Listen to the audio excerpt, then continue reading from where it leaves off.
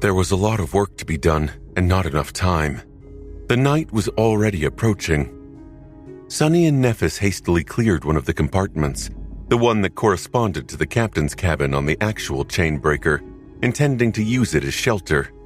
Too tired to cook, they ate a cold supper and went to sleep. Sunny did not forget to summon Saint and Fiend to guard them, while Nightmare protected their dreams. In the morning, both felt more refreshed. Their bodies had mostly recovered from the terrible strain put on them by the storm.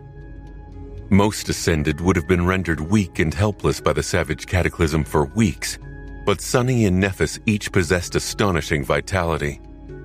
He because of Bloodweave, she due to the restorative power of her aspect. They got to work as the seven suns slowly rose from the gleaming waters. On the first day, they planned to clear the main deck of debris. With Sunny, Nephis, Saint, Fiend, and Nightmare all working together, the arduous task of moving terribly heavy pieces of wreckage was not too hard. It took longer to sift through them, separating the things that had to be disposed of from those that could be of use later. Even though neither Sunny nor Nephis knew how to repair the siege engines, there was a weak hope that someone in Fallen Grace would. The pieces of splintered wood seemed useless at first glance, but it was still the mystical wood that the chainbreaker had been built of.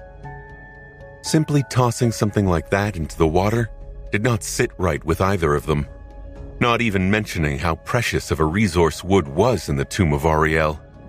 There were bent and torn pieces of a strange, supremely durable metal as well. Those were also worth keeping. In the end, they abandoned the upper deck and started clearing the main cargo hold instead. By the time they were done, it was night again, and both were tired. That night, they made a fire under the branches of the sacred tree, and Nephis cooked them food. Her cooking was as delicious as ever, and the quiet rustling of leaves made for a tranquil atmosphere. However, this was the first time since the Dark Island that they shared a proper meal, with just the two of them enjoying it. It was so strange. Ananka had not been with them for long, but her absence felt like a gaping hole. Perhaps it was because Sunny and Nephis had witnessed her as a frail old woman, a vigorous matron, a charming young lady, and an innocent child, that their time together felt like a lifetime. That lifetime was now behind them, and new hardships awaited ahead. Time was relentless, washing away all things, both inconsequential and those they held dear. On the second day, their efforts to prepare the ship for the voyage were more fruitful. With the cargo hold free of debris, they could neatly store everything that was valuable enough to hold onto there. The main deck was soon cleared.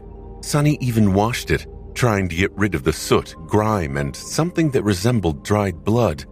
Or rather, he made Fiend do it, while resting in the shade of the sacred tree and sipping on cold water from the endless spring. On the third day, they cleaned one of the two mess halls. After that, however, Sunny and Nephis stopped.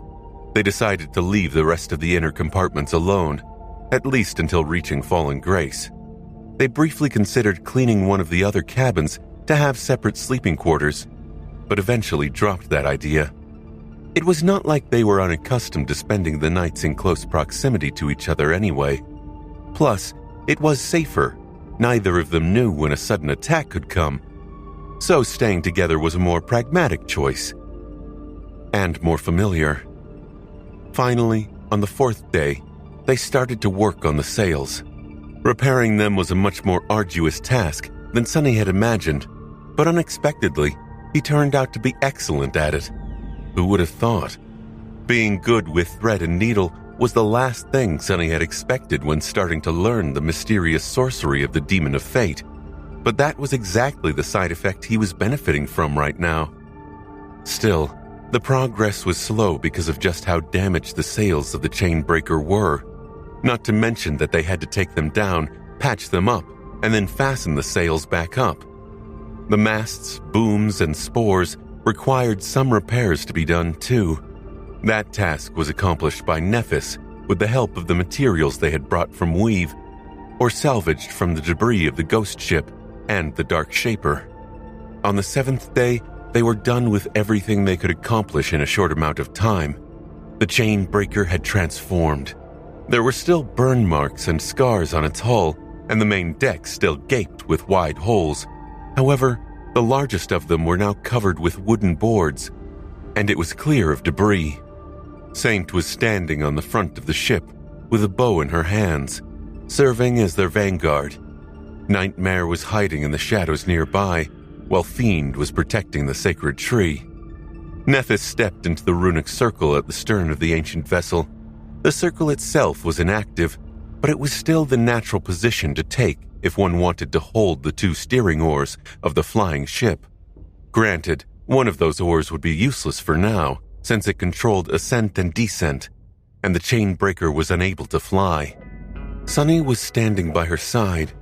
He looked at Nephis and asked, his voice full of anticipation, which was hard not to feel after a whole week of hard labor to prepare for this moment. "Are you ready?" Placing her hand on the steering oars, she nodded. "Let's go. We wasted enough time in the future already." Turning away, he inhaled deeply and looked at the length of the graceful vessel. When Noctis had owned it, there was a crew of wooden sailor dolls to work the ship. When the firekeepers claimed it, there were awakened to do the same. Now, however, there were only Sunny and Nephis had to remain at the stern to guide the chainbreaker, so it was his job to work the sails. Since Sunny had no intention of jumping from mast to mast like a monkey, whatever a monkey was, he concentrated and called upon the shadows. A few moments later, tenebrous arms manifested themselves into existence all over the ship, pulling on the ropes.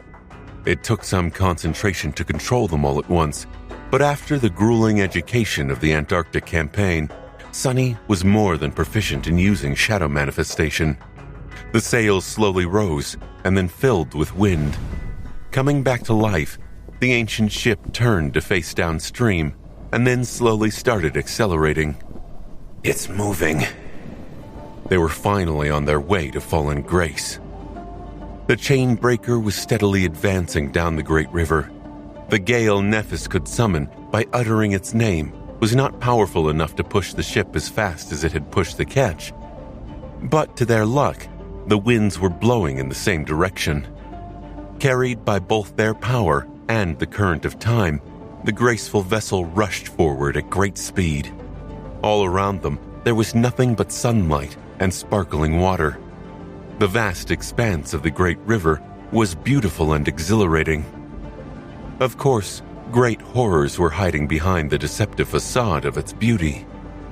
But nothing had attacked them yet. Life went on.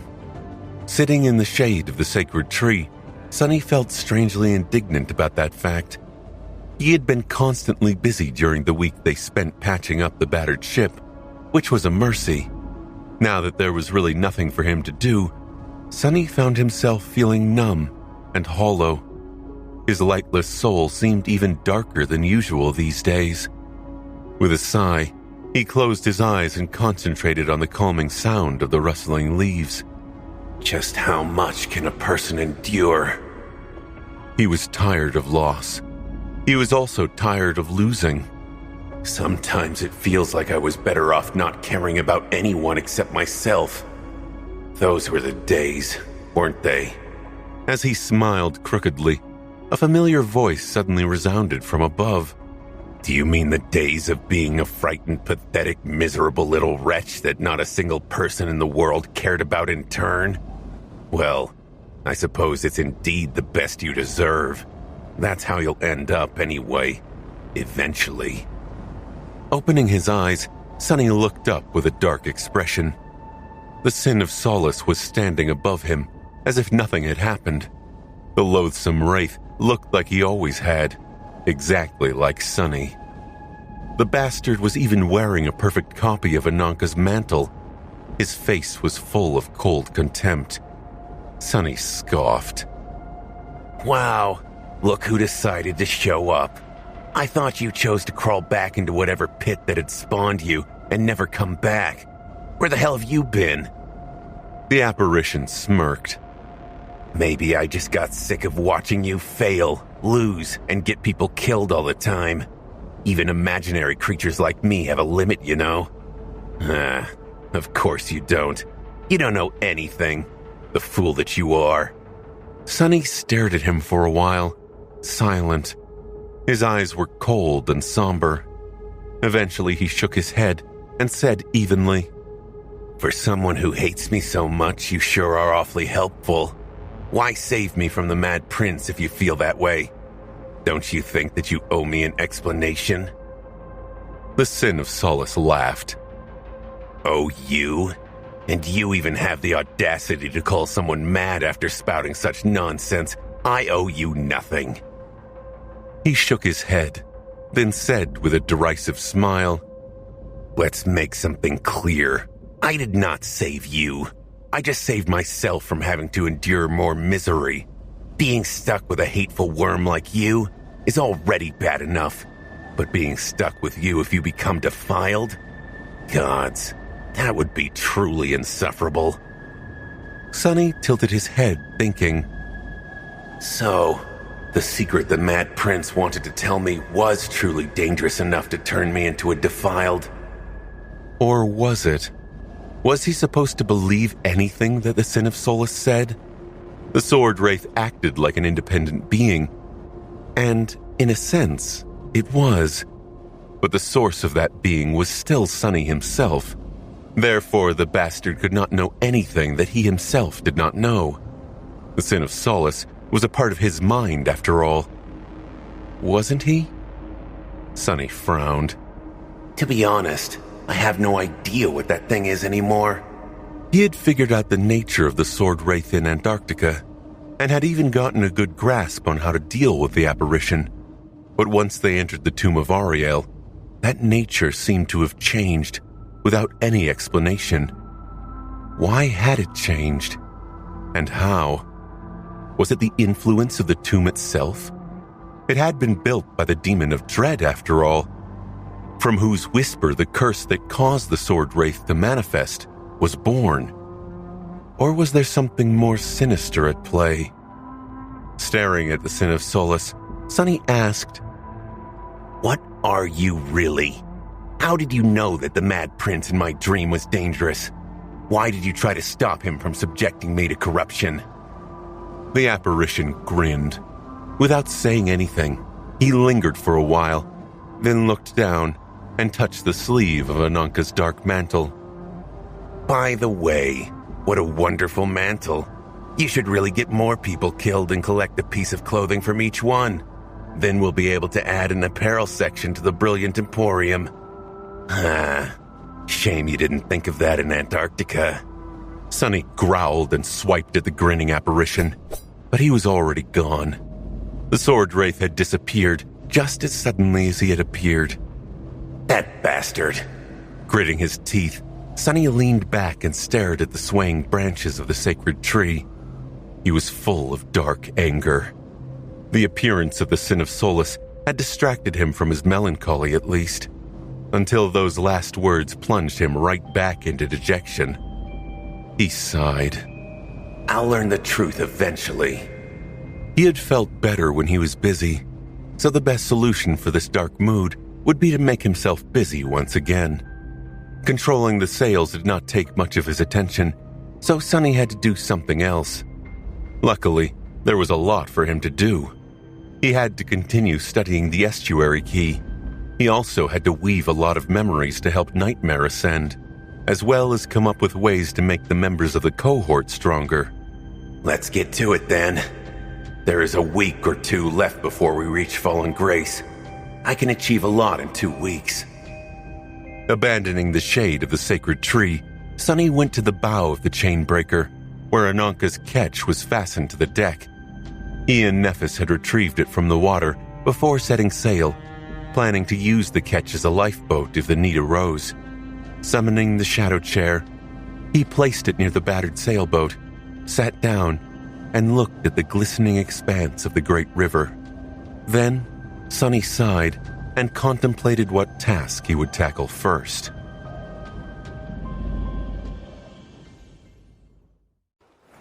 Sonny remained motionless for a while, thinking.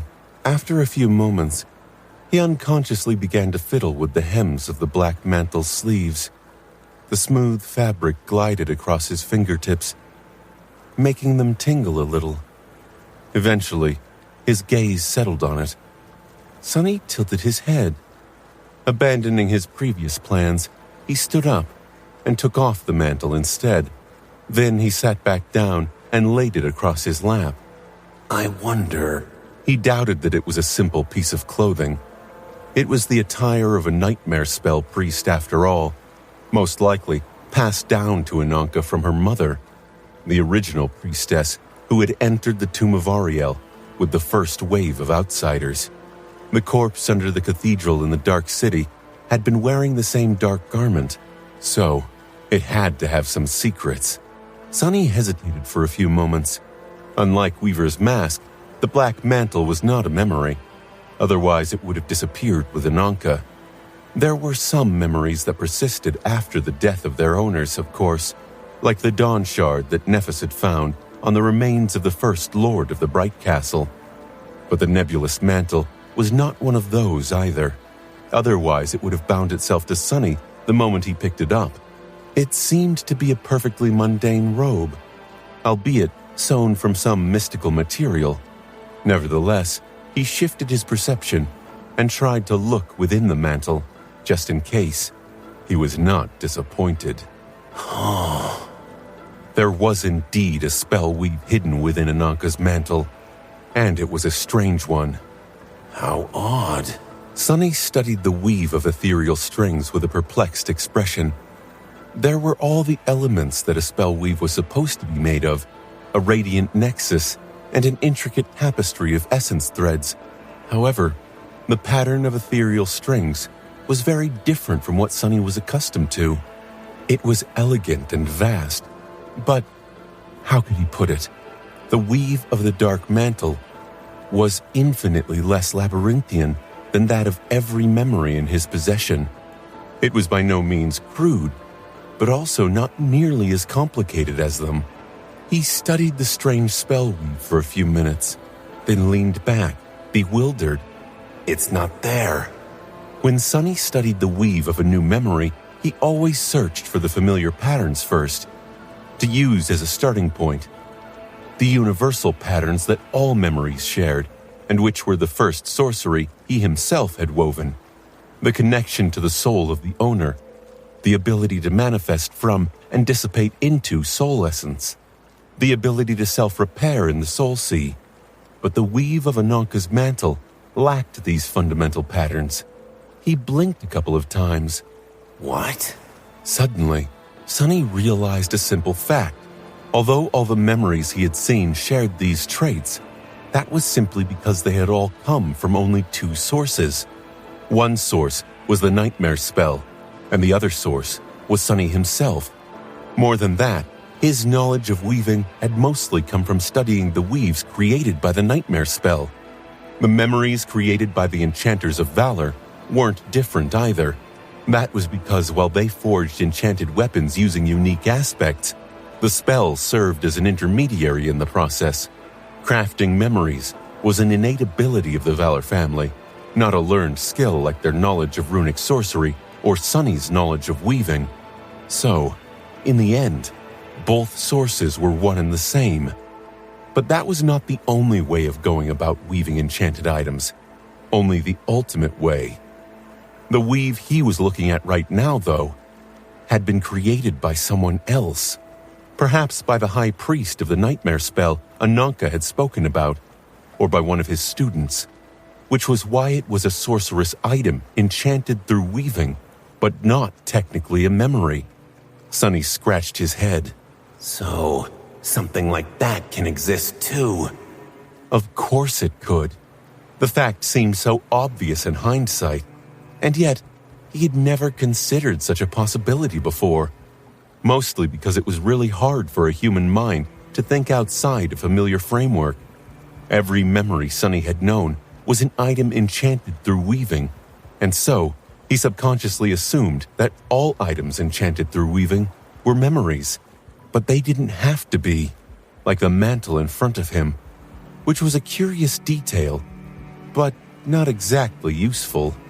Who wouldn't want to turn their weapon or attire into a memory? The traits of memories that everyone took for granted were supremely useful. The ability to carry a whole arsenal inside your soul alone was a boon any warrior would kill for. Swords that sharpened themselves, suits of armor that repaired any damage done to them and adjusted themselves to perfectly fit the body of the wearer. There were too many benefits to memories to count. By all accounts, they were the culmination of weaving. Well, technically, the nightmare spell itself was the culmination of weaving. But for all those who weren't inconceivable deities like the Demon of Fate, memories were the absolute peak of enchantment. However, Sonny's heart still skipped a beat, and his eyes glistened with dark excitement.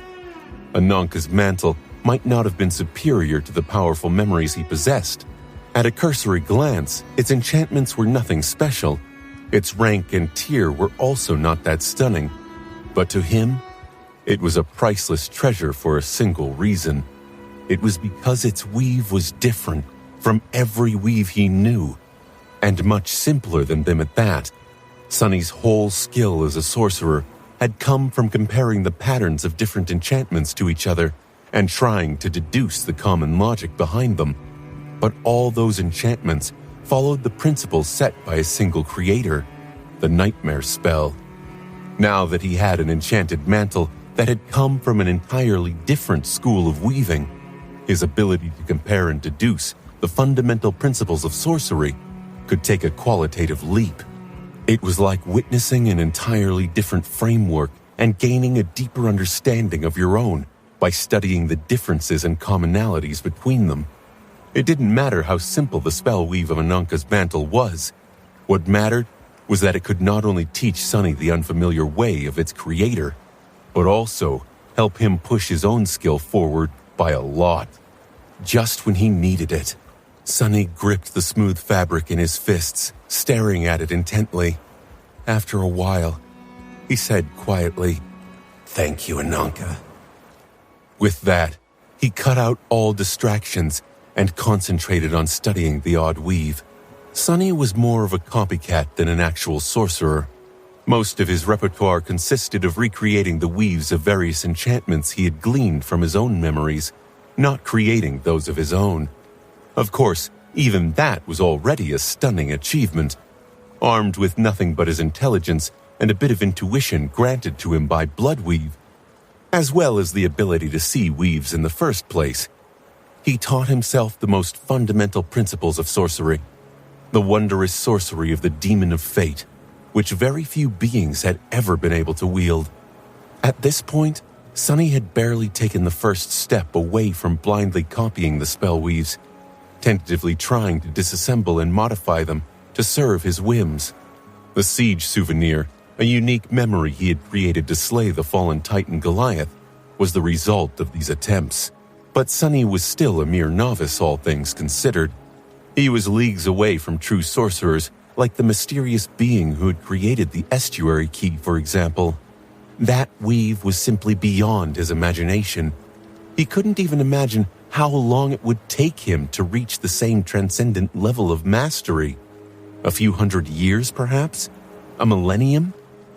So Sonny had no illusions about his achievements.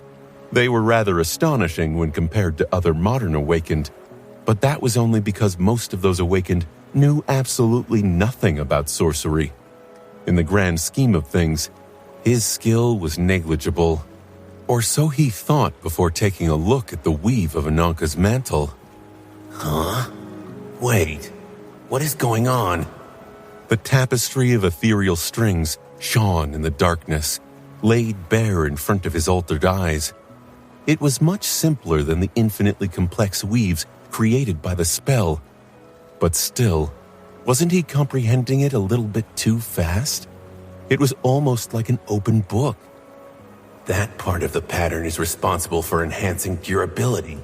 That one has something to do with fire. It's making the mantle inflammable. That one makes it waterproof. Then what do these strings do? Looks familiar. Right. If I scale the size and complexity of this part by a lot, it would be similar to a fragment of living stone. The basic structure is the same, which is also the basic structure of the universal restorative trait of all memories. So, it's self-repair then. Sonny opened his eyes wide and leaned back. What the hell? How was he suddenly so good at reading weaves? Before, he could only feel a slight inkling of understanding about the nature of certain enchantments. But now, he was somehow able to see the intent behind various sections of the ethereal tapestry almost clearly, despite it being a completely unfamiliar way of weaving. It just looked very understandable. Sonny blinked a couple of times.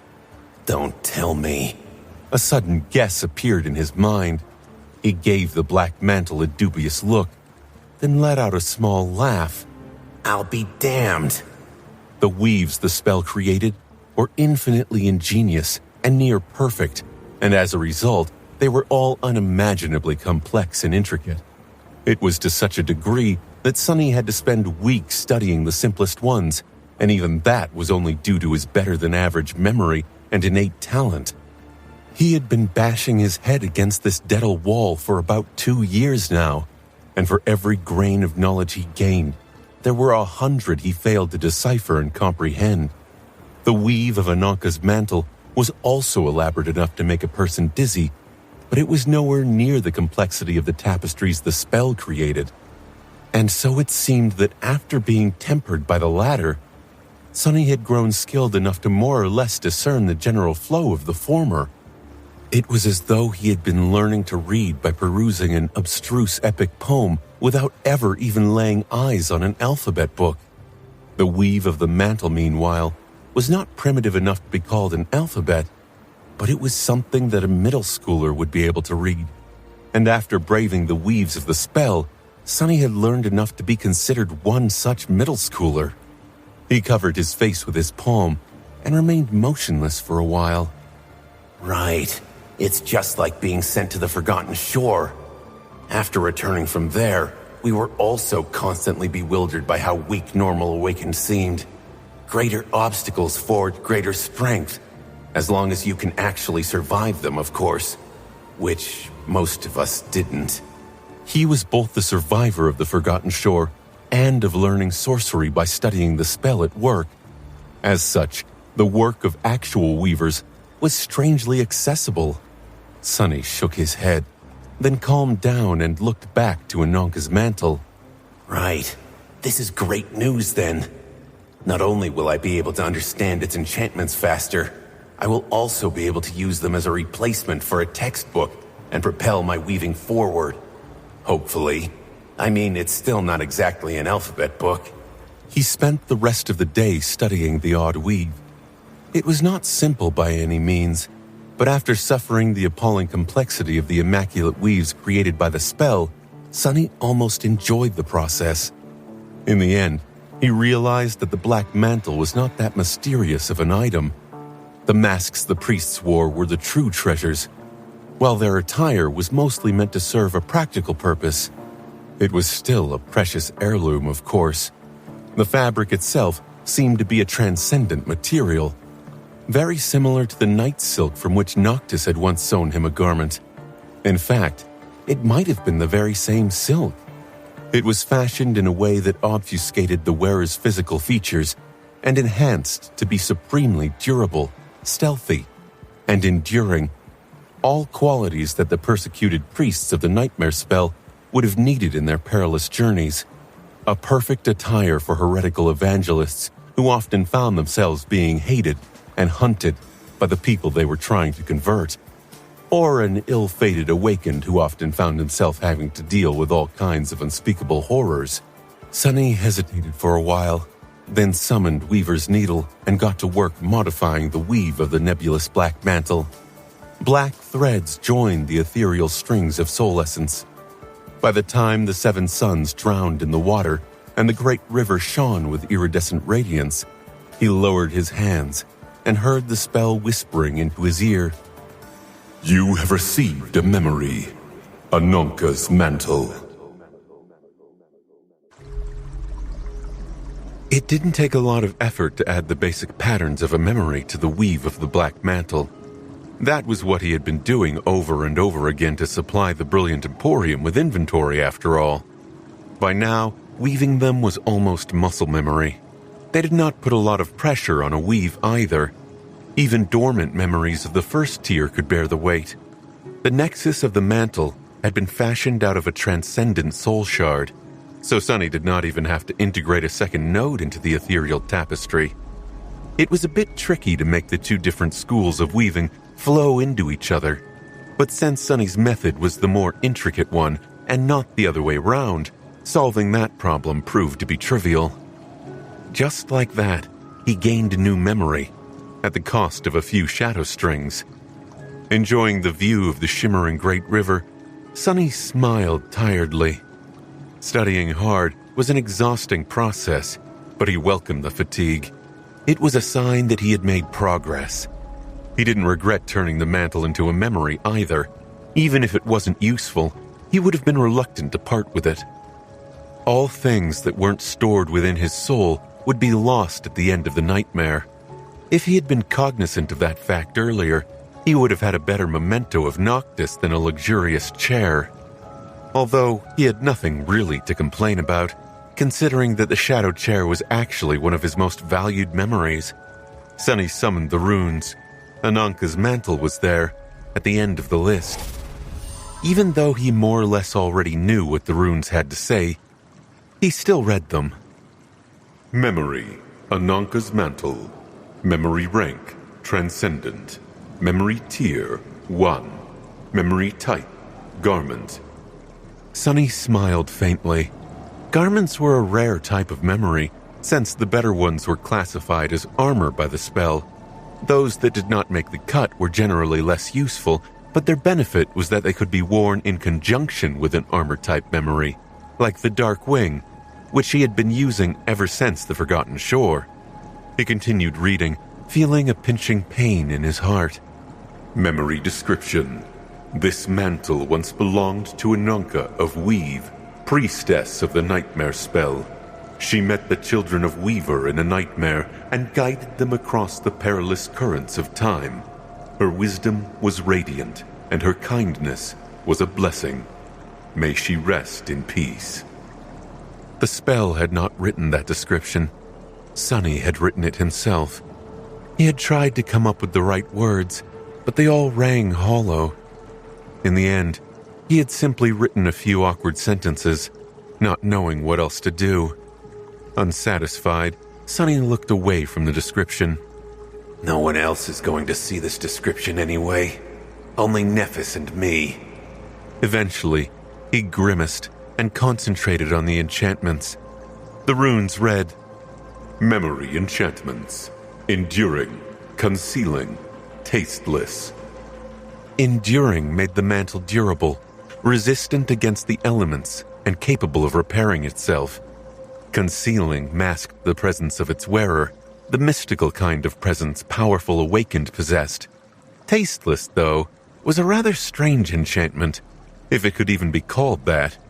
From what Sunny could see, it didn't do anything. It was just there, containing nothing except for its name and description. The description read, Tasteless, enchantment description. Why did it have to be black?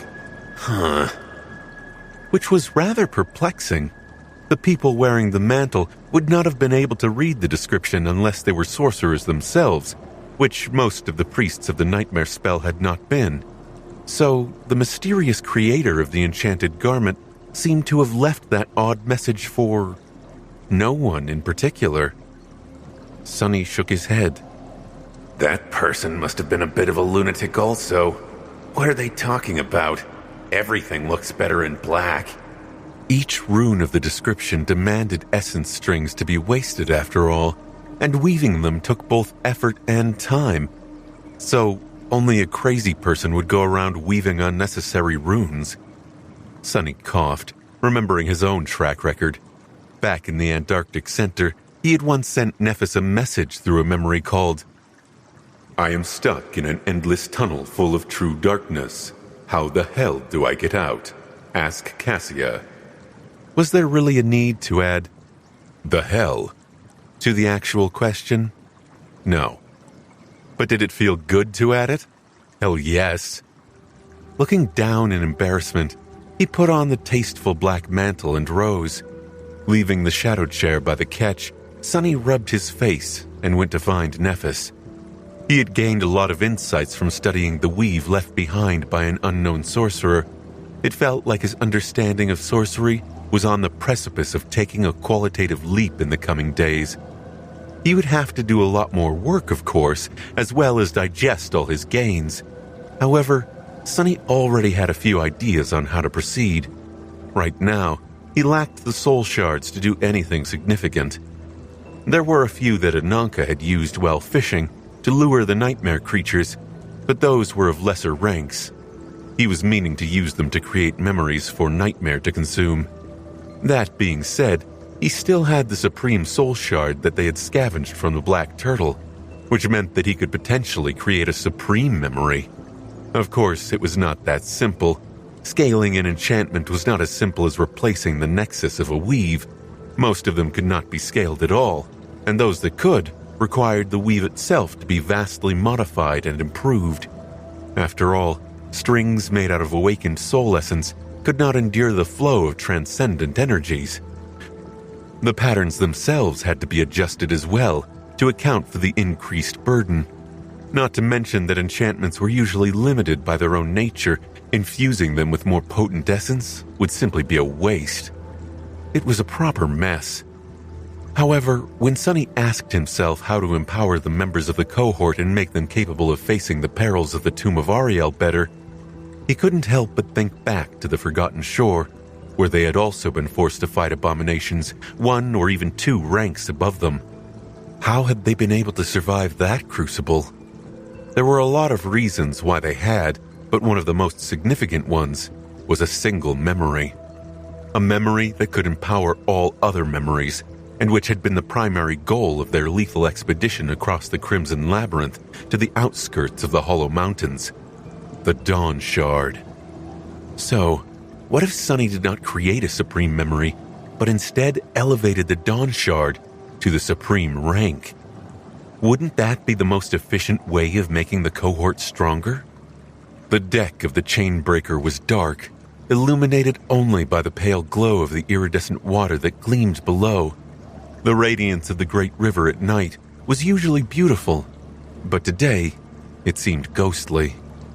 Sonny was not disturbed by the darkness, of course, but he had to think about Nephis as well. We should probably place a few lanterns around the ship.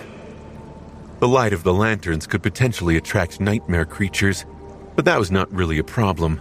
Not because they were not wary of the abominations, but because gaining their attention was more or less inevitable. Thinking about when their first battle would happen, Sonny approached the stern of the ship. Nephis was still standing in the runic circle, holding the steering oar. There was a luminous memory placed on the deck near her feet, creating a small island of warm orange glow in the ocean of darkness. In that orange light, her beautiful face was pale and lifeless. She had been guiding the ship the entire day, and the accumulated fatigue was taking its toll. He listened to the wind, determining its direction. It's blowing from the future.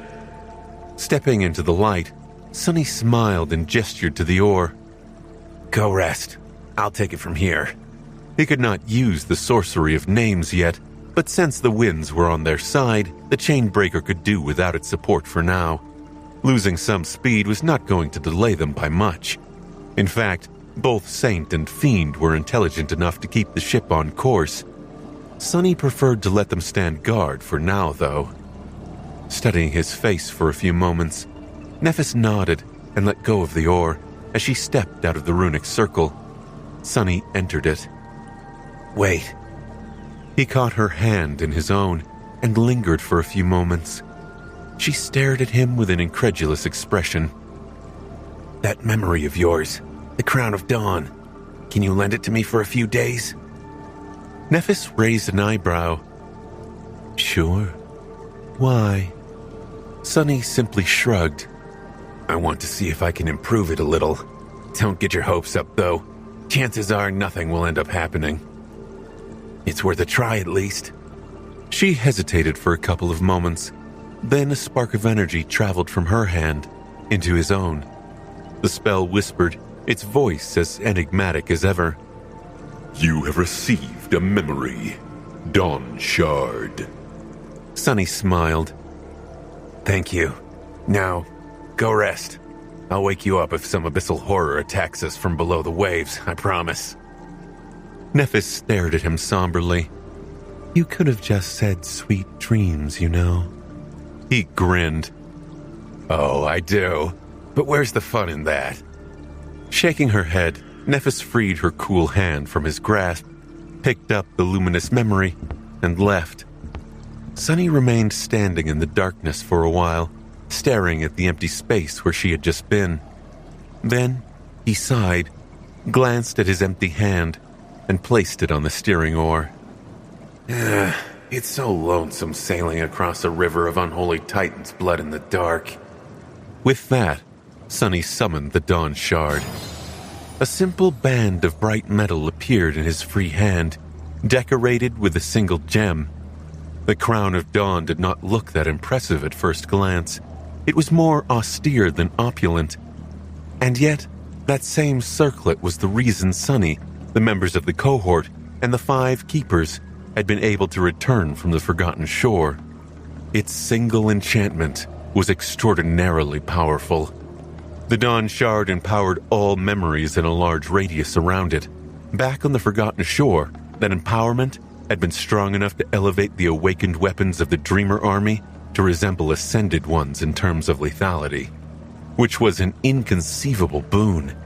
Considering that there was no limit to the number of memories the Crown of Dawn could enhance, it was a passive enchantment as well. That was how they had been able to slay fallen abominations. Sadly, its usefulness diminished more and more as Nephis and her allies grew stronger and acquired better equipment after escaping the Forgotten Shore. The Dawn Shard could still empower ascended memories to a substantial degree, but nowhere near elevating them to an entire new rank. The effect on transcendent memories was even more modest. Considering the type of enemies Sunny and the members of the cohort would have to face in the third nightmare, that augmentation was all but insignificant. But what if he elevated the Crown of Dawn itself from an ascended memory to a supreme one? Sunny doubted that he would be able to perform a flawless alteration, but even if he managed to make the Dawn Shard as powerful as a transcendent memory by outfitting it with a supreme soul shard, the result would already increase their chances of prevailing against great nightmare creatures by a lot. Before, he would not have even dared to try. But now, he had 2 advantages. The first one was the push studying Ananka's mantle had given him. The second one was the nature of the Crown of Dawn itself. The first time Nephis had used it, Sunny saw the weaves of his memories growing more radiant, each nexus and ethereal string shining with brighter light. The augmentation either strengthened the memories by empowering their weaves, or made the weaves stronger to withstand the increased power of the memories. In any case, the result was the same. The essence strings became more robust, and the first memory the Dawn Shard empowered was itself. Its weave was always augmented by its own effect. Perhaps that was the reason why this ascended memory could possess such an unreasonable power. So, it was more or less a perfect memory for Sunny to try and transplant the Supreme Shard into. His major concern was that strings weaved from lesser essence would not be able to withstand the burden of channeling superior energies. But what if they were made more durable by those very same energies? The weave of the Crown of Dawn was much too complex for him to recreate, but modifying it was probably different. He wouldn't know until he took a look. Sunny shifted his perception and peered into the bright metal, trying to discern the underlying weave of the shard memory. Soon, an inconceivable tapestry of ethereal strings appeared in front of his eyes, shining in the darkness. Holding the oar, he smiled wistfully and took a deep breath. Let's get to work.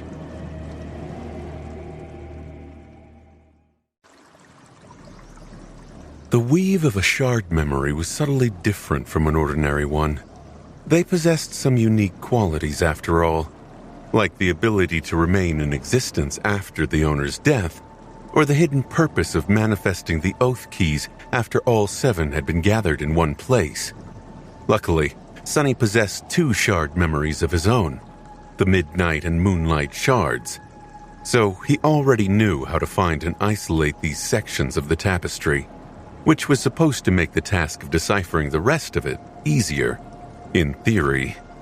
In practice, the spell weave of a shard memory was even more labyrinthian than that of a normal memory. Sunny had managed to gain a sufficient level of understanding of the Midnight Shard, enough so to apply a part of its enchantment to the siege souvenir, but the Moonlight Shard had still remained beyond his grasp. Which was a shame, because the ghostly stiletto possessed one of the most useful enchantments Sunny had ever seen. It was able to appear instantly, without wasting any time manifesting itself from the sparks of essence. If Sunny could master that single enchantment, all memories he created would gain a lethal edge. The more powerful a memory was, the longer it took to manifest. So as the awakened reached higher ranks of power, they had to be more and more strategic about when to summon their memories. Considering he was unable to master the weave of the Moonlight Shard to this day, the Dawn Shard could very well prove to be a similarly tough nut to crack. As Sunny stared at the vast tapestry of ethereal strings hidden within the band of bright metal, the corner of his eye twitched. Yeah, this was not going to be easy, but I can do it. He was certain of it. Recreating the whole weave was out of the question, but modifying it, armed with the insights he had gained and would gain from Ananka's mantle, he felt confident in his chances. It was just going to take a lot of effort, and a lot of time. How do I transplant a new nexus without collapsing the whole weave? How do I ensure that superior essence actually produces a superior result? How do I prevent the less resilient sections of the weave from being torn apart by the increased burden on them? All these questions required answers. There were many more problems to solve as well. Sunny had never tried something quite as ambitious as turning a powerful ascended memory into a tremendously more powerful supreme memory. One thing was certain. It would require an inhuman level of finesse and precision. It would also require a lot of additional essence strings, and a lot of ingenuity, of course. The task was daunting, but Sunny did not feel discouraged. Instead, he felt almost excited. It beat patching up sails or drowning in a foul mood, at least. Comfortably resting his back against the bending surface of the tall upholsterer, he moved the oar a little and peered into the shimmering spell weave. By the time the 7 suns rose from the water, Sunny felt like his head was on the verge of exploding. However, he also felt satisfied with his progress. Standing in the runic circle at the stern of the graceful vessel, Sunny was holding the Dawn Shard in one hand. His other hand was resting on the steering oar. His other 4 hands danced in the air and weaved strings from his flowing shadow essence. Those were manifested from the shadows, of course. Sunny had been long accustomed to using an additional pair of shadow arms. It was not too hard for him, considering his experience in the second nightmare. The most difficult part was actually learning how to manifest sufficiently intricate hands from shadows, but he had mastered that in Antarctica as well. While studying the weave of the Crown of Dawn, though, he understood that the finesse he would need to alter it was not something a human could achieve. 2 hands and 10 fingers were simply not enough, and neither were 4 hands and 20 fingers, at least not at his current level of skill. So, remembering his dream of being Weaver, Sunny tried to manifest not 2, but 6 additional arms. Finally controlling 8 hands at a time had turned out to be too much for his mind, however. Even with the help of the Shroud of Dusk, he could not manage that many. It was one thing to pull on the ropes to raise sails or rip nightmare creatures to shreds, Those were crude actions that did not require a lot of finesse. Weaving, on the other hand, demanded absolute precision. Displacing a string by a hair's breadth could mean the difference between success and failure. In the end, Sunny had to dismiss 2 shadow arms and be satisfied with only having 6 hands. Who walks around with only 6 arms? That's simply unreasonably embarrassing, really. At that moment, Nephis emerged from the lower deck, rubbing her face sleepily. She glanced at Sunny and nodded, then froze and looked at him again. After a while, she shook her head and slightly sighed, and continued on her way to examine the ship and practice her swordsmanship. Sometime later, the smell of delicious food being cooked reached Sunny's nose. He smiled. Time for breakfast, I guess. Commanding Saint to replace him at the steering oar, Sunny dismissed the Dawn Shard and went to find Nephis. They ate in the shade of the sacred tree, enjoying the warm sunlight and refreshing breeze.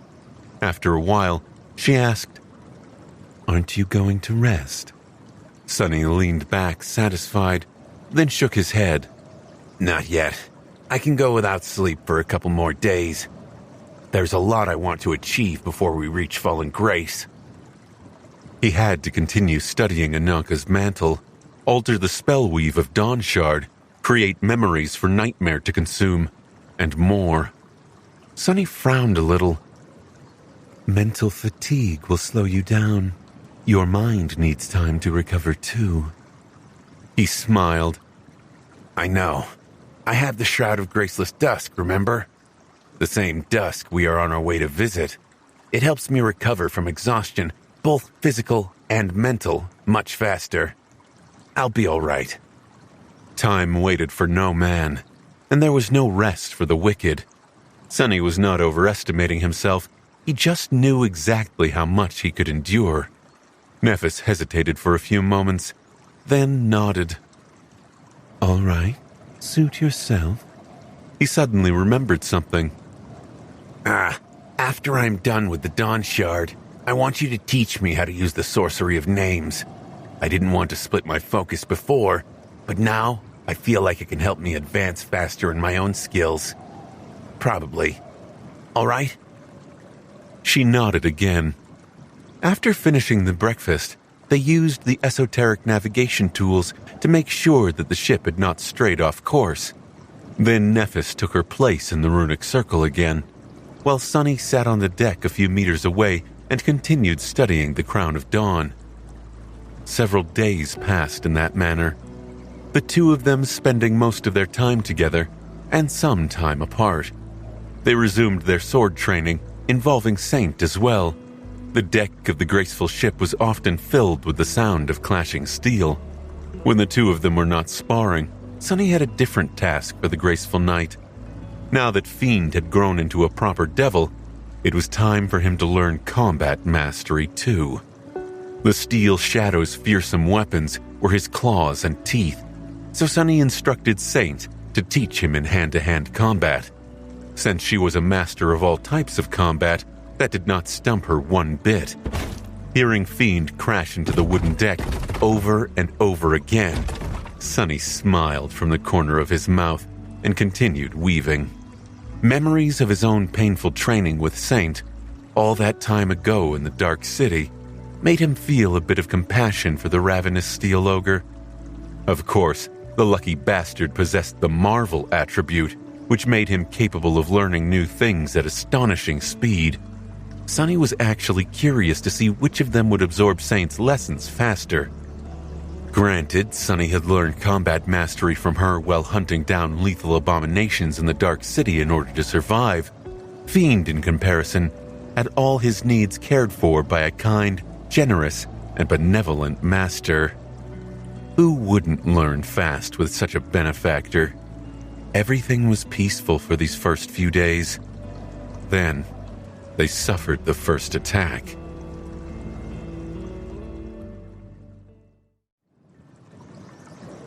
You are wasting your time. You will definitely fail. Just give up. You know you're not smart enough to accomplish anything worthwhile. Do you really want to make the woman holding your leash stronger? How foul. Your collection of failures just keeps growing, huh? Ignoring the Sin of Solace, Sunny leaned against Ananka's catch as he studied the Dawn Shard. His shadow hands continued to weave strings of essence. His concentration remained unbroken. He even welcomed the derisive comments. The more the hateful wraith berated him, the more Sunny felt like he was on the right track. The Sin of Solace would not have bothered to interfere if there was no chance of success, after all. It was not in his nature to bet against Sunny when there were no stakes. What? Are you ignoring me now? Or have you forgotten how to speak? Sunny threw a calm glance at the apparition, then turned back to the Crown of Dawn. We'll speak when you tell me how you knew about the Mad Prince. The Sin of Solace scoffed. Gods, why do I even bother? I am sick of this tired routine. He laughed bitterly, then added in a resigned tone. But there's nothing else to do. How boring. The chain breaker was swaying gently underneath them. Saint was standing guard at the bow. Fiend and Nightmare were guarding the sacred tree, and Nephis was at the stern, steering the ship. The Seven Suns had already descended into the depths of the great river, and the deck was illuminated by a scattering of lanterns. The water glowed softly, diluting the impenetrable darkness of the night with ghostly opalescence. Sunny smiled faintly. Find a hobby. The Sin of Solace stared at him, unamused. Then he turned to the bow of the ship and sighed. At least there's spectacle. Sunny paid it no attention. Uh-huh. Then he hurriedly dismissed the Dawn Shard and jumped to his feet. Crap. Lunging forward, he felt the chain breaker shudder as a violent wave hit it from the side. Neff, we are under attack! Out there in front of the graceful ship, about 100 meters away, the water had grown bleak and restless. A vast and ancient shadow was rising from the depths, surrounded by countless smaller ones. Twisting tendrils stretched toward the surface. Go, I'll handle things here. Hearing Neff's response, Sunny ran past Saint and jumped over the railing without ever slowing down. A moment later, he plunged into the cold water, rushing to meet the horror that was rising from the depths. It was there, a massive shape that stretched its giant tentacles toward the moving vessel. Enormous, ancient, and harrowing. Sunny felt hundreds of eyes pierce him with an inhuman gaze, all belonging to the same creature. A tyrant? Sunny's figure grew indistinct, surrounded by countless shadows. Then the maw of a furious sea serpent emerged from the darkness, bellowing in rage as it shot into the boiling depths. The long serpentine body followed, encased in onyx armor. The great river stirred. Sometime later, Sunny climbed onto the deck of the chainbreaker and huffed, red drops falling from his hair. He was drenched in blood. Of course, that blood was not his. There was a sizable sack in his hands. That sack was actually Ananka's mantle, which was resistant to water, its sleeves tied in a knot. Inside the improvised sack, 2 sizable transcendent soul shards glimmered softly in the dark. Sunny checked on them, then looked around the deck. Why did I even bother to wash it? I mean, why did I have Fiend wash it? The deck was littered with corpses. The creatures that had died here, cut, torn apart, and burned to ashes, resembled a weird mix between humans and sea creatures. They had humanoid torsos with pale skin, while their legs were replaced by long, powerful black tentacles. Their bodies were emaciated, with ghastly growths covering them like barnacles.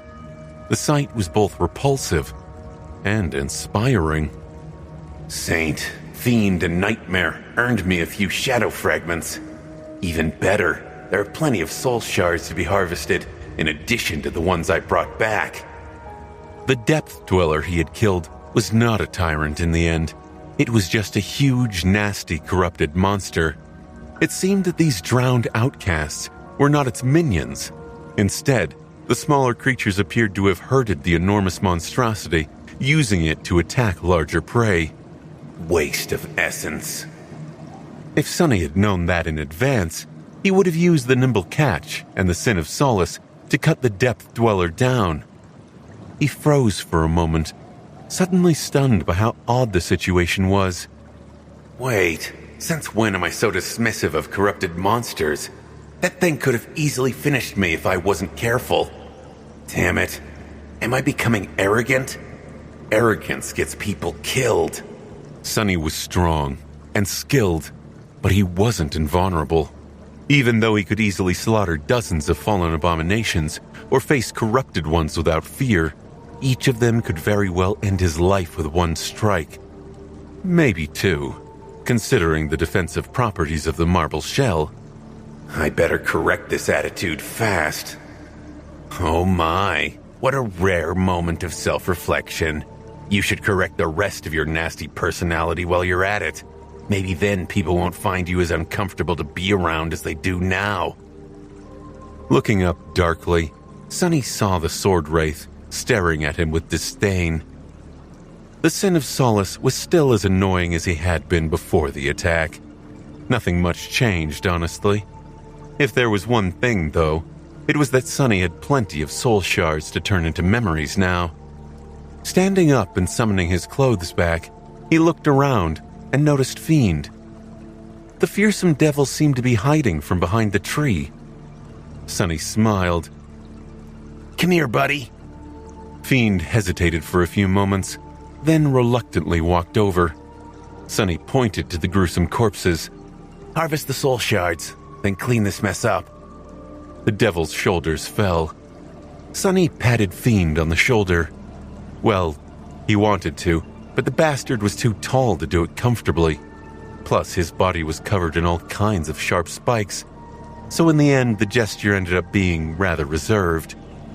Oh, and you can eat all these guys. Stuff yourself as much as you want. Now that your primary attributes are set, you don't need to maintain a diet anymore. Ravenous sparks ignited in the depths of the Fiend's fiery eyes. Fiend feasted on the corpses of the drowned outcasts with delight. The sight of the metallic devil gorging himself on the dead abominations was a bit gruesome, but mercifully swift. The bodies disappeared into the shadow's incinerating maw, as if they had never existed. Before too long, the deck was clear once again. Where does all that meat even go? This time, the infernal ogre had not gained any new attributes or abilities, which was an expected result. If the scavengers were capable of attaining new powers from each creature they devoured, Sonny would have never survived the battle with the original ravenous fiend. It had to be a rare occurrence, especially now that the Shadow's main attributes were set. It did seem like he had grown a little bit stronger, though, just as the other Shadows did when absorbing a fragment. Throwing a dubious glance at the satisfied devil, Sonny shook his head and commanded the glutton to go find a mop. While Fiend was washing the blood off the deck, Sonny and Nephis briefly examined the ship, and then gathered at the stern to divide the soul shards. Let's just each take half. He looked at the small pile of shimmering crystals, calmly thinking about how to use them best. All of the shards were transcendent. Considering how nonchalant he was about this unimaginable treasure trove, remembering the awe they had felt when witnessing a pair of transcendent soul shards back on the Forgotten Shore, felt both amusing and nostalgic. Nephis simply shook her head. "I'll take a quarter. Your shadows killed twice as many as I did, while you dealt with the Depth Dweller. That should be fair." Sonny glanced at her, hesitating. She was right. Out of the two of them, he had contributed much more to the victory. That only went to show how powerful he had grown. Armed with a developed aspect legacy and 3 powerful shadows, it also meant that Nephis needed to catch up as soon as possible. And yet, 3/4 of their spoils amounted to 17 transcendent soul shards. If made into a memory and fed to Nightmare, each would give him 4 shadow fragments. That meant that the Black Stallion would be most of the way to Ascension by the time Sunny finished weaving all these memories, while Nephis was still far away from becoming a Titan. Strategically, strengthening Nightmare first made more sense. Sunny nodded. All right. Illuminated by the soft glimmer of the soul shards, Neph's face seemed even more reserved than usual. Was she pondering the matter of her faltering progress as well? With a sigh, Nephis took her share of the soul shards and methodically crushed them, one after another, absorbing the streams of ethereal light. Then she rose and said, her tone flat, "We've wasted enough time here already. I'll go back to the steering oar." He watched her walk into the runic circle with a complicated expression. Is she still feeling uncertain of herself after the second nightmare? She has been strangely mild ever since coming back. Selfishly, I like this Nephis more, but he also missed the version of Nephis that was like an uncompromising flame, a flame that burned with enough passion and resolve to burn down the entire world. Sunny shook his head slightly and gathered the rest of the soul shards. She is still the same. When the time comes, she'll burn brighter than the 7 suns combined. I just hope that I won't be burned with the rest of this cursed tomb when that happens. Not entirely convinced, he stored the shards in the covetous coffer and went back to peering into the complexities of spell weaves. The chain breaker continued sailing downstream. In the next week, it was attacked several more times. For better or worse, by solitary nightmare creatures instead of groups like the drowned outcasts had been. Sunny and Nephis dealt with the grotesque depth dwellers with some effort, but not too much effort.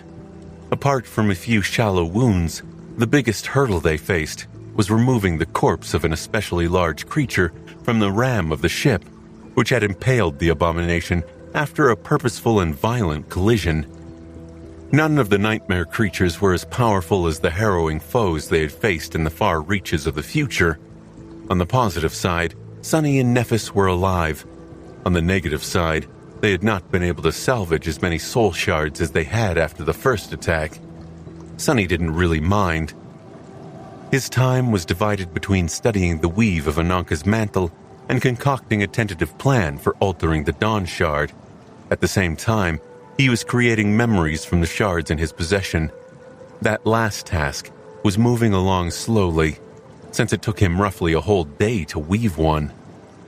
That pace was only possible because his reserves of essence were fully restored each dawn and dusk, thanks to the Crown of Twilight. Still, by the end of the week, Nightmare had absorbed 28 shadow fragments, bringing the counter to 229 out of 300. Sunny still had enough soul shards to create 10 rudimentary transcendent memories, each equivalent to 4 fragments. If nothing went wrong, the counter would reach 269 out of 300 in 10 days. His loyal steed's ascension was drawing close. By the end of the week, he felt ready to attempt modifying the Dawn Shard. However, because of how important that endeavor was to the conquest of the third nightmare, Sunny decided to go over everything he had learned and envisioned a few more times. Putting the Crown of Dawn away and dismissing the Shadow Hands, he leaned against the side of the ketch and closed his eyes. I've created a sufficient length of essence thread. I've studied the spell weave of the Dawn Shard extensively. I've compared the structure of the pattern surrounding the Nexus with all the other memories I possess. I've grown accustomed to weaving with 6 hands. He spent 2 days meditating on his plans and mentally going over everything that could go wrong. Finally, just before dawn of the 3rd day, Sunny opened his eyes and manifested 4 shadow arms once again. It's time to begin.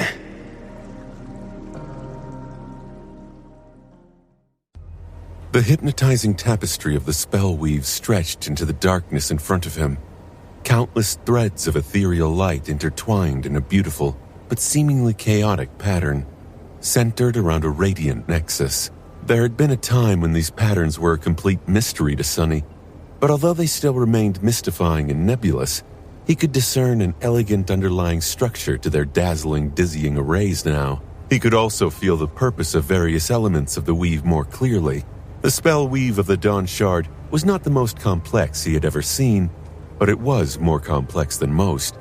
Even after isolating the rudimentary elements that all memories possessed and the special properties shared by shard memories, the remaining expanse of ethereal strings was Byzantine and daunting. Luckily, his goal was not to recreate the weave from scratch. He also did not intend to alter its function, only its capacity and resilience, as well as transplanting a new, much more potent nexus than the existing one. With a sigh, Sonny summoned the covetous coffer and produced a large shining crystal from within it. When put together, the band of bright metal and the supreme soul shard he had harvested from the guts of the black turtle looked comical. The soul shard was much larger than the crown of dawn, yet it was supposed to become encompassed by it. But that was not an obstacle. Weaves did not exist in the physical sense anyway. Just like souls, they inhabited an entirely different plane of existence. Sonny pulled on the invisible thread of shadow essence.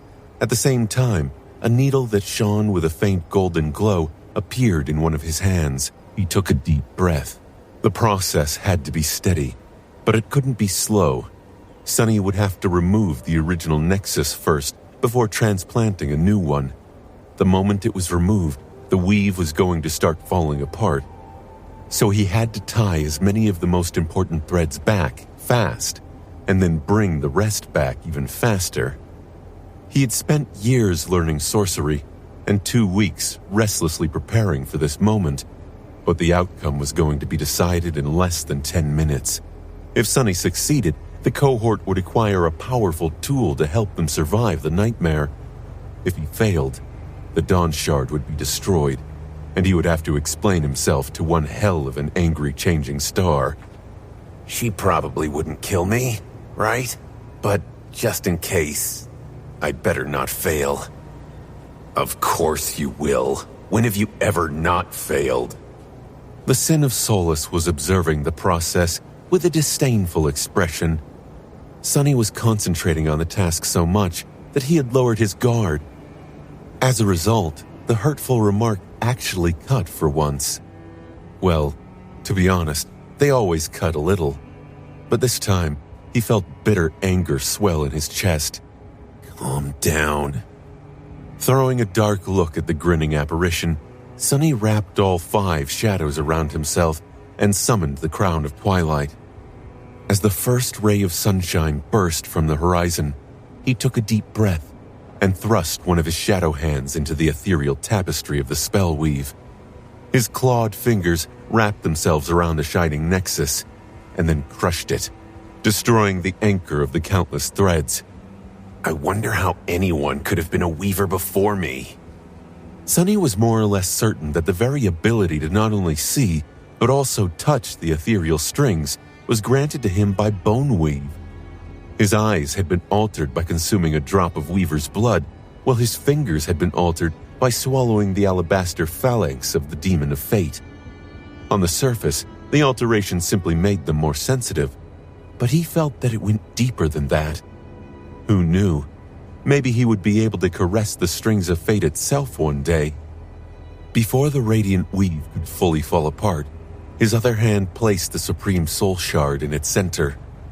The one that had crushed the original nexus was already retreating, catching the most important thread as it did. 3 more hands flashed forward, doing the same. The last hand, his left human hand, was the most important, since it held Weaver's needle. All the rest were meant to stall the deterioration of the weave, but it was meant to actually mend the damage. Threading the first ethereal string into the radiant needle, Sonny connected it to the nexus, then another, and another. Faster. 5 of his hands danced, manipulating the dying weave into following their will, holding it from crumbling and pulling it back from the verge of collapse. At the precise moment when the new nexus became connected to enough strings to hold it in place, the 6th joined them.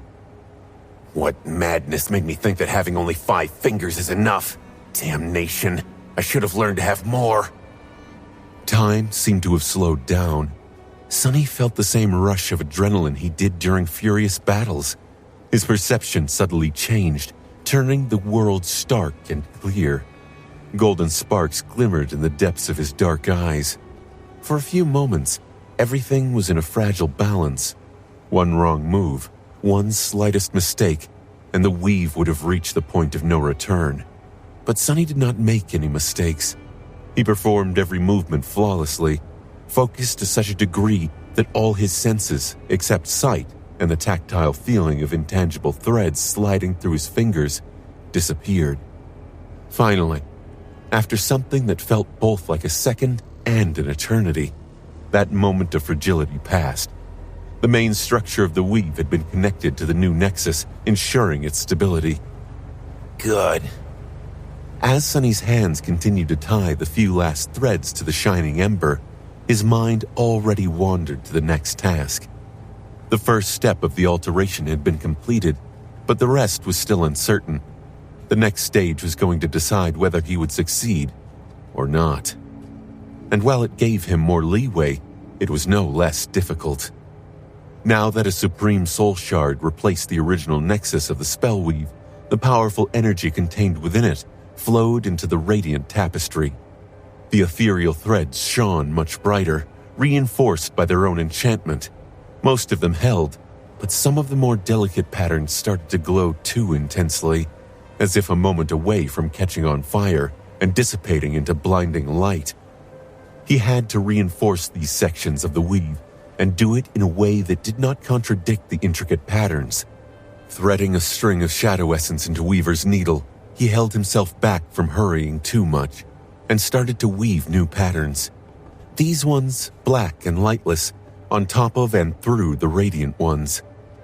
The needle worked in the most pressing areas of the weave, while his other hands tackled less critical points. No matter how nimble his fingers were, he still couldn't weave as fast without a proper tool. The reverse effect of his unique ability to touch the ethereal strings was that they were sharper than any sword could ever be, and were thus capable of cutting his flesh without any effort. Losing a finger was as easy as applying the slightly wrong amount of pressure or missing the mark by a hair's breadth. That said, while his own fingers were indispensable, those of the shadow hands could easily be sacrificed. They just weren't as responsive as the real ones, but the fact that one or two could be lost with no consequence made up for that fact. Ouch! No matter how careful Sonny was, the dire need to move fast was bound to cause him some pain. A thin cut appeared on his right thumb, swelling with blood. Luckily, no drop of it fell into the weave to disturb its delicate equilibrium. His blood was tenacious after all, and knew how to stay inside his body. Most of the time. The shadow hands were faring worse.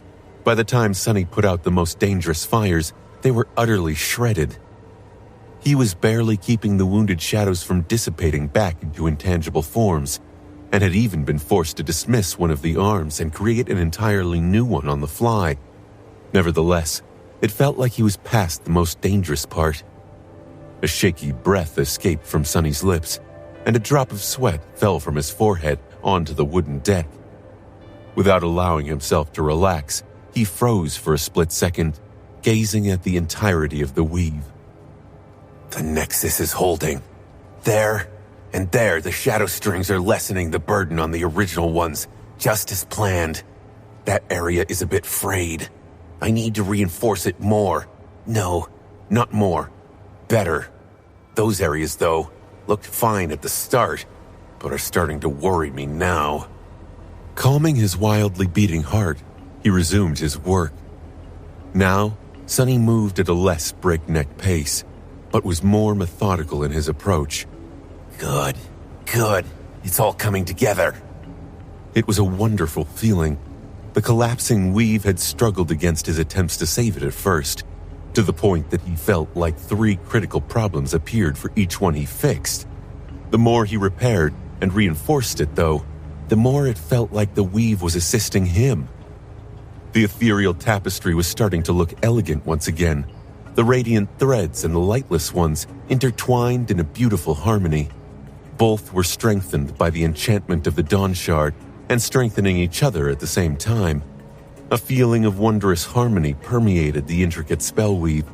Its nexus was replaced, and its pattern was invaded by countless new threads, all of them dark and ghostly, but nevertheless, it was resembling a different but natural version of itself more and more. Continuing his meticulous work, Sunny threw a brief glance at the Sin of Solace. Hey, you. The sword wraith raised an eyebrow. Hey, yourself, fool. Sunny was already looking back at the weave, concentrating on finishing the alteration, but the corner of his mouth rose in a small, vindictive smile. Go drown yourself in the river, you insufferable wretch. Weren't you endlessly going on about how I would inevitably fail? Well, did I? Who's the fool now, huh? At that moment, he grinned and abruptly lowered all 6 of his hands, then froze, staring intently at the band of bright metal laying on the deck in front of him. His work was done. The alteration had been finished.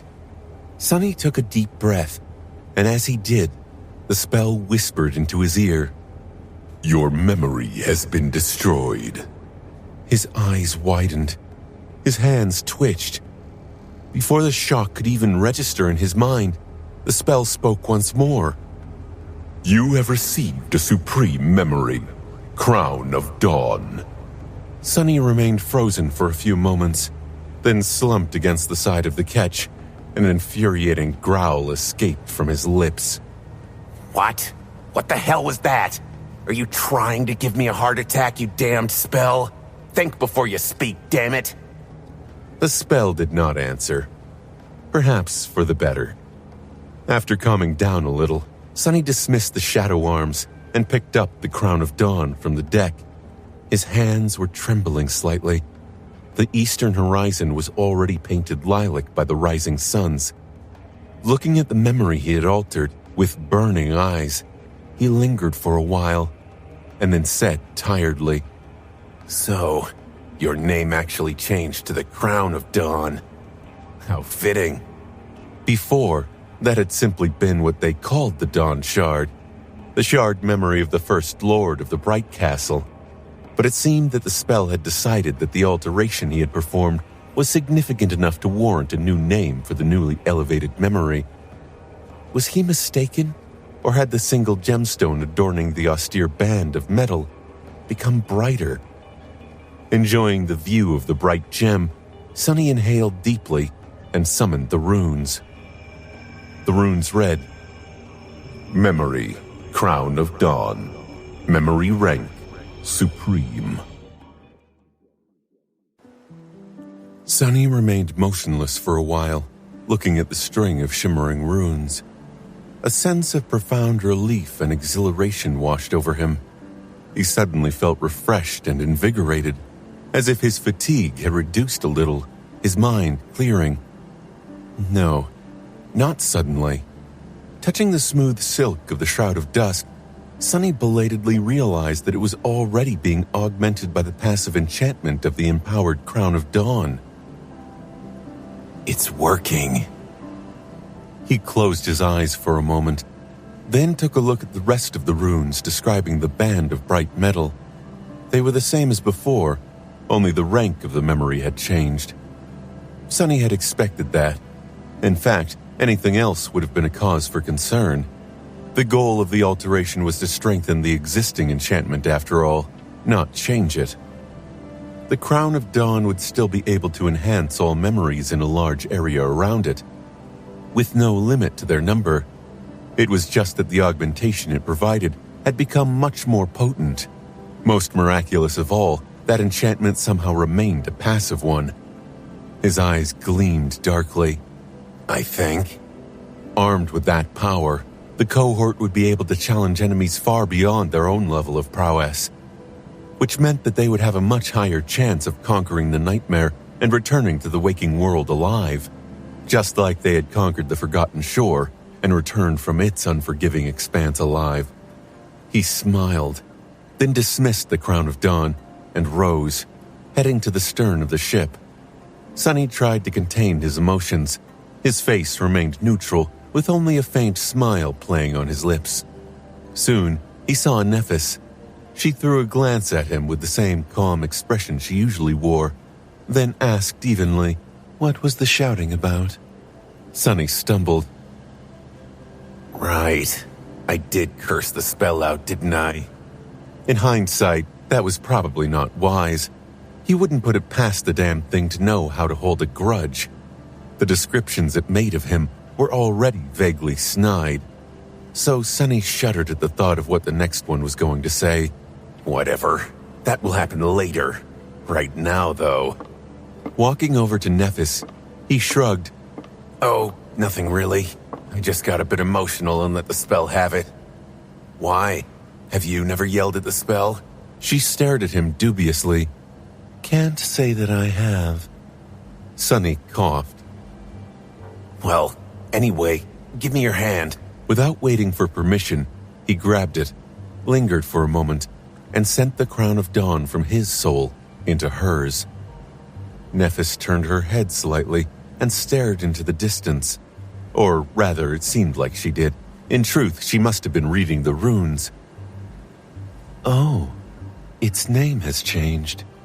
Then she suddenly froze. Sonny studied her face with rapt attention, registering every minute change. Sadly, Changing Star was not the kind of person to openly show emotions. Nevertheless, he noticed her pupils widening slightly, white sparks igniting in their depths. Huh? He laughed. You finally noticed its rank, didn't you? Well, no need to praise me too much. I just took the soul shard we scavenged from inside the Black Turtle and transplanted it into the Dawn Shard, strengthening the weave of its enchantment to withstand the burden of channeling supreme power in the process. That's all. Sonny looked down modestly. I am totally not a peerless genius among peerless geniuses. You absolutely don't need to worship the ground I walk on. There's no ground in the Tomb of Ariel anyway. Nephis suddenly gripped his hand tightly and pierced him with a burning gaze. Sonny, you can elevate memories to higher ranks now? He smiled, enjoying the intensity of her reaction.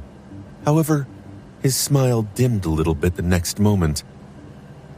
Well, yes, but also no. Sonny sighed. The case of the Crown of Dawn is unique because it possesses an enchantment that enhances itself. That is why I was able to outfit it with a supreme soul shard and elevate its power by 2 whole ranks. For other memories, I doubt that they'll endure such a significant alteration. Elevating them by 1 rank, though, that should be possible for some, I think. If time-consuming. Nephis stared at him in silence. He hesitated for a few moments, then said in a somewhat stifled tone, But, Neph, She raised an eyebrow slightly. Yes? Sonny coughed. Can you let go of my hand? You're sort of crushing it. Nephis looked down, blinked a couple of times, then hurriedly released her grip. Oh, Sonny shook his hand in the air. It didn't really hurt, but he had suddenly become painfully aware of how close they were standing. His face felt hot. Letting out an awkward chuckle, he shook his head and pointed to her head. Now summon that thing. I came here right away, so I don't even know how powerful exactly it has become. Nephis nodded, and a whirlwind of radiant sparks appeared around her. Soon a band of bright metal manifested itself from thin air, its single gem glistening in the light of the rising suns. Let's do this. For the next half hour, Sonny and Nephis were engrossed in testing the effects of the Crown of Dawn on their memories. The results went beyond his wildest imagination.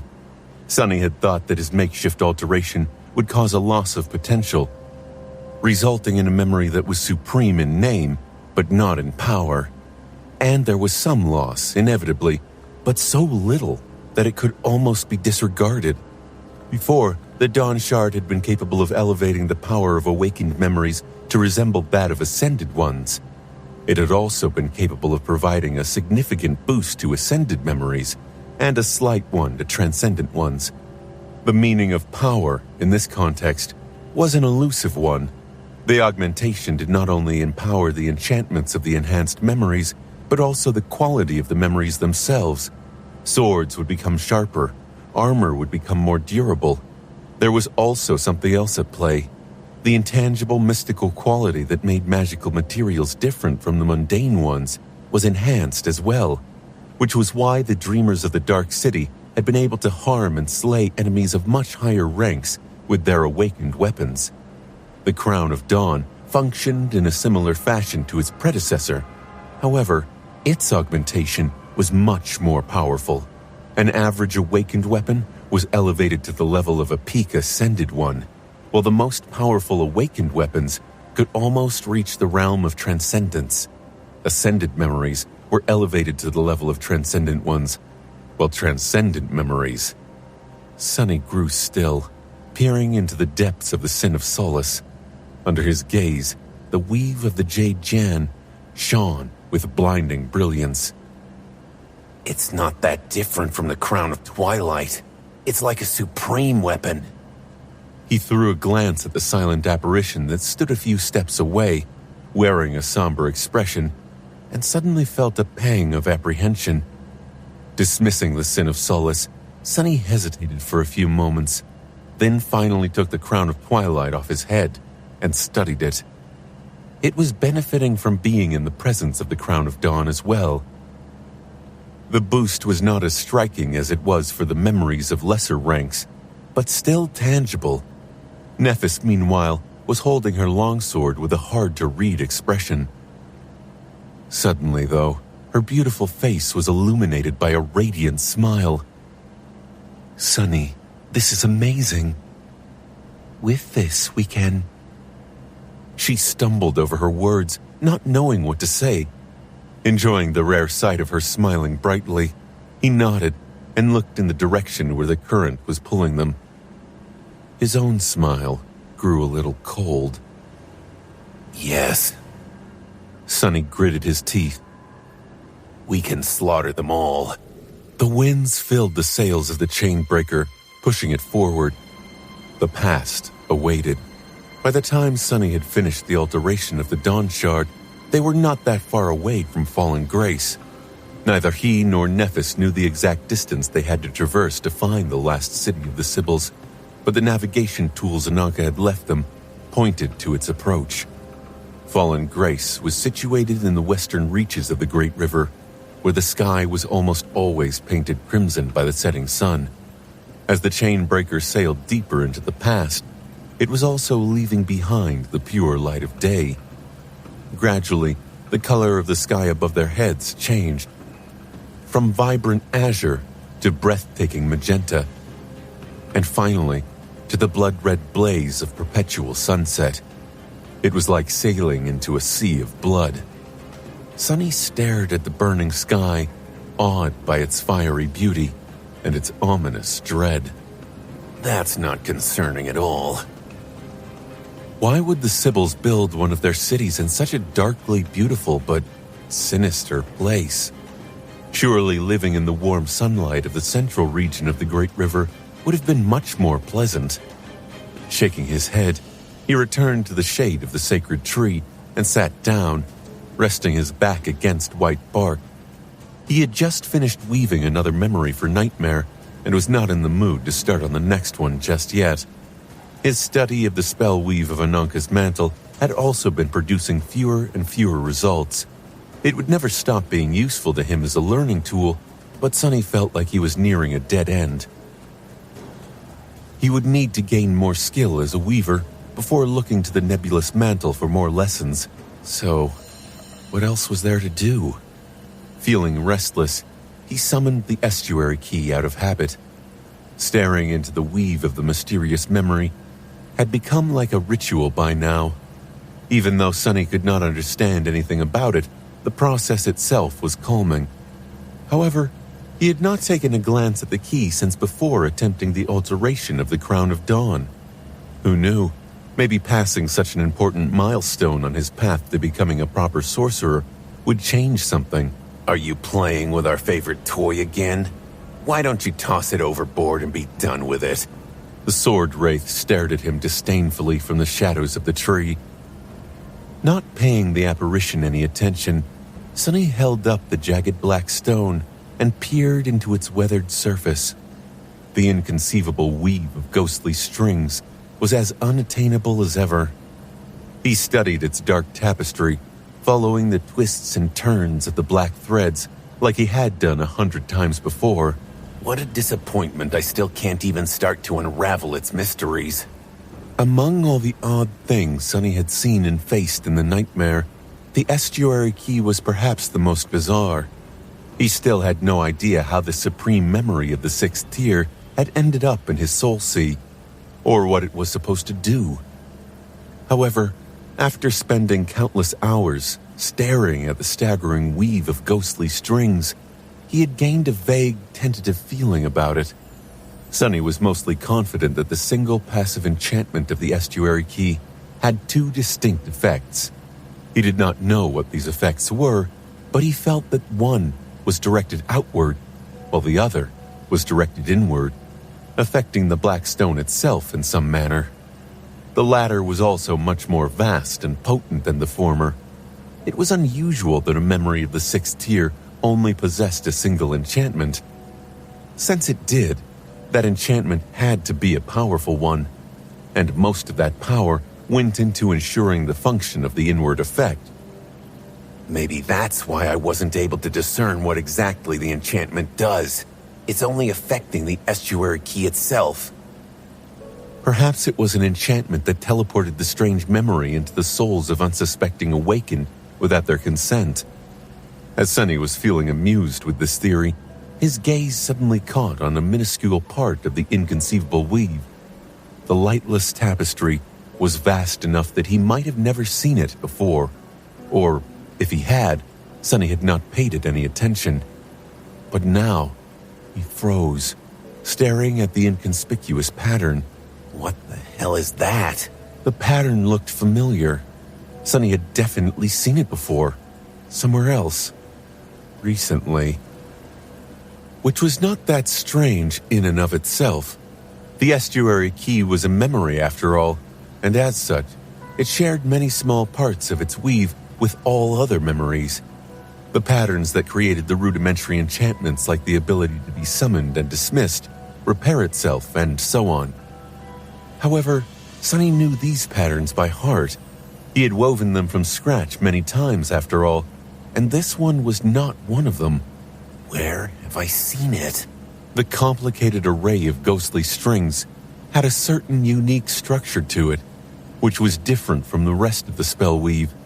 He recognized its nature after a moment of contemplation. Patterns like these were rare, but present in every memory. It was how runes were expressed through essence strings. Both the runic sorcery and shaping were based on true names. One etching them through a written language, the other invoking them directly. However, weaving was different. It did not rely on words to create enchantments. That said, there was still a place for words in a spell weave, and therefore, the runes inscribing them. These runes, translated from the corresponding string patterns, expressed the name of the memory, its description, and the true name of its master, if the master possessed one. The problem was that Sonny had long identified the patterns that inscribed the name and description of the estuary key, as well as his own true name, and this particular pattern had nothing to do with them. Why were there additional runes hidden in the weave of the black stone? And why did the pattern of essence strings describing these runes look so familiar? Sonny leaned forward with a frown and concentrated, trying to decipher the meaning of the pattern. It was not at all difficult. In fact, it was even easier than usual, as if he had read this exact pattern of essence strings many times before. His pupils narrowed. Sin of... Sonny suddenly straightened, a cold shiver running down his spine. Standing in the shadows, the apparition yawned and covered his mouth with a hand. What's the matter? Solus. The sin of Solus, written in ghostly strings. The name of his cursed sword, and the sword wraith born from its curse, was meticulously woven into the enchantment of the Estuary Key. The sin of Solus. These words were clearly a part of the ghostly spell weave of the Estuary Key. Sonny stared at them intently, feeling a strange mix of confusion, curiosity, and dread. What the hell was the meaning of this? Shifting slightly, he looked at the sword wraith. The apparition stood in the shadows, wearing a bored and resentful expression. Sonny had grown so accustomed to the company of the sin of Solus, first in the form of a disembodied voice, then of a vague figure, and finally of a perfect reflection of himself, that he rarely paid it much attention these days. But the sword wraith was not at all benevolent or harmless. In fact, he was a sinister and insidious being, spawned from the whisper of a fearsome daemon, and meant to drive the wielder of the sword mad. The fact that Sonny still had his sanity intact, or rather, somewhat intact, was only due to his extraordinary mental resilience and resistance to mind attacks. Most humans would have already been turned into raving lunatics by the Jade Jian. Apart from looking like a madman from time to time due to an outwardly strange habit of talking to himself, he only found the presence of the sin of Solus frustrating, nothing more. Is there more to this damned curse? He knew that the apparition would never give an honest answer, but nevertheless asked. There's no reason your name would be etched into the weave of the Estuary Key, is there? The sword wraith gave him a disdainful look. I don't know. Maybe. You're the great sorcerer, so you tell me. Sonny took a deep breath. You're keeping a lot of secrets these days, huh? Makes me wonder if I should just feed you to Nightmare. Better safe than sorry. That is what they say. The sin of Solus laughed. Go ahead. Get rid of your most powerful offensive memory. Why not? You're going to die in this nightmare anyway. In fact, I encourage you to destroy me. Oh, do you think that I want to be here? Gods, no. He grinned. But there's a problem. Are you sure that destroying the sword will get rid of me? It might. It might. But then again, maybe it won't. Maybe the damage to your mind has already been done and we are stuck together for the rest of your short, distasteful, pitiful life. What a cruel fate. Sonny gritted his teeth. Indeed, he could not afford to destroy the sin of Solus, and neither was he certain that doing so would banish the apparition. They were truly stuck with each other, at least for now. And I won't get any information out of the bastard either. So there were only two ways to solve the mystery of the Estuary Key and its connection to the sin of Solus. One was to find the great sorcerer who had created the ominous memory. The other was to deduce the truth somehow. Sonny looked away with a somber expression. Now that I know that the sin of Solus has something to do with the Estuary Key, it's uncomfortable to keep wondering. He suddenly felt cold. After entering the nightmare and discovering that he had somehow come into possession of a supreme memory, Sonny made several theories about how it could have ended up in his soul sea. One of them was that the great serpent had slain a great nightmare creature out there in the real world. The other was that it was Sonny himself who had created the Estuary Key far in the future, but somehow received it in the present due to the strange nature of the great river. And now that he had learned certain facts and knew that the name of the sin of Solus was etched into the weave of the unexplainable memory, a chilling suspicion was getting harder and harder to deny. Looking down, Sonny slowly clenched his fists. It was him, the Mad Prince. He must be the one who created the estuary key. Simply thinking these words made him shudder. But it was just too compelling of a theory to discard. Sonny had suspected that the mysterious memory had been created by a future version of himself. He also suspected that the Mad Prince was one of his possible futures. So, wouldn't it be logical to assume that the future version of himself who had created the estuary key was the Mad Prince? The name of the Sin of Solace etched into the weave, the ghostly strings of shadow essence, the unexplainable nature of the key, and the strange words describing it. The answer is oblivion. It had to have been him. How many weavers were there who could create threads out of shadow essence? Sonny was certain of it. Then what exactly did it mean? If that abomination really created the estuary key, did it prove that Sonny was really inhabiting the body of one of the 6 plagues?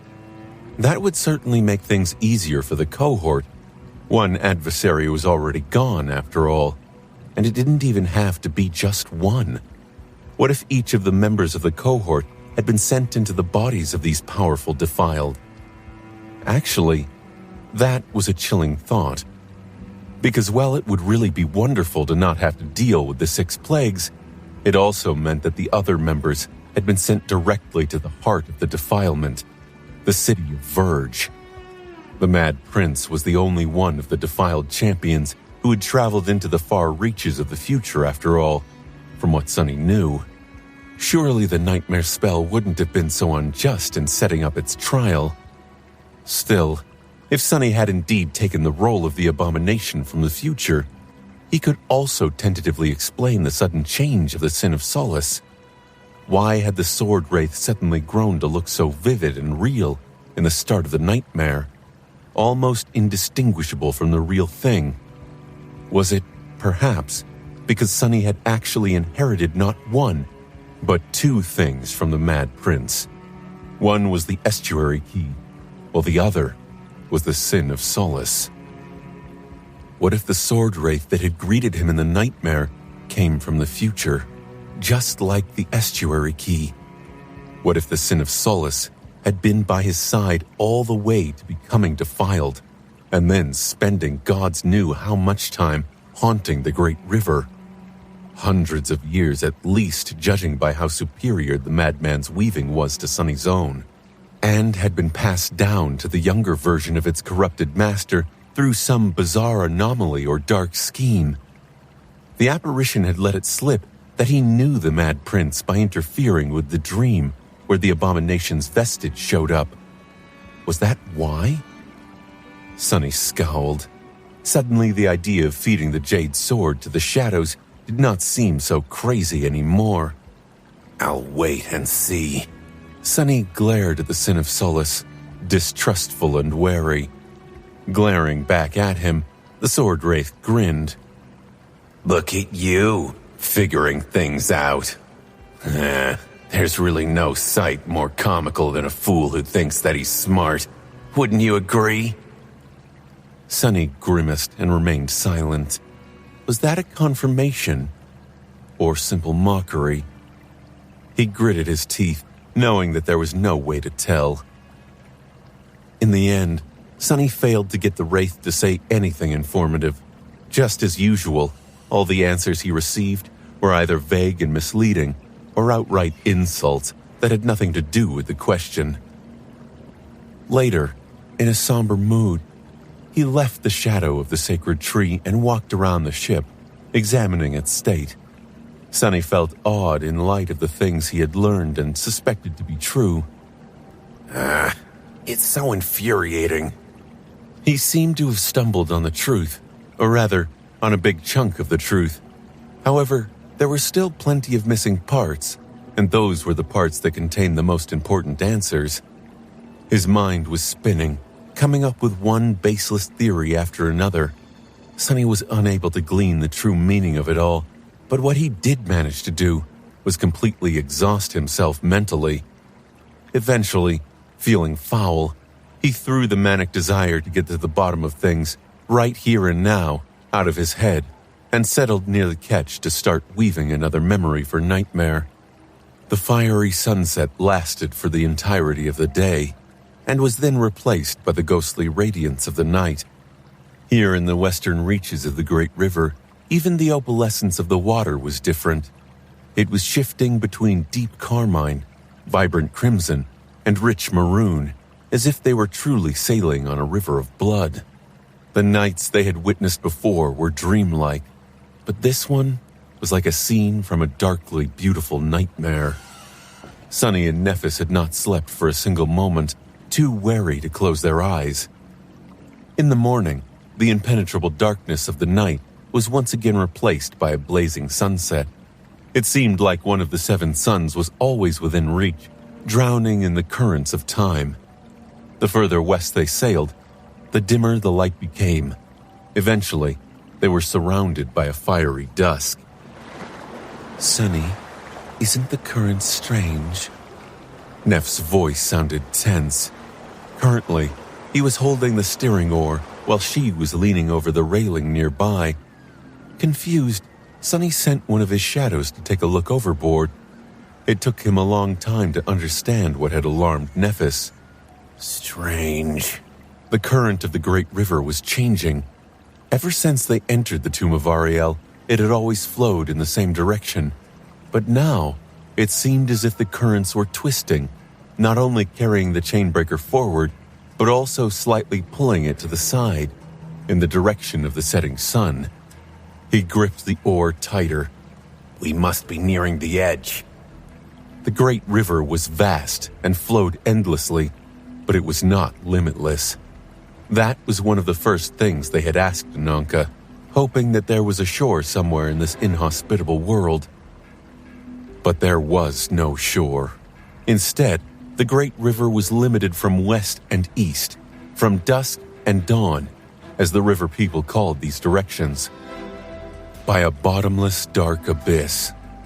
It was as though the river flowed through nothing, suspended in the void by the power of the demon of dread. And so, there was an edge instead of a shore. A colossal and unceasing waterfall where the waters of time spilled into the abyss and disappeared into the boundless darkness. Sailing close to the edge was tantamount to suicide. They had not reached the truly dangerous waters yet, otherwise the currents would have already been pulling the chainbreaker toward the abyss with ferocious force. But the subtle change in the direction of where the water flowed indicated that the edge was already not too far away, which was good news, because it meant that they were even closer to Fallen Grace and Dusk, the last Sibyl of the estuary. Sunny inhaled deeply. Check the navigation tools again. It would be really awful if we overshoot Fallen Grace and end up deeper into the past than intended. That would have been bad indeed, considering that there was no one except Defiled further downstream than the last human city. If the last human city was still standing. Sunny frowned, remembering the time storm. They did not really know how long they had spent fighting against its rage, and especially how long they had spent in the eerily tranquil eye of the roving cataclysm, trying their hardest not to look at the water. Who knew? Fallen Grace might have been consumed by the defilement already. Even if it wasn't, there was no telling whether Dusk was friend or foe, let alone whether she was the one who had sent Ananka the message to find them through the dreams. They had to be ready for battle. While Nephis was trying to determine their location with the help of the navigation tools, Sunny silently gave his shadows a series of commands. Standing at the bow of the graceful ship, Saint released her darkness with indifferent poise. Nightmare stirred in the shadows, his crimson eyes igniting with dangerous light.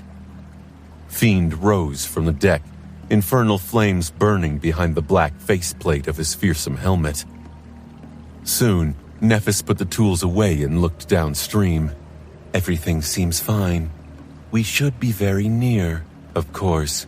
The city might have migrated in any direction by now.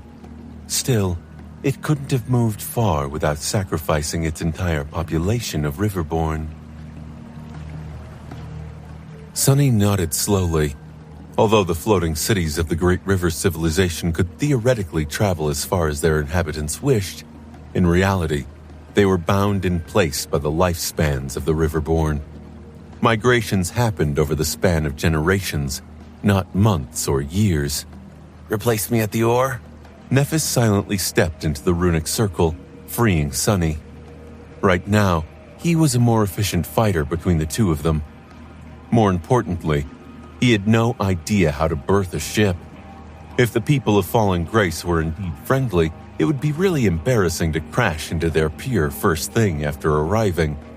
Yeah, I'll handle the fighting, if it comes to that. Sunny secretly looked around, checking what the Sin of Solace was doing. Making sure that the Sword Wraith wasn't up to no good, he let out a mental sigh of relief and extended his shadow sense as far as he could. After that, all they could do was wait. An hour passed in tense silence, then another. The drag of the abyss was still mild, but it was slowly growing faster, surrounded by eternal sunset. Sunny found it hard to measure time. The chain breaker sailed through crimson dusk. The waters of the great river reflected the burning sky and seemed to be engulfed in flames themselves in turn. Then, finally, Saint shifted and slightly turned her head. In the distance, Sunny saw a spark of light shining above the horizon. Somewhere out there, a white flame was burning at the top of a tall lighthouse. They had found the last human city in the Tomb of Ariel, it seemed. After months of wandering the perilous expanse of the Tomb of Ariel, they had reached Fallen Grace. There had been a time when Kronos possessed a youthful body and an even younger soul. His soul was still young, all things considered, but his body had turned decrepit and frail. It was full of aches, felt stiff in the mornings, and had to be handled with care. Still, there were pleasant things about being old as well. Kronos had been burdened with all kinds of hopes and desires when he was young, but now that he was in his twilight years, life was calm and peaceful. Or rather, his feelings about life were calm and peaceful. Or was it one and the same? Since one thing he didn't possess was the actual wisdom of old age, it was hard to say. One thing was for certain, not having to worry about the future, he had much more time to enjoy the trivial delights of life, like the warmth of his cot, the companionship of his friends and neighbors, or the beauty of the world. Since Kronos did not sleep much, old as his body was, he had developed the habit of walking to the piers at the break of night to watch the suns rise from the water. Today, just like always, he left his home carrying a lantern and walked to the edges of the city. Despite the fact that the streets were still dark, there were many early risers just like him out and about. Some greeted him with words, some with smiles. Their faces were just as wrinkly as his, and their bodies were just as stiff as his. That also made being old feel less lonely. Eventually, Kronos crossed a few rope bridges and reached the piers. Several people were already there, waiting in the darkness. Some of them he knew from his days in the House of Youth. Some he had met after. Joining them, he extinguished the lantern and sat down and looked at the water. They chatted as the night lived its last minutes. Shrouded in darkness, the great river glowed with a beautiful red radiance. Then, slowly, its light grew brighter. The chatter quieted down as the old men and women enjoyed the view of the flowing water. Somewhere, far away, the black veil covering the sky rippled. Hints of lilac and azure were mixed into its dark expanse. The river seemed to ignite, fiery colors spreading across its surface. Then, finally, the suns rose from the depths, painting the world in a million shades of scarlet. Reflected in the water, their light was like a spreading flame. Kronos sighed lightly. It's a new day. A cool breeze caressed their faces. and the world was at peace. Or maybe it just seemed to be at peace. Of course, it was actually at war. But they did not have to worry about that today. Otherwise, the lady would have already warned the warriors of the city to prepare for battle. The group of old folks remained on the pier for a while, not in a hurry to leave. There was gossip to share and idle conversations to be had. As the youngest of the bunch, Kronos had not grown tired of hearing the same old stories over and over again yet, so he received a lot of attention. He listened and laughed, feeling a comfortable bliss. But then, a note of confusion entered that bliss. Still engrossed in a story told by an old woman who had left the House of Youth a few years before the rest of them fled, he glanced at the river and froze, stunned. There was a black spot on the horizon. It was a ship moving in the direction of Fallen Grace. Kronos trembled slightly. A ship, but it's not time yet for the fishermen to return. Has something bad happened? Soon, the other old folks noticed the approaching vessel as well. The conversation died down, and all of them stared into the distance, somber and tense. Then, their expressions changed. The mysterious vessel had drawn close enough for them to discern a few details. Its size, the color of its hull and sails, the strange shape of its mast. Kronos was suddenly gripped with fear. It's not.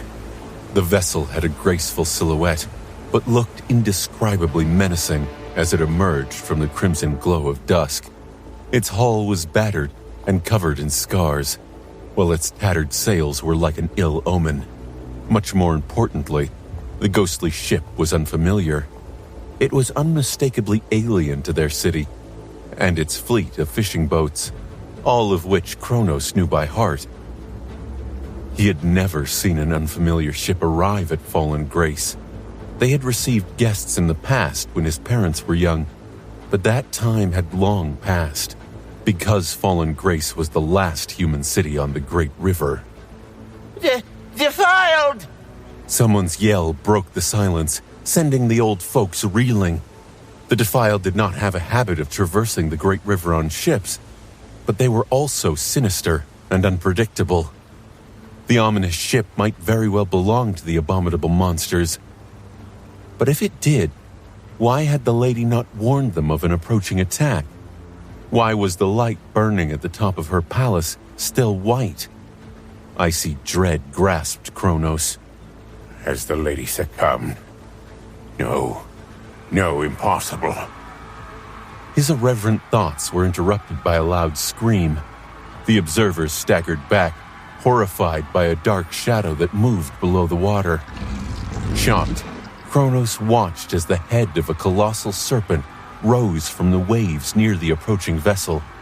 The beast's scales were onyx black, glistening with a dark sanguine glow as they reflected the crimson light of dusk.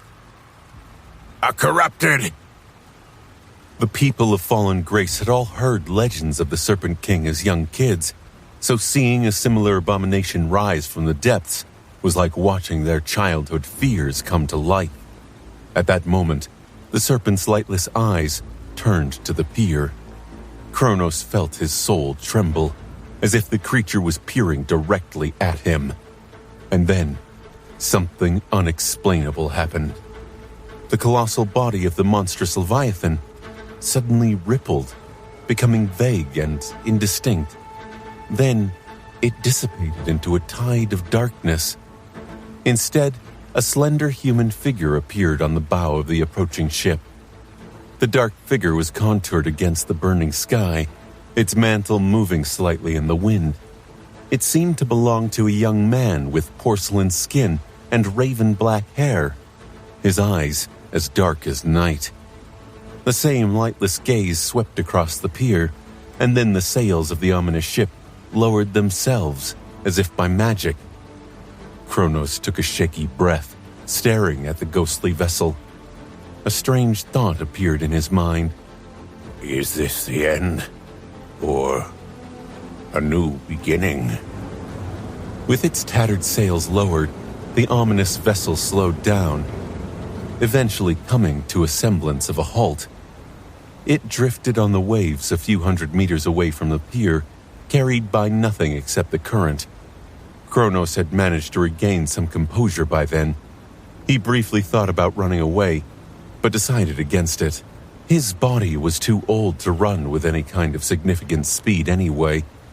The watchers guarding the city must have noticed the ghostly ship and the terrifying Onyx Serpent too. If the lady had truly not known about their arrival, warriors would already be on their way.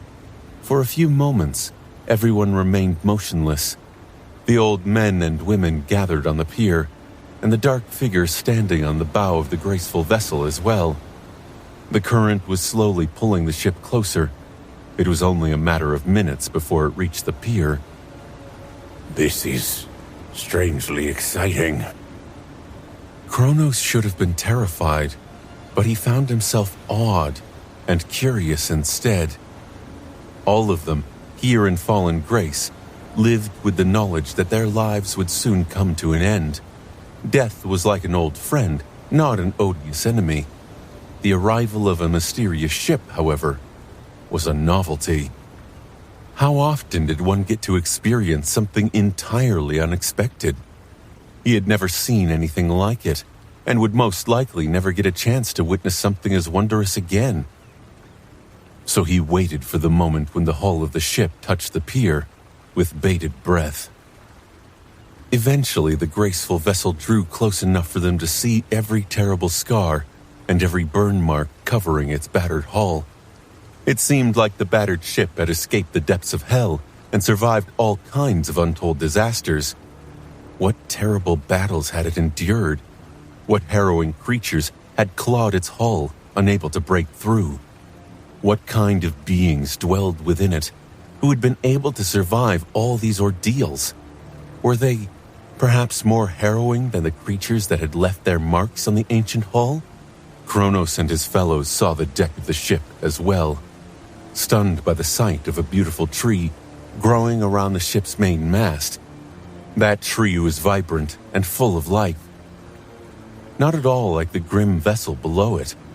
It was much taller and robust than any tree growing in Fallen Grace. What is this craftsmanship? Kronos had never seen a vessel of such design, nor had he known of any shipbuilder who could have created it. The lines of the ghostly ship were elegant, but unfamiliar. The small details of its construction were unlike anything that the river people would have built. They were also entirely different from how the Twilight people had built things, back before they were wiped out by the Defiled. The ghostly ship looked ancient and mysterious, like all things passed down from the outsiders. Suddenly, Kronos felt joyous excitement. The ship smoothly approached the pier and halted just beside it, its bow softly touching the mooring berth. As the humans of Fallen Grace watched in stunned silence, 4 figures jumped from its deck onto the weathered wood. There were 2 humans in front, if they were really humans and not deities. Kronos suddenly found it hard to breathe. The first one was the slender young man wearing a dark mantle, his porcelain face drowning in the shadows. His lightless eyes were like 2 pools of unfathomable darkness, cold and piercing. There was a crown of black metal resting on his head, shaped to resemble a twisting serpent. The other was a tall young woman with silver hair and calm gray eyes, wearing a white tunic. Her face was like that of a statue, beautiful and distant. She wore a crown too, this one bright and adorned with a single radiant gem. When she appeared, it was as though the light of the 7 suns had grown a little brighter. Kronos felt something move in his heart, and for a moment, his soul was grasped by a deep and unexplainable longing. The 2 were like night and day, mysterious and beautiful. The other 2 were like monsters. One was a towering knight that seemed to have been carved from onyx. her graceful armor both intricate and fearsome. The other was like an ogre forged from black steel, with hungry flames burning in the depths of his ferocious eyes. There was something hiding in the shadows, too, a dreadful presence that felt both elusive and terrifying. Everyone stared at the strangers, feeling dread, awe, and wonder. After a few moments of silence, the young man wearing the serpent crown took a step forward and spoke in a familiar language, his voice resounding across the pier. We have come from the far reaches of the future in search of fallen grace, the last bastion of the river people. We mean no harm, unless you do us harm. I am... At that moment, Kronos became sure of his suspicion. They are. They must be. With his heart beating wildly, he stepped forward and asked in a trembling voice, My lord, are you the children of Weaver? The young man glanced at him, making Kronos shiver under that piercing gaze of his. A hint of surprise appeared in the lightless eyes, but then disappeared, replaced by something that resembled satisfaction. Indeed, we are Changing Star and Sunless, children of Weaver. His words were like an explosion for the old men and women gathered on the pier. Their fear disappeared, and instead, bright smiles illuminated their wrinkly faces. Of course! It's them. Just like the lady foretold. Praise the lady. Kronos couldn't keep the smile from appearing on his face either. I must have gone senile. Why haven't I realized it sooner? He hesitated for a moment, then bowed deeply and spoke, trying to make his voice sound solemn instead of amazed and excited. It is our honor to meet you. We welcome you to Fallen Grace, esteemed guests. Then he straightened and added reverently, Lady Dusk has been awaiting you for a long, long time.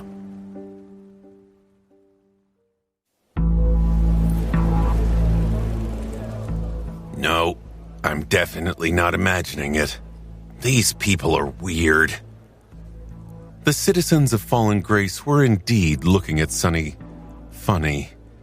The frail old man in front of him was smiling with an odd mix of joy and terror, just like the rest of the elderly folks that had met them on the pier. They were simultaneously far too excited and far too scared, like a bunch of teenagers who met an idol for the first time. He could vaguely understand why they would be delighted. It seemed that Dusk had already been waiting for Sunny and Nephis after all, which was potentially a piece of good news. But where had the awe and terror come from? Maybe I shouldn't have shown up as a serpent.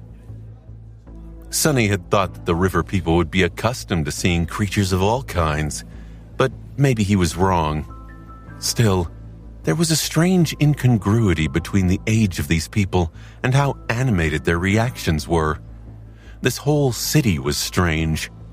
When Sunny and Nephis had first seen it, both were tense and wary. They had not known what kind of welcome to expect and kept their guard up.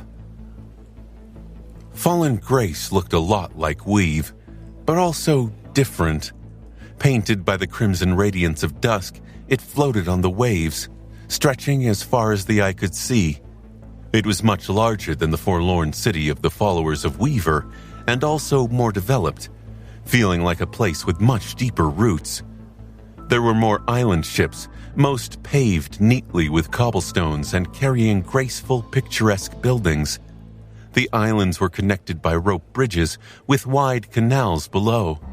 Slender gondolas with intricate patterns carved into their pale wood moved through them. Unlike Weave, there were no wind catchers here. Instead, there were sails of vibrant scarlet fabric stretched between the taller buildings, making the city look like a grandiose flotilla. The buildings themselves were built from white stone and pale wood, with crimson accents added here and there to liven up their scenic facades. Fallen Grace was like a flower of pure immaculate white, drifting between the ominous crimson sky and the blood-red waters of the great river. However, it was a wilting flower. Although the beautiful buildings had been masterfully constructed, most of them were showing signs of deterioration. The newer ones did not seem nearly as picturesque either. The rope bridges were frayed and poorly maintained.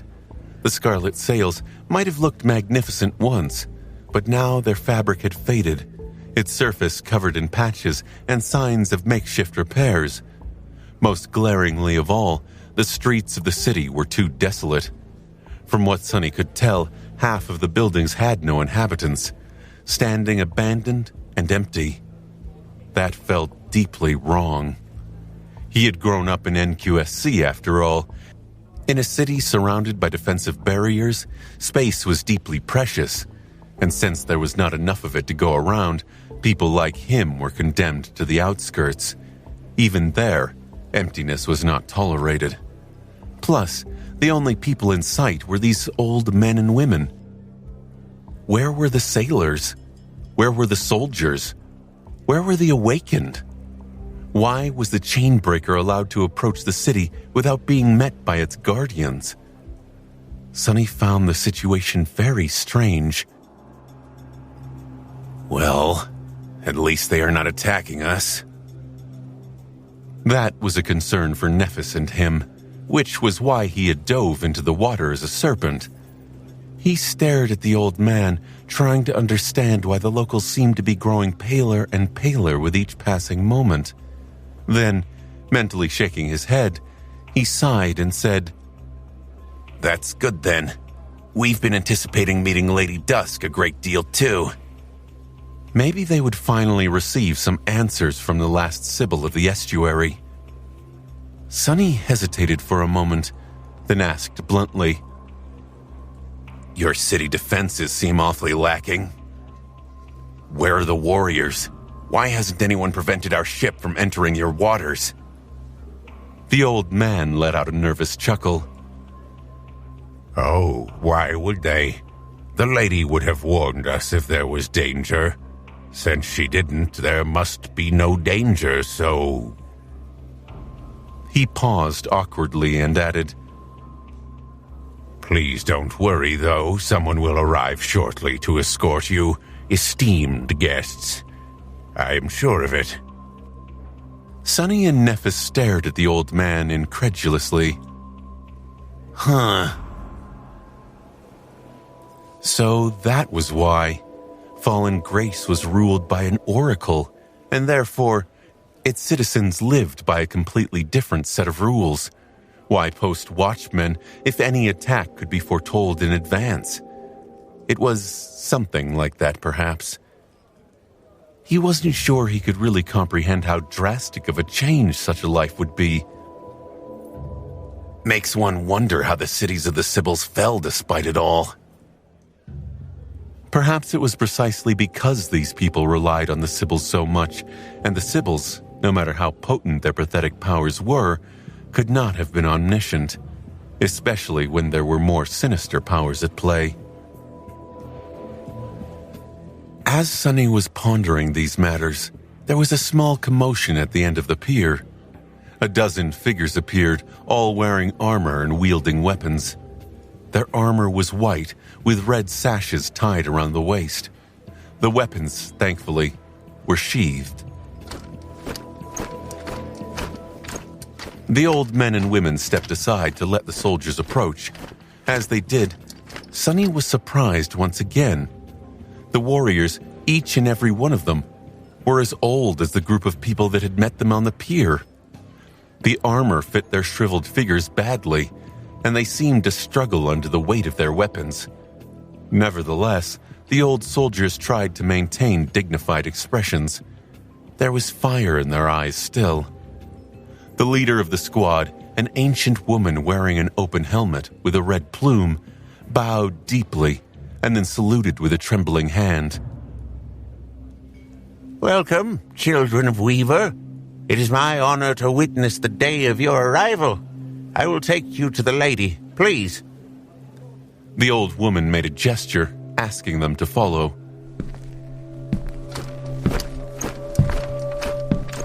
Sunny studied the old woman's armor, hesitated for a few moments, then looked at the chainbreaker with doubt. He felt rather impatient to meet Dusk of Fallen Grace, but reminded himself to keep calm and take it one step at a time. We've yet to moor our ship. The old warrior bowed again. Everything will be taken care of. How convenient, Sunny thought. These ancient soldiers did not seem like much of a threat. The old woman wasn't awakened, but the rest were mundanes. Sunny had no doubt that he would be able to escape any ambush or trap they could potentially lure him into. And it didn't even seem like there would be a trap. Still, he didn't like the idea of leaving their only means of escaping Fallen Grace behind. That said, if Dusk had really anticipated their arrival, wouldn't she have also anticipated his reluctance? If she knew that he would be wary of a trap, wouldn't she have been able to construct a trap insidious enough to fool Sunny? Suddenly, he was full of apprehension. Damnation. Sunny had mostly been blessed by finding himself on the right side of people with prophetic powers. Now that he was about to meet an unfamiliar oracle, though, he fully realized how terrifying of an enemy one could be. His unease wasn't helped one bit by the fact that he had already met Dusk of Fallen Grace once, in a way. There were deep scars left on his psyche by the terror of LO-49. Whatever. What else can we do? Demand that she comes to meet us here on the pier? After exchanging a glance with Nephis, Sunny shrugged and followed the group of soldiers deeper into the city. The old man who had greeted them joined as well, which caused an irritated sigh to escape from the lips of the old woman in charge of the soldiers. Kronos, why are you tagging along with us, kid? The old man simply smiled. Why, I'm the one who greeted the esteemed guests first. Surely they'll feel better having someone familiar escort them. The leader of the soldiers shook her head and didn't say anything else. The old man, Kronos, seemed satisfied and hurried to keep up with them. Kid? How ancient is this woman to be calling a fossil like him kid? As Sunny was escorted through Fallen Grace, he couldn't help but look around with a somber expression. Everywhere they went, they were only met by old people, ranging from elderly to ancient. The inhabitants of Fallen Grace all had white hair, wrinkled faces, and frail bodies of people living out the last of their twilight years. They went about their business with careful steps and looked at Sunny and Nephis with amazed expressions. He thought that it was because of their status as guests in the city at first, but then he realized that it was simply because they were young. Apart from Sunny and Nephis, there was not a single young person in sight. They are all river-born. Sunny frowned, pondering the implications of this simple realization. Riverborn did not age with the passage of time. Instead, they aged by moving upstream from the place of their birth. The process was supposed to be gradual, happening over the span of generations as the city migrated into the future to allow new families to be formed. Therefore, there had to be a mix of people of different ages on the streets, just like there would be in a normal city. So what did it mean if everyone here looked old? It meant that Fallen Grace had migrated far upstream for a reason other than ushering in a new generation. At some point, killing the older population and thrusting everyone else into decrepit old bodies as a result. Sunny's face grew somber as he looked at Kronos one more time. It might have been that the leader of the soldiers had called him a kid, not because she was incredibly ancient, but because the old man was actually a child or a youth, no older than Sunny and Nephis at least. He hesitated for a few moments, then asked cautiously, Kronos, was it? Say, how old are you? The old man smiled, his face turning into a labyrinth of deep wrinkles. Oh, I am 17, my lord. I'll be 17 in a few days, to be precise. But who's counting? Sunny inhaled deeply, disturbed by the cheerful tone of that answer. Nephis seemed to have figured out the reason for why everyone in Fallen Grace looked so old as well. Hearing Kronos confirm it, she frowned. Then why aren't you at the House of Youth? As the words left her lips, the face of the old woman leading the soldiers darkened. While Kronos lingered, she answered in his stead. It is because we lost them. We lost the entire downstream half of the city during those dark days. And if it wasn't for the lady, we would have lost the other half as well. At the mention of dusk, an expression of deep reverence and love appeared on the faces of Kronos and the soldiers. But there was also something else, hiding behind the devotion. A hint of sorrow? Fear? Guilt? It was at that moment that they reached the point that should have been the center of the city. However, it was its edge instead. There was nothing but empty water where countless island ships should have been. The rope bridges leading to them had been cut, their remnants singed and floating aimlessly in the water. The closest buildings to the edge bore scars and burn marks, some of them tilting sideways or laying in piles of mostly disassembled wreckage. It was as if the whole city had been dissected into two halves, one still drifting on the crimson waves, the other long gone, lost to the unceasing pull of the past. So that's how it is. Fallen Grace had indeed migrated upstream, escaping an attack.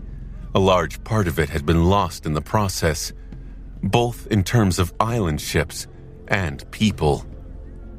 Sunny looked away with a grim expression. Was it because of the defiled?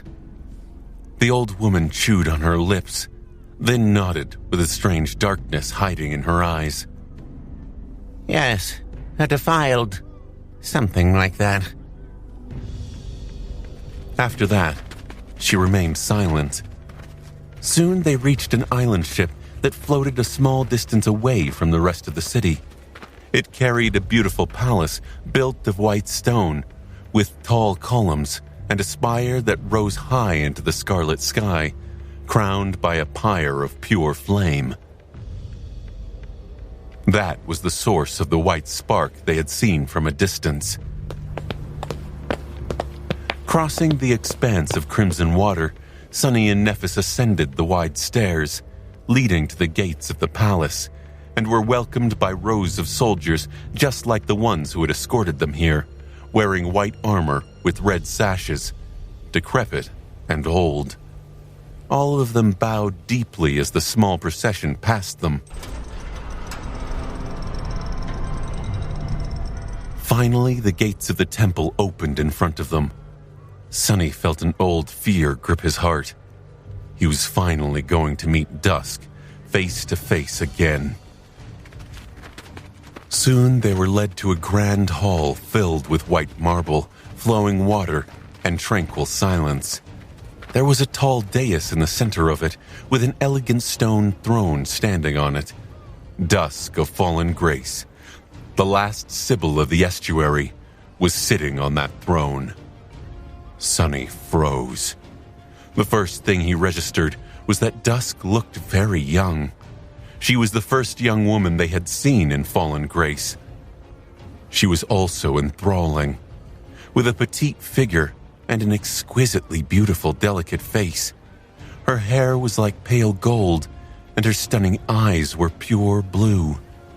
Those stunning eyes looked upon the world, but didn't see anything, because the beautiful young woman was blind.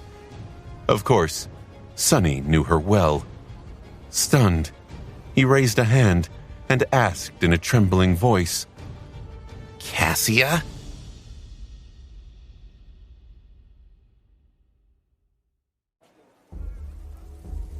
In front of them, sitting on the throne of fallen grace, was none other than Cassia, the delicate blind girl who had been their companion since the dire trial of the Forgotten Shore, and whom both Sunny and Nephis knew better than anyone else in the world did. There could be no mistake. Cassia had not changed much since the last time Sunny had seen her. She was still the same, with golden hair and beautiful blue eyes.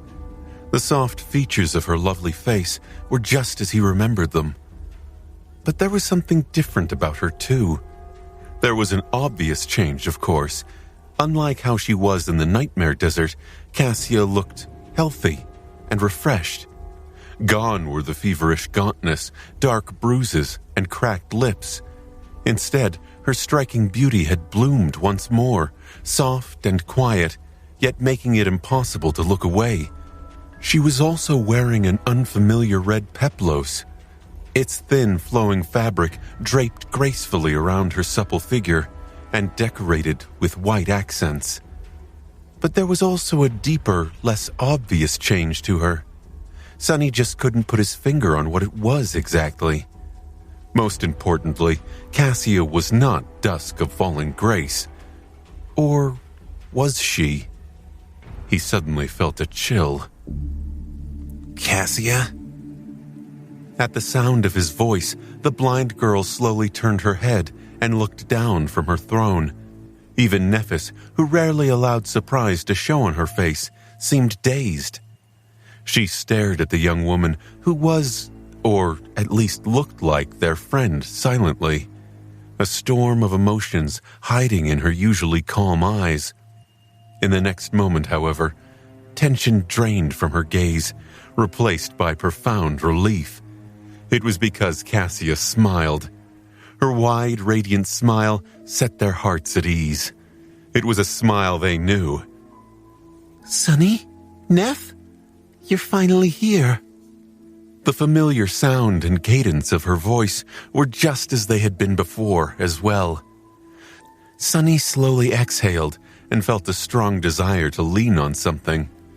He had been both anticipating and dreading meeting Dusk.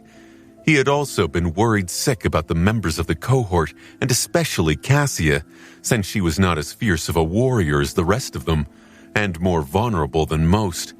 Even though Sunny had been suppressing these worries, they gnawed at his soul. Now that the moment he had been dreading was replaced by an unexpected and joyous reunion, alleviating the gnawing worry, Sunny momentarily felt unbalanced. Then a million questions flooded his mind. Wait, why is Cassia here? Where is Dusk? Could Cassia have taken the role of Dusk in the nightmare? Wait, then what about Torment? Why was she sent so much further downstream than Nephis and I were? How long has she been here? Where are the others? How? Sensing that he was on the verge of spiraling, Sunny forcefully put those questions aside. He would be able to ask them all to Cassia anyway, as soon as they were able to talk freely. As if reading his thoughts, the blind girl turned slightly and smiled at the soldiers who had escorted them into the temple. They looked at her with intense devotion, then lowered their gazes and bowed. Cassia lingered for a moment, then spoke softly. The children of Weaver are here. Please, leave. There are important matters I must discuss with them alone. The old woman leading the soldiers looked up in protest. But, my lady, it might not be safe. The blind girl chuckled. I know, child. I know more than most, remember?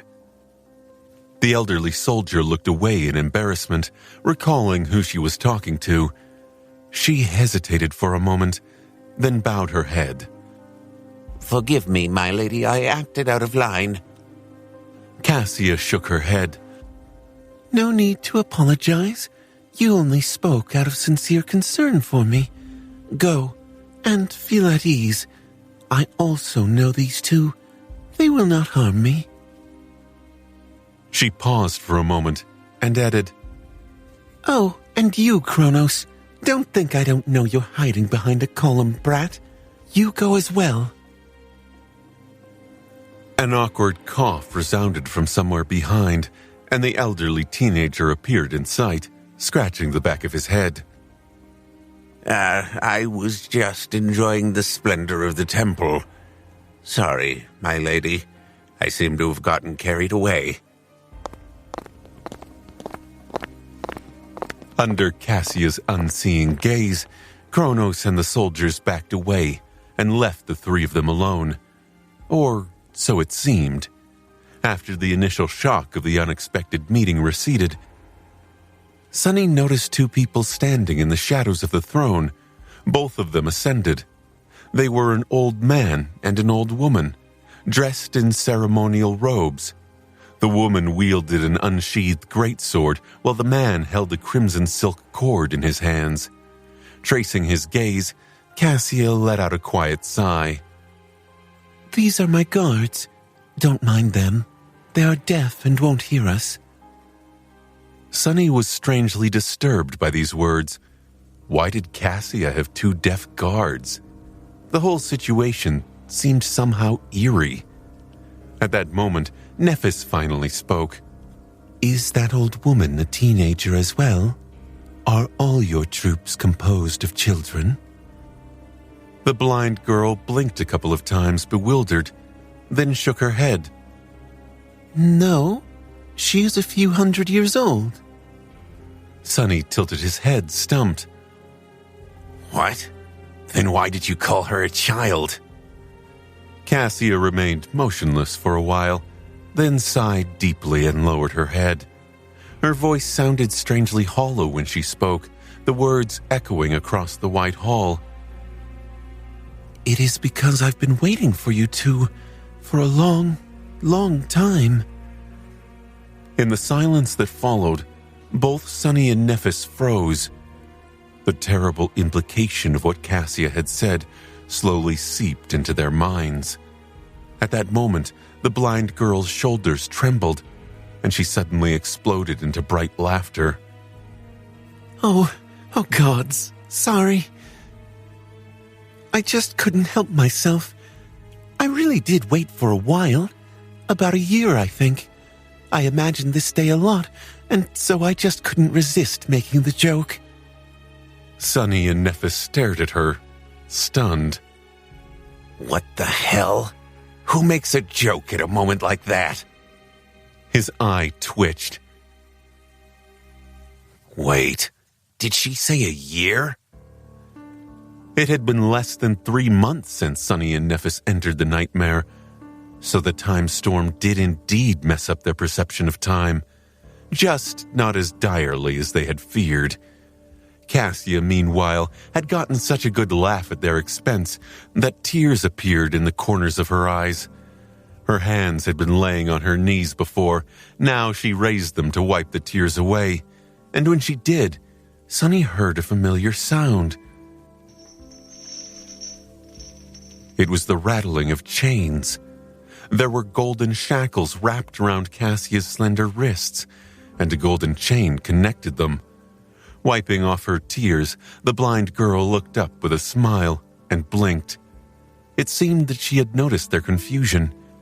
Cassia frowned a little, then touched her shackles and sighed. Oh, you guys don't know much about the Sybils yet? Right. I should explain. She lingered for a moment, then glanced briefly at the two deaf masters behind her. One held an unsheathed sword, the other a silk cord. Her expression remained calm and relaxed. When I said that these two are my guards, I didn't mean that they guard me against danger. Instead, they are guarding the city against me. Nothing about the situation made sense. Sunny and Nephis tentatively came to terms with the fact that Cassia had replaced Dusk of Fallen Grace, but now they were struck by yet another revelation. Sunny did not know why the blind girl was shackled yet, but his mind had already entered a state of battle readiness, just in case. Not showing any emotions, he briefly glanced at the two deaf guards. The sword and the cord they wielded were suddenly much more sinister. If the guards were meant to protect the city from Cassia, then the sword was meant to cut her down, while the cord was meant to strangle her. How strong can these old masters be? Sonny was mentally calculating the swiftest way to kill them, when a sudden thought sent a chill running down his spine. His first impulse had been dictated by the deeply ingrained desire to protect Cassia. But why were the guards there in the first place? Looking at the beautiful young woman sitting on the white throne, wearing golden shackles, Sonny had to wonder if he should be thinking of a way to protect himself from her instead. She sighed. You don't have to worry. I'm not in any danger, nor do I represent danger. It's just that, well, it's a long story.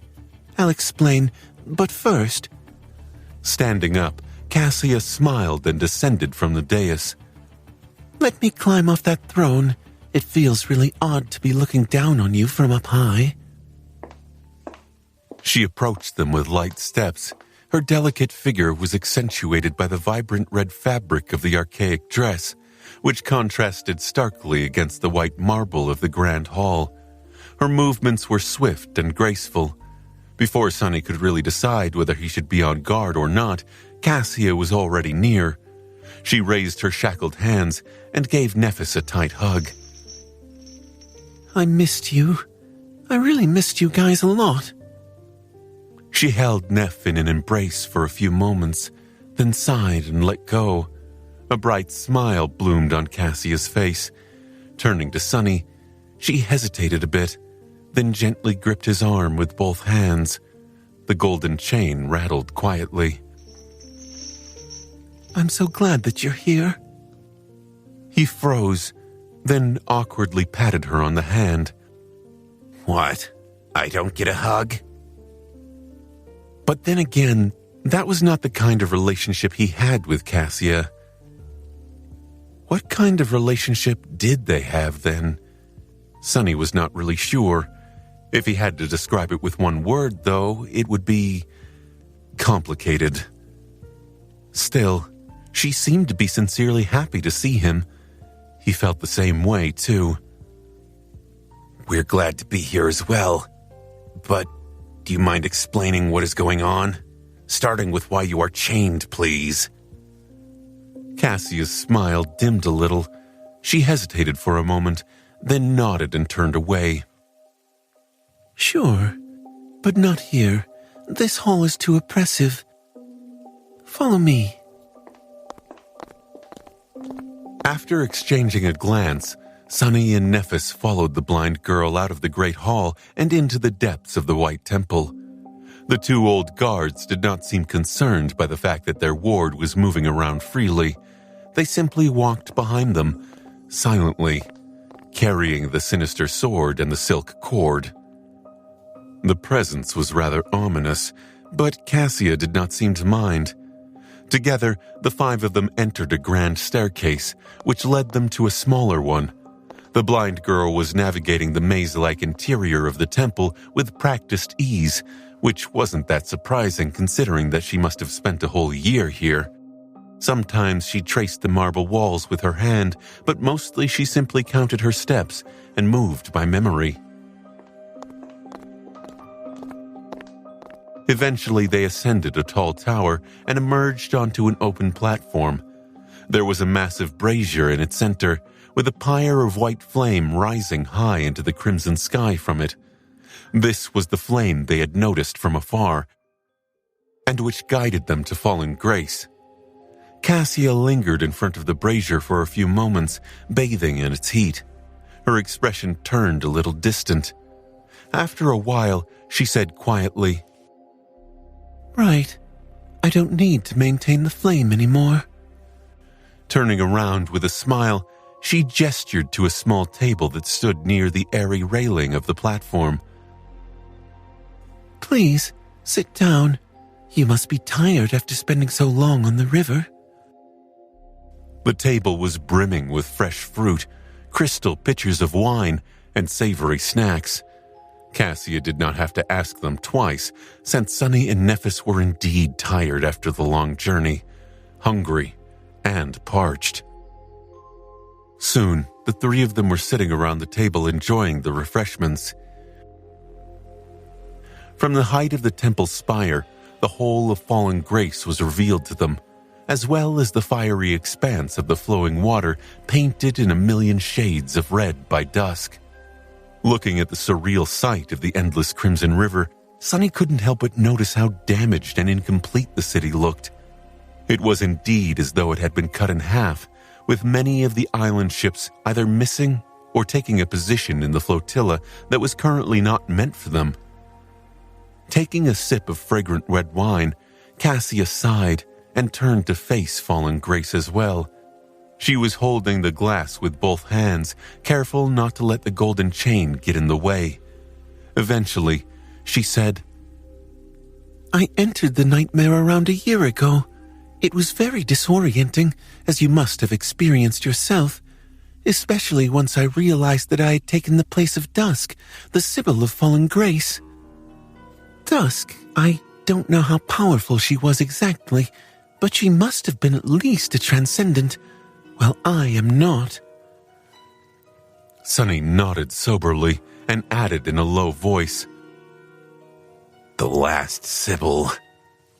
The blind girl turned to him with a strange, fragile smile. Yes, the last, although I wasn't so at the start. Nephis frowned, feeling a dark undertone in Cassia's voice. Wasn't so? What do you mean? Cassia remained silent for a few moments, her face turning solemn. Then she said, The Sibyls were oracles once. The revelations they received came from the gods. But then, the gods grew silent, and one after another, the Sibyls turned to another source of knowledge, the estuary. What revelations do you think they received from there?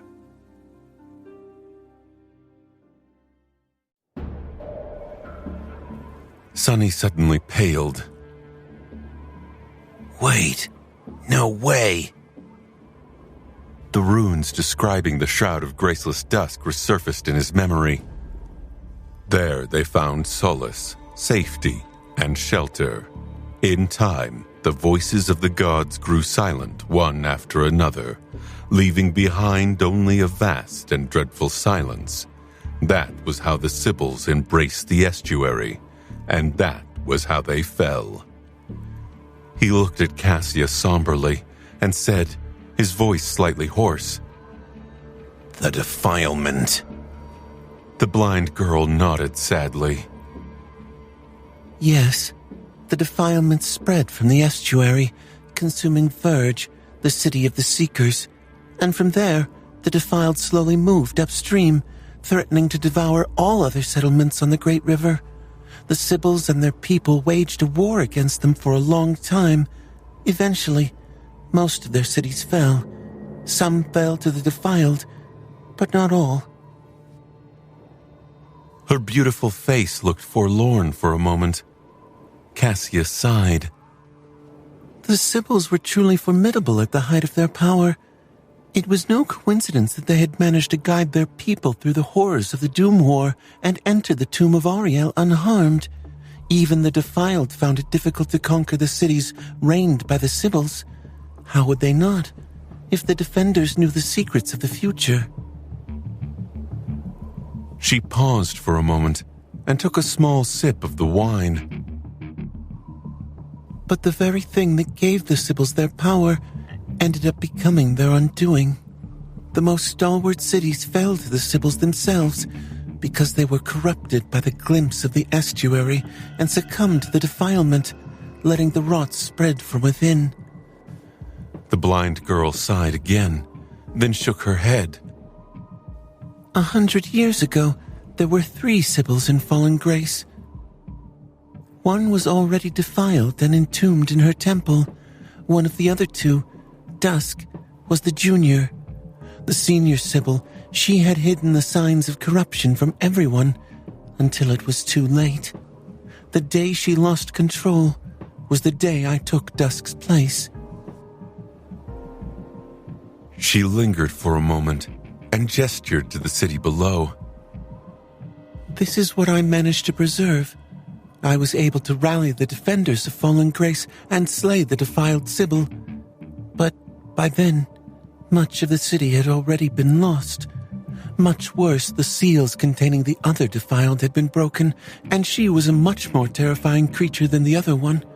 All I could do was abandon the contested island ships and evacuate the remaining ones as far upstream as I could. Cassia smiled faintly and raised her hands, allowing the golden chain to ring. Hence these shackles and the deaf guards. I am the ruler of this city, but at the same time, I am a threat to it. Or so the river people think, since they don't know that I am not truly Dusk.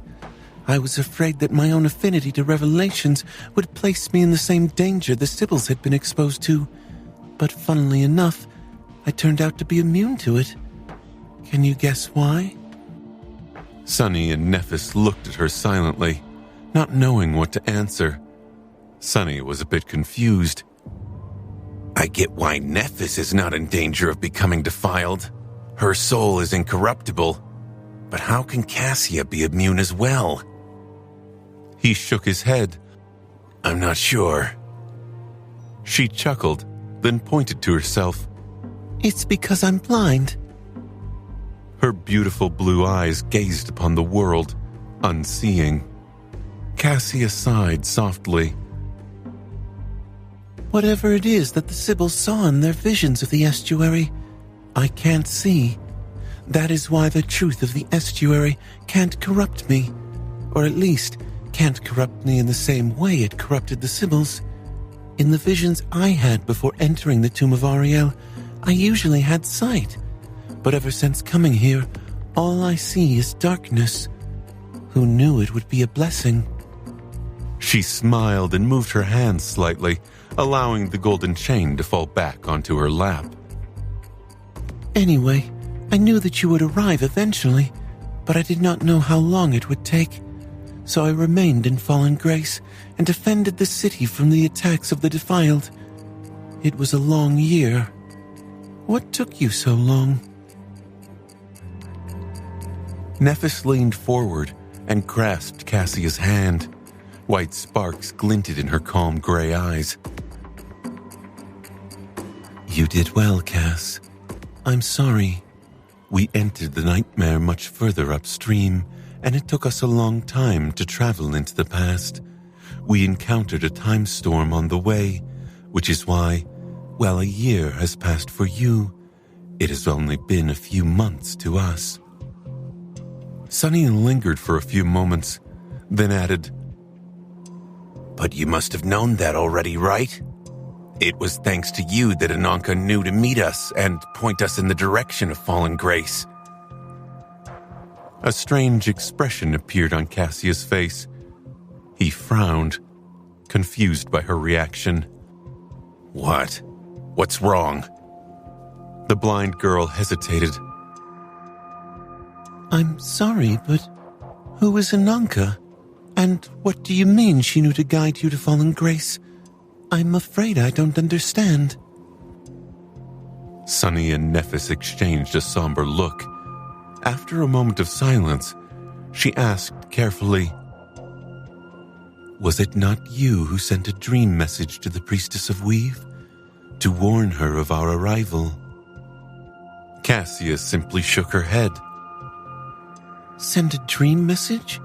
I don't even know how to do something like that, let alone who the Priestess of Weave is. I also wouldn't have known where you were. Are you saying that there was someone who did?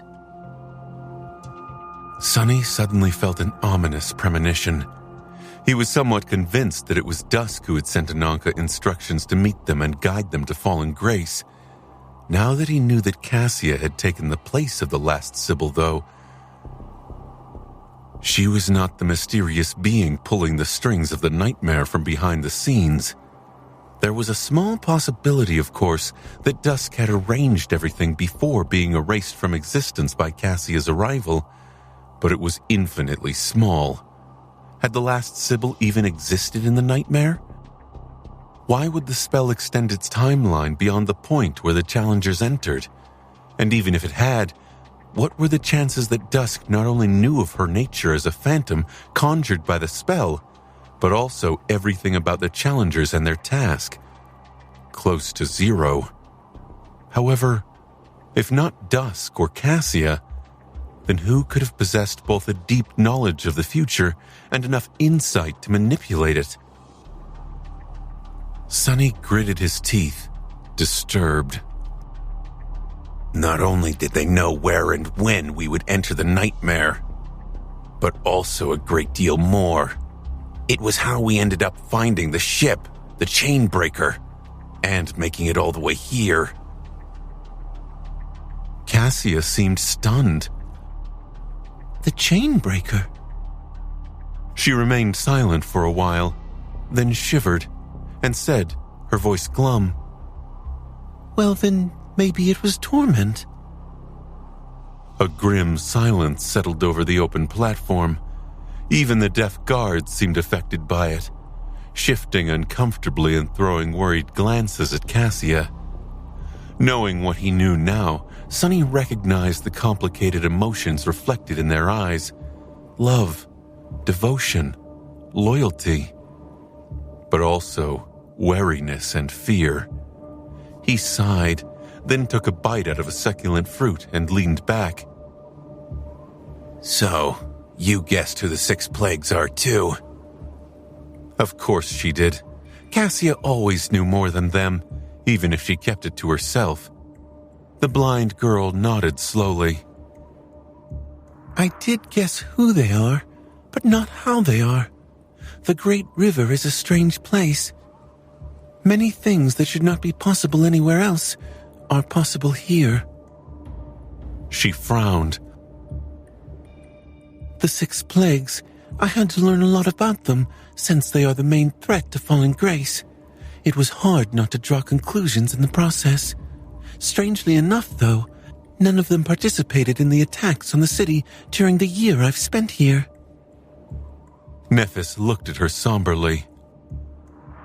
Were you serious about what you said? That Torment might be responsible for us coming here? Cassia hesitated for a few moments, then shook her head. Not really. She strikes me as someone far too wild and damaged to come up with such an intricate scheme. She's dangerous, though. After the Dreadlord, she has to be the most dangerous of the plagues, simply because of her foresight. So, there was no answer after all. Sonny was still unable to learn who it was that had been manipulating the nightmare unseen, showing terrifying knowledge of fate and the future. There was another problem facing them currently, though. Not good. Meeting Dusk might have turned out entirely differently from how Sonny and Nephis had imagined it, but their overall goal remained the same. They had to conquer the nightmare, but first, they had to find the members of the cohort. Their last theory was that each challenger, except for Nephis, had been sent into the body of a powerful defiled champion who might or might not have been the future version of themselves. Regardless of the true identity of the 6 plagues, that theory had been proven wrong now. After all, Cassia was right here in front of them, in place of the last Sibyl Dusk, not Torment. Which meant that they had no idea where the other members were. And since it had already been a year since the nightmare started, Sonny felt intense worry gnaw at his heart. No, don't think about it. Looking at Cassia, he hesitated for a while, then composed himself and asked, You said you knew that we would arrive eventually? The blind girl nodded. Yes, I saw us meeting in a vision. Or rather, felt it. Sonny took a deep breath. Then, what about the others? Do you know where they are? There was one more question that he had, but couldn't bring himself to ask. Are they alive? He thought to himself. Cassia suddenly smiled. The melancholy shrouding her features was vanquished, her face illuminated by that smile. Yes, of course. She froze, then coughed awkwardly. They're alive, I mean. Sorry. Right. I should remember who I'm talking to. The blind girl was more than capable of answering questions that had not been asked yet. Her smile dimmed a little, and Cassia sighed. I haven't wasted the whole year doing nothing, you know. Apart from making sure that Fallen Grace is not conquered by the defilement, I also tried to learn as much as I could. About the world, the tomb. I also tried to find the others, of course. Nephis leaned forward, a hint of excitement in her eyes. And? The blind girl hesitated. I managed to determine their locations. Effie and Jet are together. Here it is. Suddenly a small shadow fell on the platform, and a familiar crow landed on Cassia's shoulder. It stared at Sunny with an aggrieved expression, and then cawed loudly. Ha! Sunny! Sunny! It was Jet's crow, Echo. Staring at the bird with excitement, he asked, They're here? In Fallen Grace? The crow suddenly looked crestfallen. It shook its beak slightly, then cawed sadly.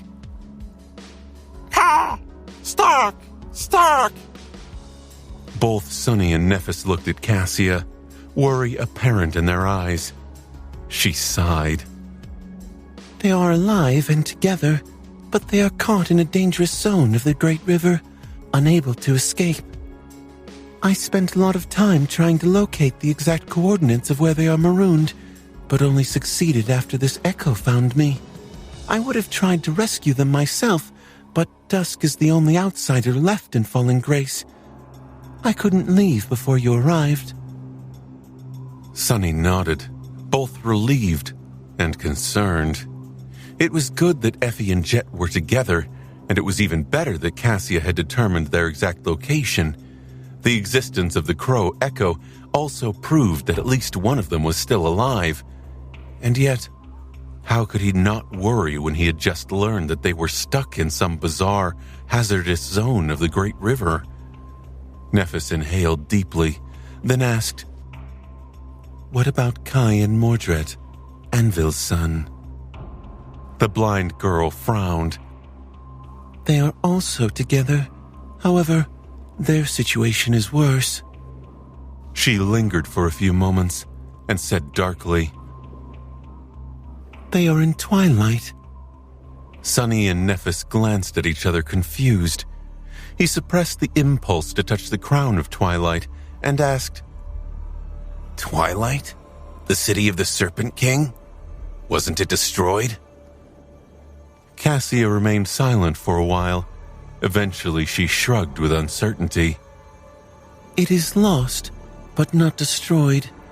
The legends say that it was devoured by time. I am not sure what it means. In fact, I'm not sure about anything that has to do with King Daeron and his people. Sunny raised an eyebrow. Oh? Why is that? A deep frown appeared on the blind girl's face. She pursed her lips, then said hesitantly, Everything about them is odd. They were not Riverborn, but they weren't refugees from the Dream Realm either. They appeared within the tomb much, much later than the Sibyls and the Seekers, when the River People civilization had already been established and the defilement had already spread.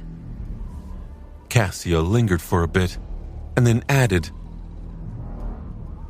If not for the fact that they simply can't be from Earth, I would have said that they were challengers, just like us, each and every one of them.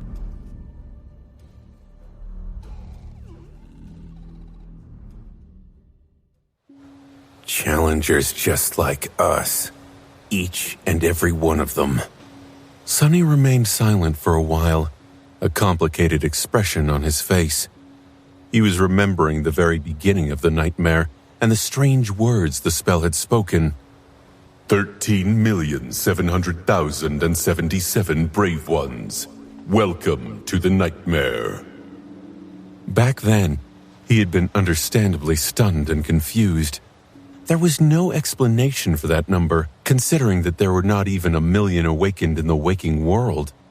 The start of the nightmare had been abnormal in more than one way, though. And so, he tentatively attributed these words to an error made by the spell. However, Sunny had never been truly convinced that the spell was even capable of being mistaken. So, what if it had been correct? He slowly exhaled. They are. Cassia turned her head slightly, confused. How can it be? Sunny lingered for a few moments, then shrugged. I'm not sure, but I know for a fact that the people of Twilight were challengers. It is because we've met King Dayron, Nephis and I. It was written in the description of the Crown of Twilight. Thus the valiant king became a guide who guarded his people in their nightmares. That had been Dayron's entire plan, to enter the tomb of Ariel so that a phantom of him would be conjured by the spell to guide his people when they challenged the nightmare. It had already seemed strange when Sunny first read the runes. However, back then, he had not met Ananka yet, and therefore had not learned that there were no nightmares in the ancient past of the Dream Realm. So, where had the Serpent King and his people come from? You've met the Serpent King? Cassia's voice trembled a little. Sunny and Nephis glanced at each other, and then briefly described their long journey into the past. With each sentence Sunny spoke, the story sounded more and more implausible. Great nightmare creatures, furious storms of broken time, ghost ships that appeared out of nowhere just when they were needed. It was very much like the fairy tale of astonishing adventures that Ananka had told him. And yet, it was all true, of course, because Sunny was the one telling it. And so we repaired the ship as best we could and set sail in search of Fallen Grace. There were many battles on the way, but as you can see, we are both in one piece. He paused for a moment, and then added somberly, None of the nightmare creatures we faced was as terrible as the Azure Serpent had been, though, as Dayron of the Twilight Sea had been. Cassia frowned. I've heard that Twilight had its own culture and was an independent city, not at all similar to the ones established by the Sibyls. I also heard that they were tremendously powerful and even laid siege to Verge at one point, which ended in disaster. Many of the Twilight people were outsiders, maybe even all of them. But challengers? Where could they have come from? Sunny slumped in his chair, thinking. Eventually he said with doubt, Maybe they came from the future of the waking world. Either that or they were the last remnants of the Dream Realm humans from the time of extinction after the Doom War had ended. Seeds of nightmares should have first appeared sometime between when the Sibyls entered the tomb and when the spell infected our world. So, maybe Dayron ruled then, during the twilight of human civilization in the aftermath of the war. Wasn't that also what the description of the Crown of Twilight said? There was a king who ruled over a dying land. Nephis sighed. It is strange, though. If these people were indeed challengers, they would have entered the nightmare by taking someone's place. Were there 13 million humans inhabiting the Great River even? I doubt it. She lingered for a few moments, then added somberly, There is one thing that concerns me much more, though. Cassia, you said that Twilight was not destroyed, but lost and devoured by time. None of us knows what it means exactly. But we do know that the Serpent King, at least, managed to escape. He was a demented beast when we met him, his soul consumed by corruption. So, will we find millions of powerful nightmare creatures when we reach Twilight? Is that lost city an even bigger threat than Verge? Sunny suddenly felt cold. As he considered her dreadful words, Cassia said in a cautious tone, There is such a possibility. The inhabitants of Twilight can also be long dead. Lastly, there is also a possibility that we will find millions of powerful awakened warriors, not abominations, when we reach Twilight. He blinked. She's right. Twilight could turn out to be a dire threat, but it could also be hiding an army of allies they sorely needed to destroy Verge and conquer the Nightmare. There was no point in guessing either way. Sunny sighed. We'll find out when we get there. And we do need to get there. We can't leave Kai behind. We also need Mordred and his power to take on Verge, and his knowledge to eliminate the Soul Stealer. He looked at Nephis, then at Cassia. There are no objections, right? Nephis shook her head. Our goal remains the same. Gather the cohort and eliminate the first Seeker who is far downstream in the city of Verge, under the protection of the 6 plagues. She frowned slightly. Although the task does seem too perilous, there has to be a way to accomplish it, or the spell wouldn't have sent us here. So, we must still be lacking some key piece of information, or an important advantage. Twilight might very well be the place where that secret is hidden. Sunny nodded.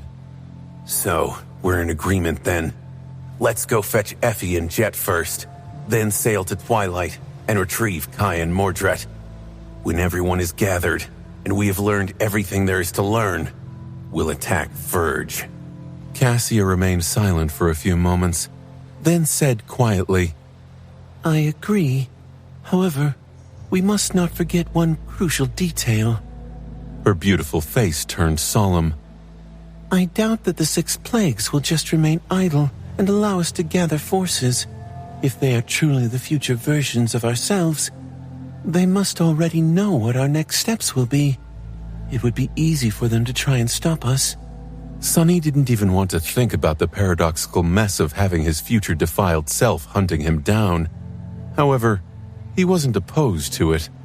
Imagining the vile, scarred face of the Mad Prince, he grinned darkly. Let them come. I would love to meet the bastards too. Some time later, the 3 of them were walking across the pier, followed by an excited crowd. The 2 guards were not far behind either. They never left Cassia's side. The golden chain was ringing softly with each step she took. The elderly citizens of Fallen Grace were overflowing with joy at the sight of their young and beautiful priestess, though seemingly oblivious to the ominous meaning behind the golden shackles. The news of the arrival of 2 outsiders had spread throughout the city as well. The mood was festive. Sunny studied their faces through the shadows, then turned to Cassia and said silently, You seem to be very popular. They absolutely adore you. A faint smile appeared on her face. It's Dusk, not me. And how could they not? She was a wise and benevolent ruler, not to mention a champion of the city. It was because of the Sibyls that the river people could defend themselves against the defilement. Most importantly, I am both the most powerful awakened and the only outsider left in Fallen Grace. If they lose their faith in me and their love for me, then all they'll have left will be despair. She let out a wistful sigh. They only love me because they have no other choice. Sunny remained silent for a few moments, somewhat stunned by how cynical that statement sounded. It bothered him a great deal for some reason. Then he shook his head. Still, you must have done a lot to earn their trust. Surviving a year in the 3rd nightmare could not have been easy, especially alone. He had already seen Fallen Grace and its people. They were not the kind of force he had hoped to find. And while Cassia had not gone into detail when describing her attempts to defend the city against the attacking Defiled, it was easy to surmise that protecting it was more of a burden than a boon. Her days must have been filled with countless battles and narrow victories. It was a miracle that Fallen Grace still stood. She smiled. Well, yes. After the initial chaos, I led the remaining warriors into battle many times and killed many abominations. It was indeed not easy, but I wasn't really alone. Cassia gestured to the crowd following them at a respectful distance, as well as at the two silent guards. The people of Fallen Grace might have grown weak, but they are valiant and brave. I also had several echoes to assist me. Right. Neff had once brought back a powerful echo from the Nightmare Desert, a fallen demon with 6 arms. That echo had been given to one of the Firekeepers before his cohorts challenged a Seat of Nightmare. She would have arranged for a powerful bodyguard or two for Cassia as well. Sunny tilted his head. How strong are your echoes exactly? The blind girl remained silent for a moment. You already know the Quiet Dancer. Her power is augmented by a special memory I received from Valor, albeit not by much. There is also an artificial echo Neff procured for me from the clan, as well, equal in power to a fallen monster. And there is an echo I earned here in the Tomb of Ariel myself, a transcendent beast of sorts. He raised an eyebrow. Of sorts? Cassia let out a quiet sigh. It's the echo of the senior Sibyl I killed. I try not to summon her where the citizens of Fallen Grace can see. Sunny flinched a little. After a few moments of silence, Nephis suddenly spoke, her voice even. You alone should be enough to deal with 2 masters. With a transcendent echo, those guards of yours stand no chance whatsoever. What is the point of them following you around? Cassia smiled sadly. Yes, there is no real point. I can easily kill them, and I can easily break out of these chains. They know it perfectly well. But they are loyal and devoted to their duty, and so I remain in chains out of respect to their devotion. Isn't it sad? The fact that I am only guarded by 2 masters should tell you everything you need to know about how desperate Fallen Grace's situation is. Unless we act, it will be swallowed by the defilement soon enough. Sunny sighed, trying to imagine what had happened to the real Fallen Grace and real Dusk. He knew that the last Sibyl had been buried at sea, her body eventually becoming the vessel of a corrupted terror. The existence of the terror of LO-49 was proof that the civilization of the Great River had met a sorrowful end. And it would meet it again if they failed to conquer the nightmare. Just then, they reached the end of the pier and walked across a wooden plank to the deck of the ghostly ship. The crowd stayed back, with only the 2 guards following them aboard the ancient vessel. Cassia froze, lowering her hands and staring into nothingness with her beautiful blue eyes. After a while, she said softly, Sunny, can you look at the sacred tree? He did as he was told, belatedly realizing that the blind girl must have used her ascended ability to share his perception. Although he didn't feel anything, it also felt strangely violating. There was no harm done, but for someone as secretive as Sunny, sharing was an uncomfortable process. I wonder if she sees the bastard. He threw a furtive glance at the Sin of Solace, who stood motionlessly below the tree and suppressed his discomfort. They walked around the ship for a while, allowing Cassia to study both its exterior and interior. She was the person who knew the true Chainbreaker best, after all, so they needed her judgment to rid themselves of doubt. Eventually, the blind girl stopped near the sacred tree and gently placed her palm on the white bark. After a few moments of silence, she sighed and turned to them. It's the Chainbreaker, I am certain. Sunny and Nephis grew somber. They had suspected as much, of course, but still, a slight hope that it was merely a similar vessel still lived in their hearts. Now, it was utterly extinguished. Cassia pointed here and there, describing her findings. The essence channels are severely damaged, but their shape is unmistakable. I repaired them myself once, after all. So I know every small detail of how Noctis had carved new enchantments into the older ones created by the Fire Hunters. It's his ship, our ship. There are many differences, but the core is the same. Sunny grimaced. But how the hell can it be here? And how did we end up finding it? The blind girl hesitated, then somberly shook her head. That I cannot answer. He closed his eyes, then rubbed his face tiredly. What the hell is going on? What the hell has been going on from the start of this damned nightmare? There are too many unexplainable things. Sunny's tolerance for mysteries was at its limit. Cassia lingered for a few moments, then suddenly spoke. I can tell you one thing, though. Both Sunny and Nephis looked at her, waiting. She pointed to the deck below her feet and smiled. I think I can repair the enchantments again. If you give me some time, the chain breaker will be able to fly once more. The news that Chainbreaker could be restored to its former future glory was a welcome one. However, it was going to take some time for Cassia to repair it. They were also going to need a lot of materials, as well as plenty of help from the locals of Fallen Grace. There were experienced shipbuilders among them.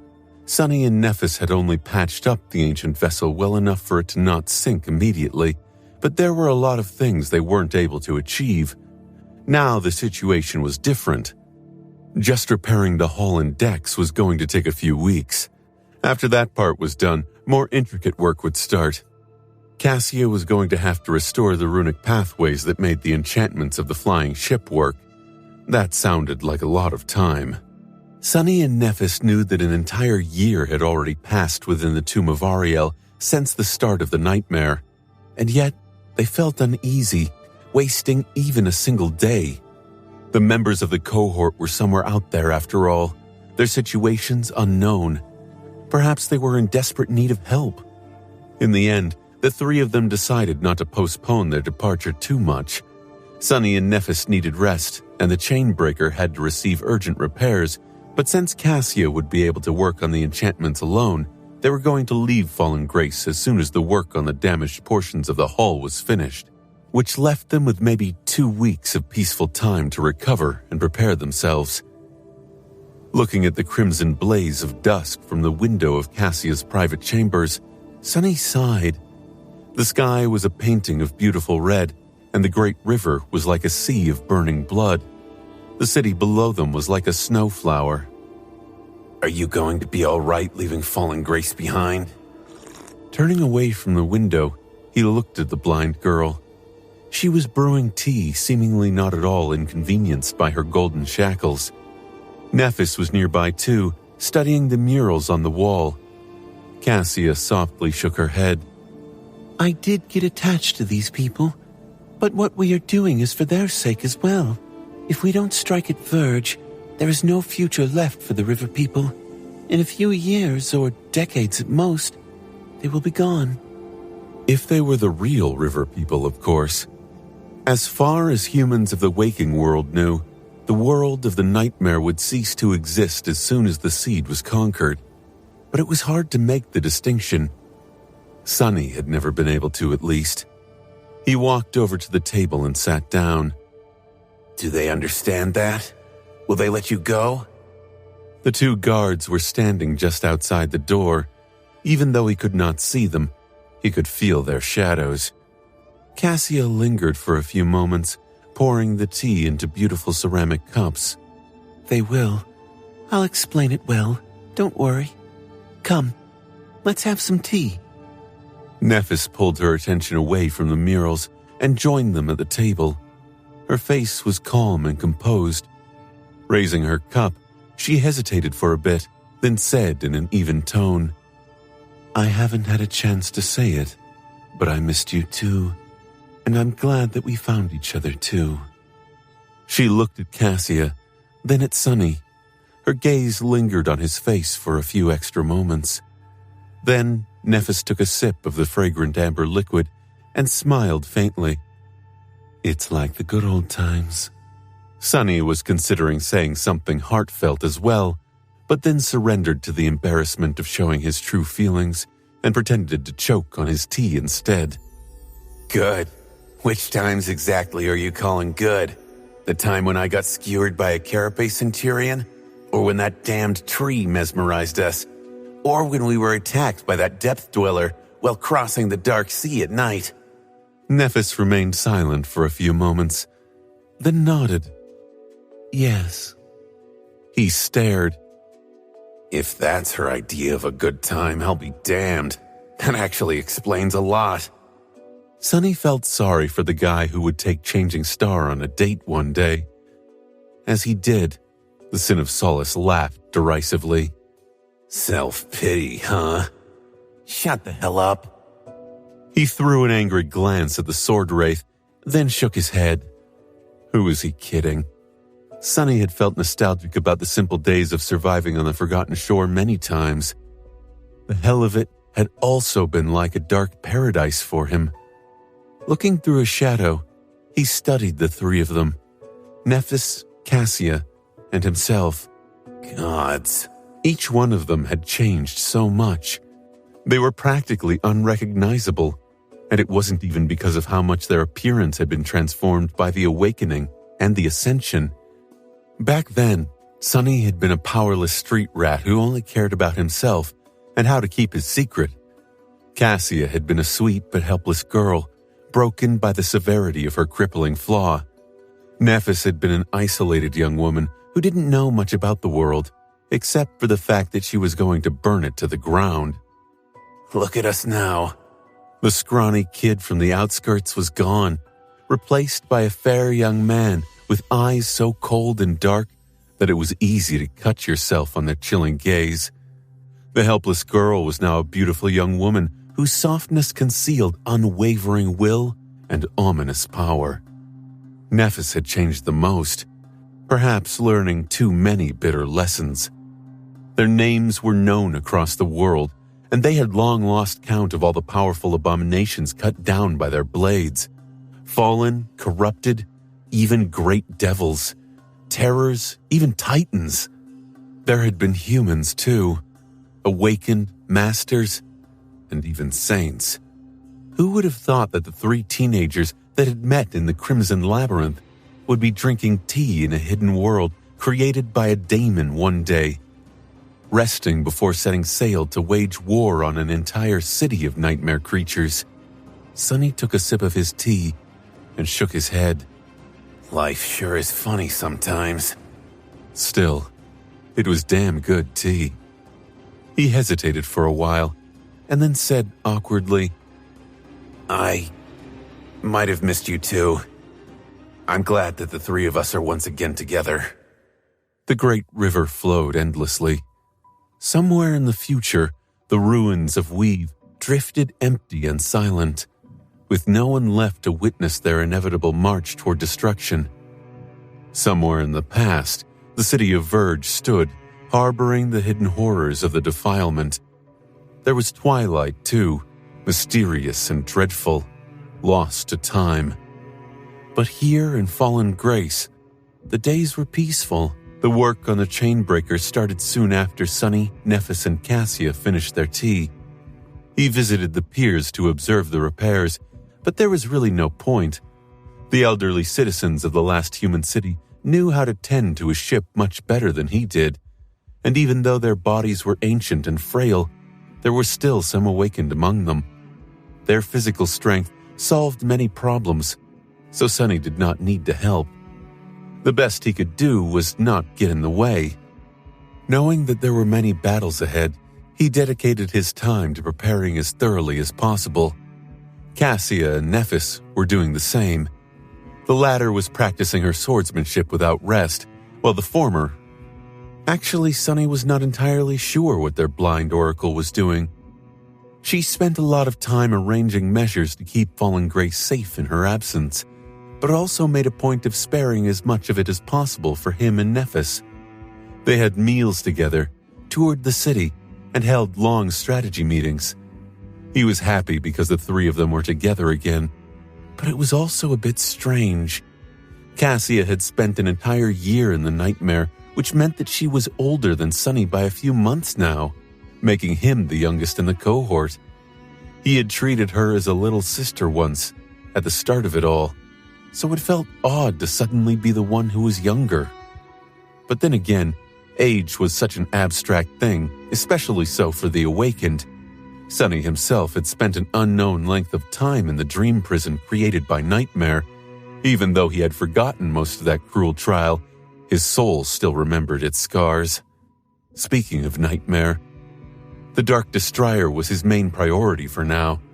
Sunny had been unsure that he would be able to create enough memories to help his steed ascend before departure from Fallen Grace, but he was pleasantly surprised to have been mistaken.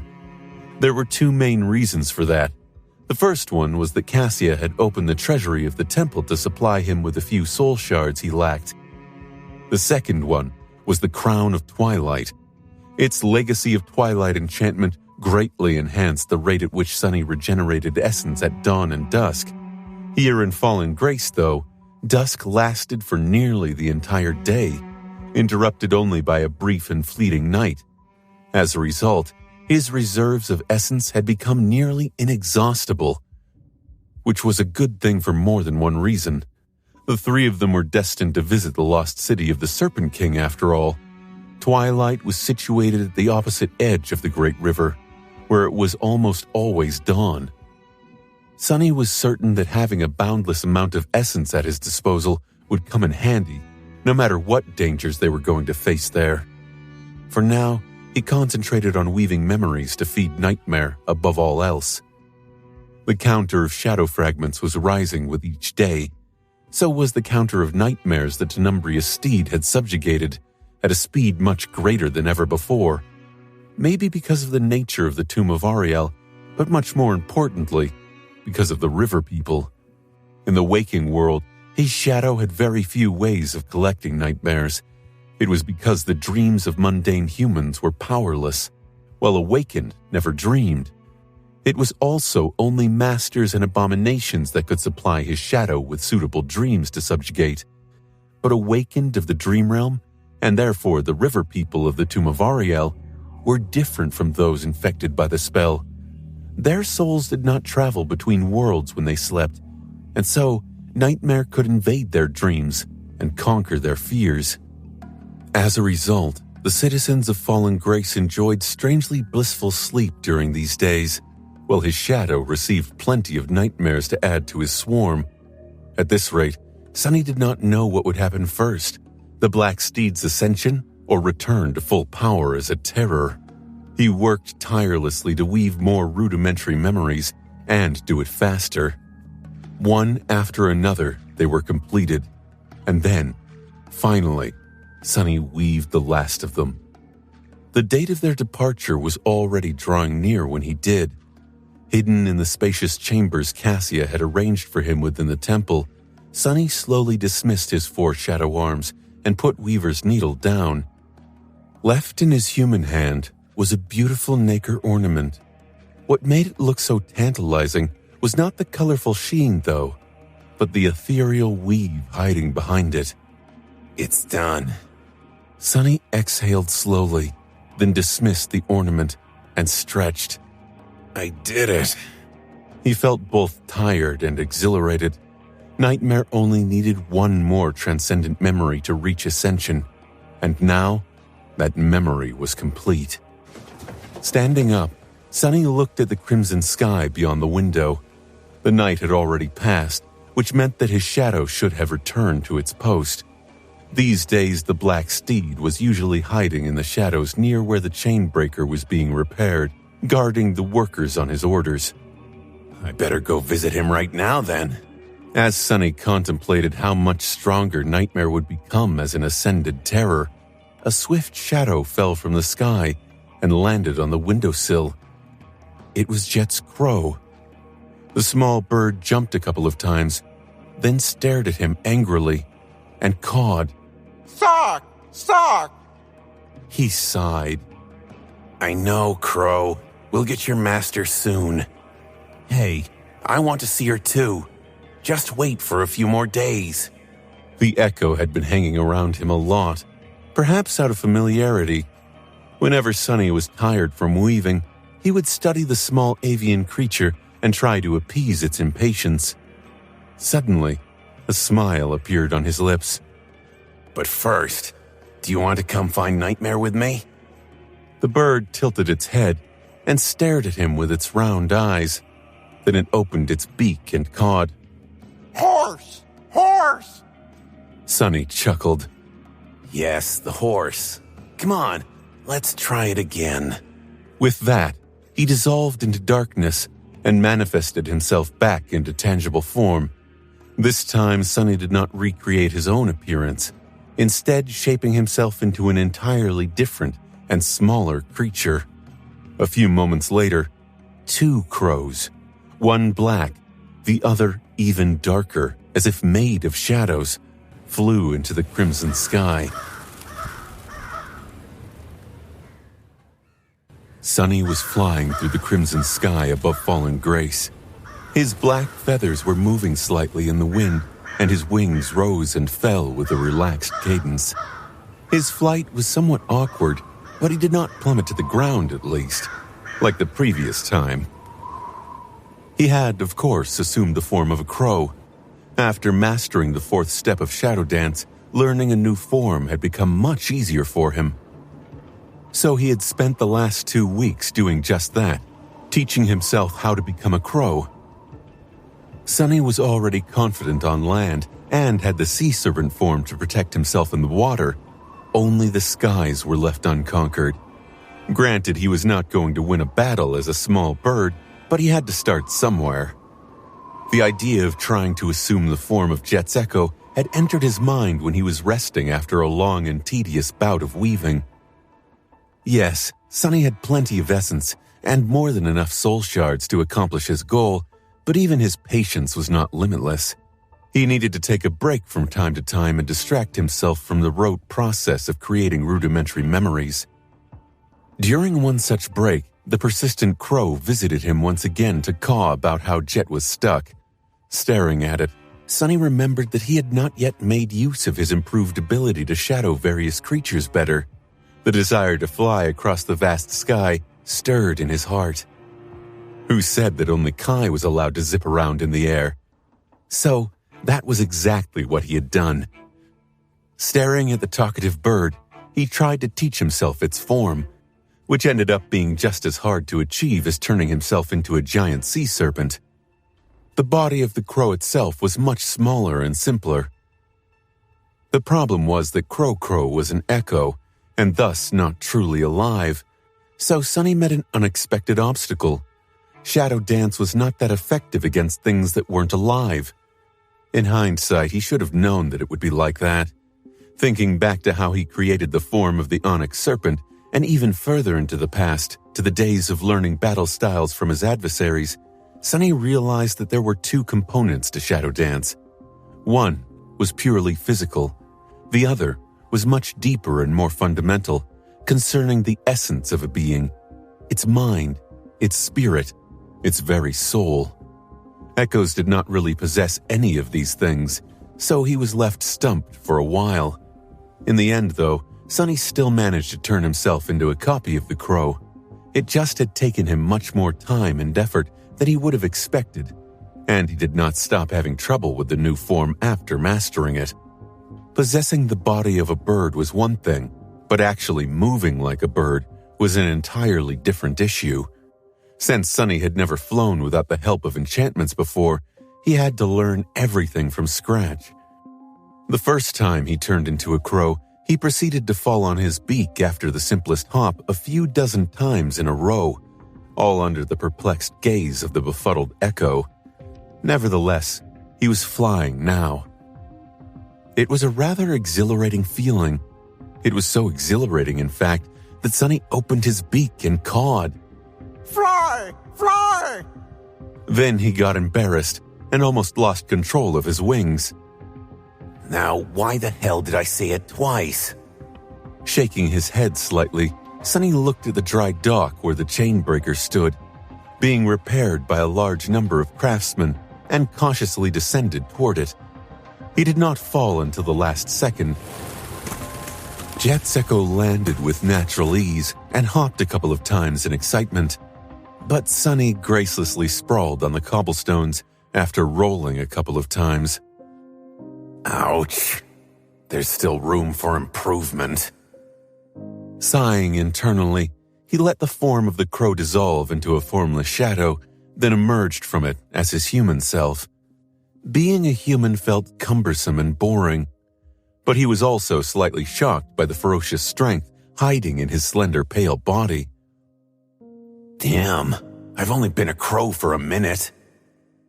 Looking around, Sonny tried to find the shadow in which Nightmare was hiding.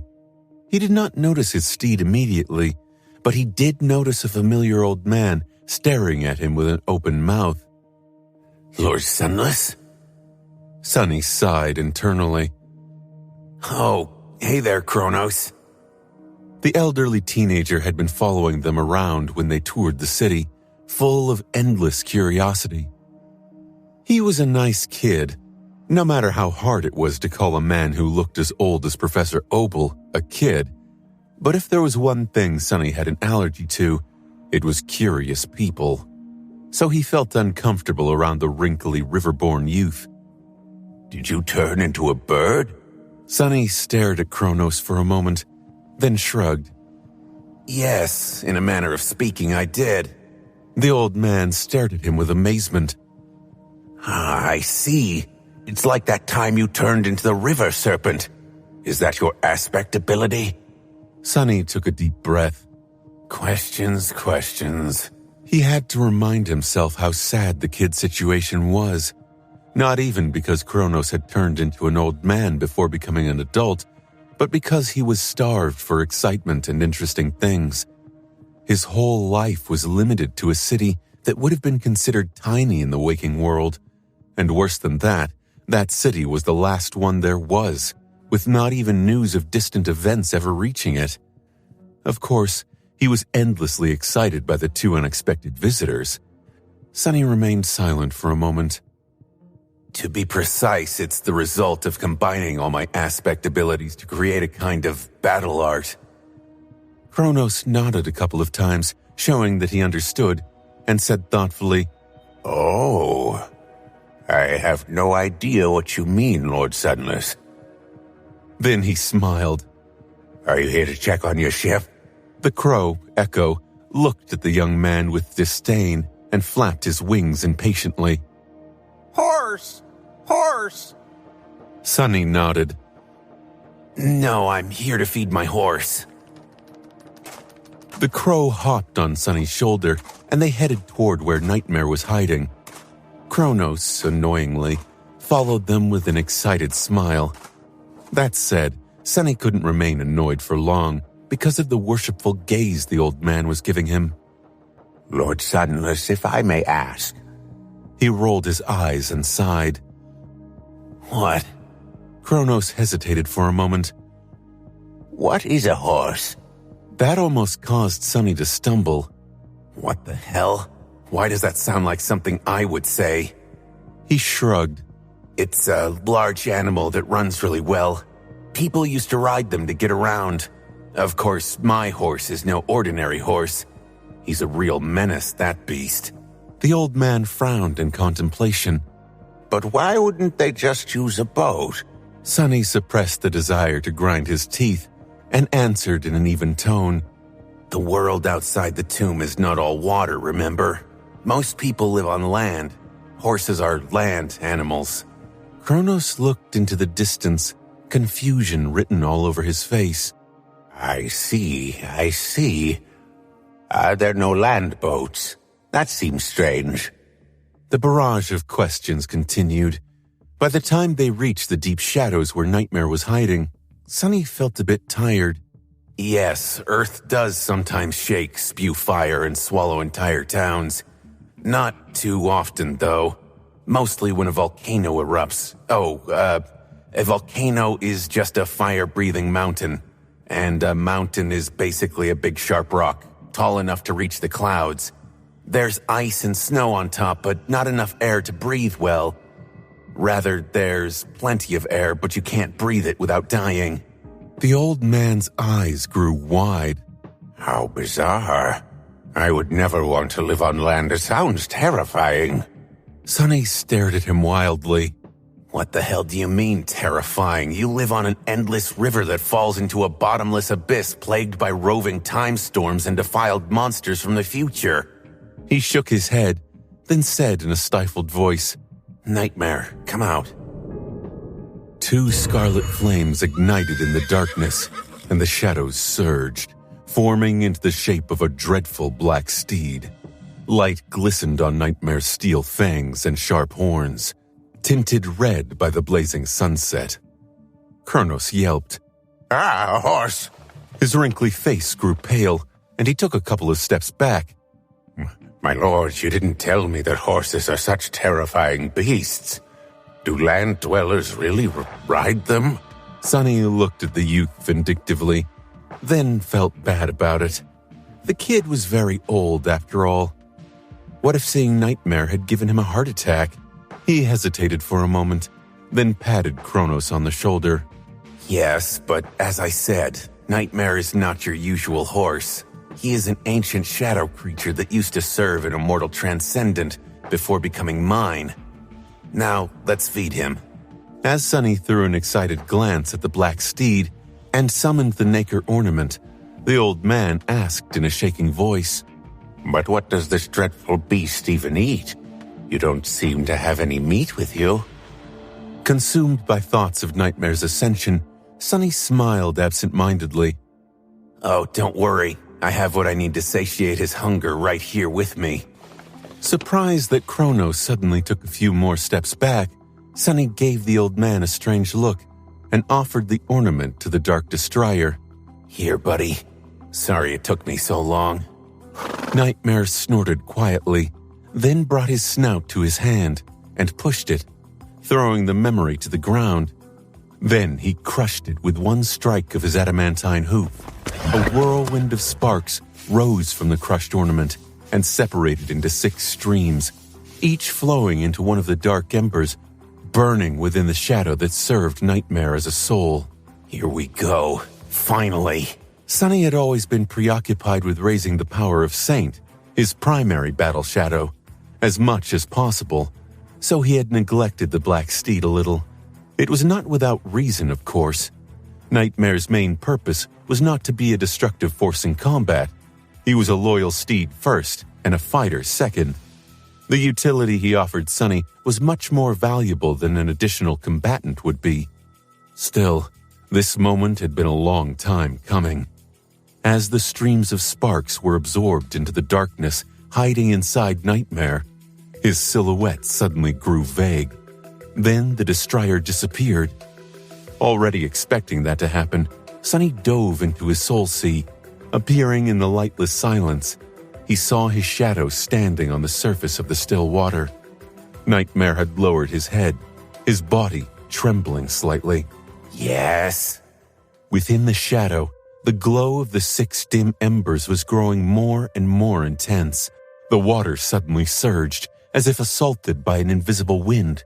Wisps of black flame rose from Nightmare's sable coat, soon shrouding his figure completely.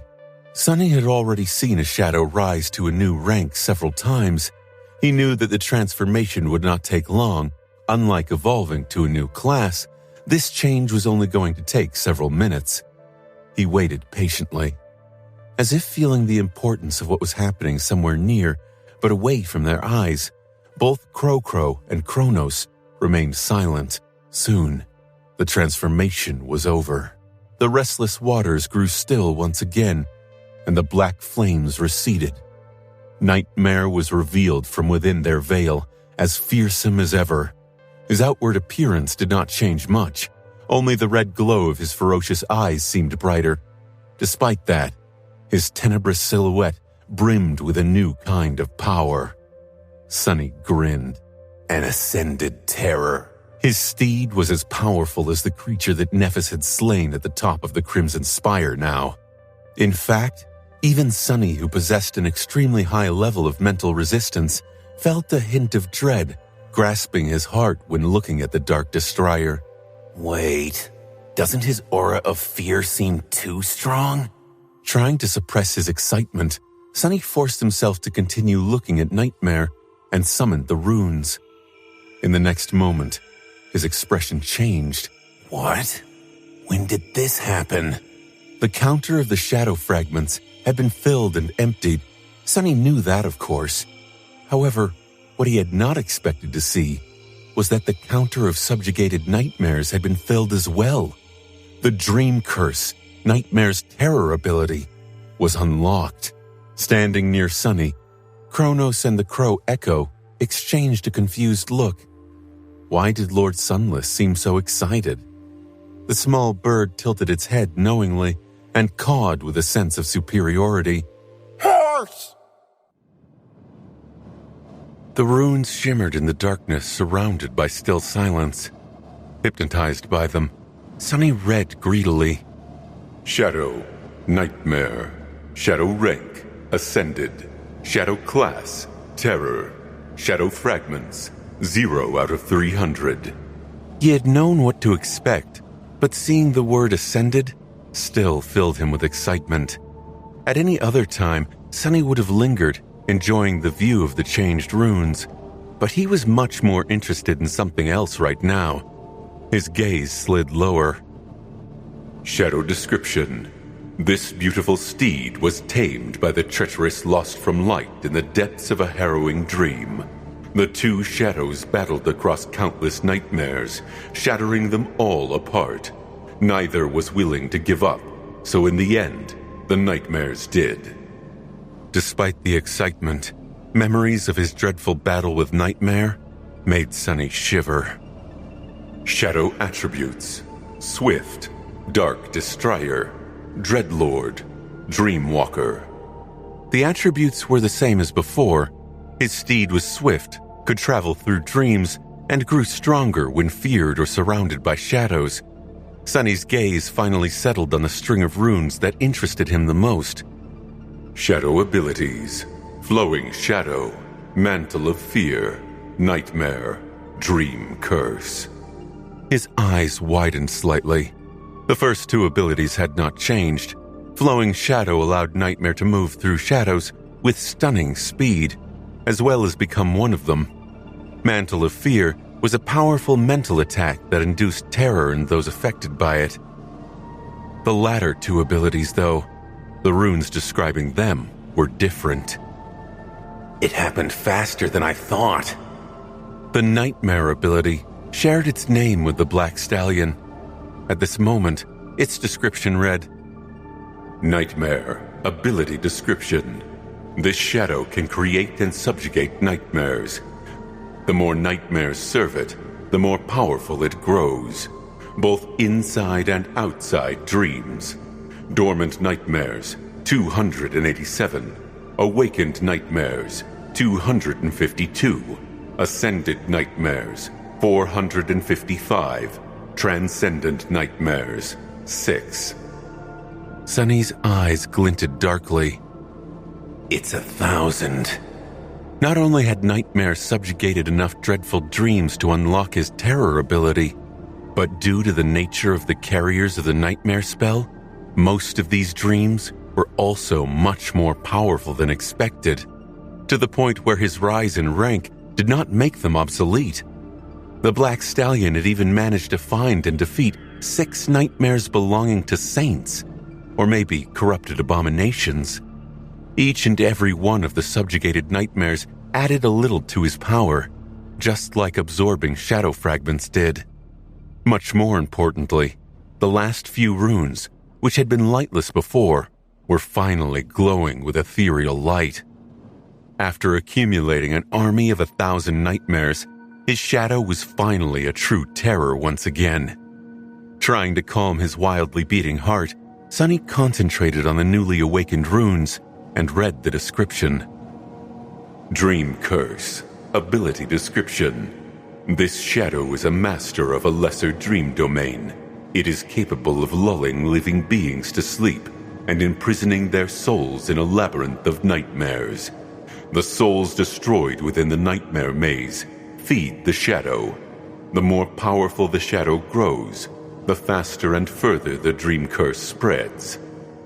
Sunny stared at the runes, suddenly chilled to the bone. How curious. He was shaken so much that he uttered these words aloud. Curious? What are you referring to, Lord Sunless? Did your horse not like the food? It smashed it with a hoof. Sorry to say this, my lord, but you might not know what beasts like to eat. That was a shell ornament, after all. Who would want to eat a piece of shell? You should try fish next time." Sunny lingered for a moment, then turned his head and stared at Kronos wordlessly. The old man trembled. Right, he's still here. Leaving the Soul Sea, he concentrated fully on the real world and said evenly, "I was referring to how similar an ability of my steed is to some other things. He did like the food. It was much more preferable than fish."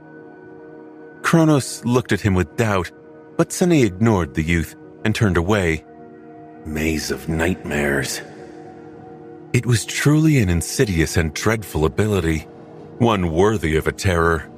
Sunny could easily imagine the dream curse slowly spreading to swallow this entire city, people falling asleep one after another until there was no one left awake, all of them dying, their souls devoured by the hungry shadow.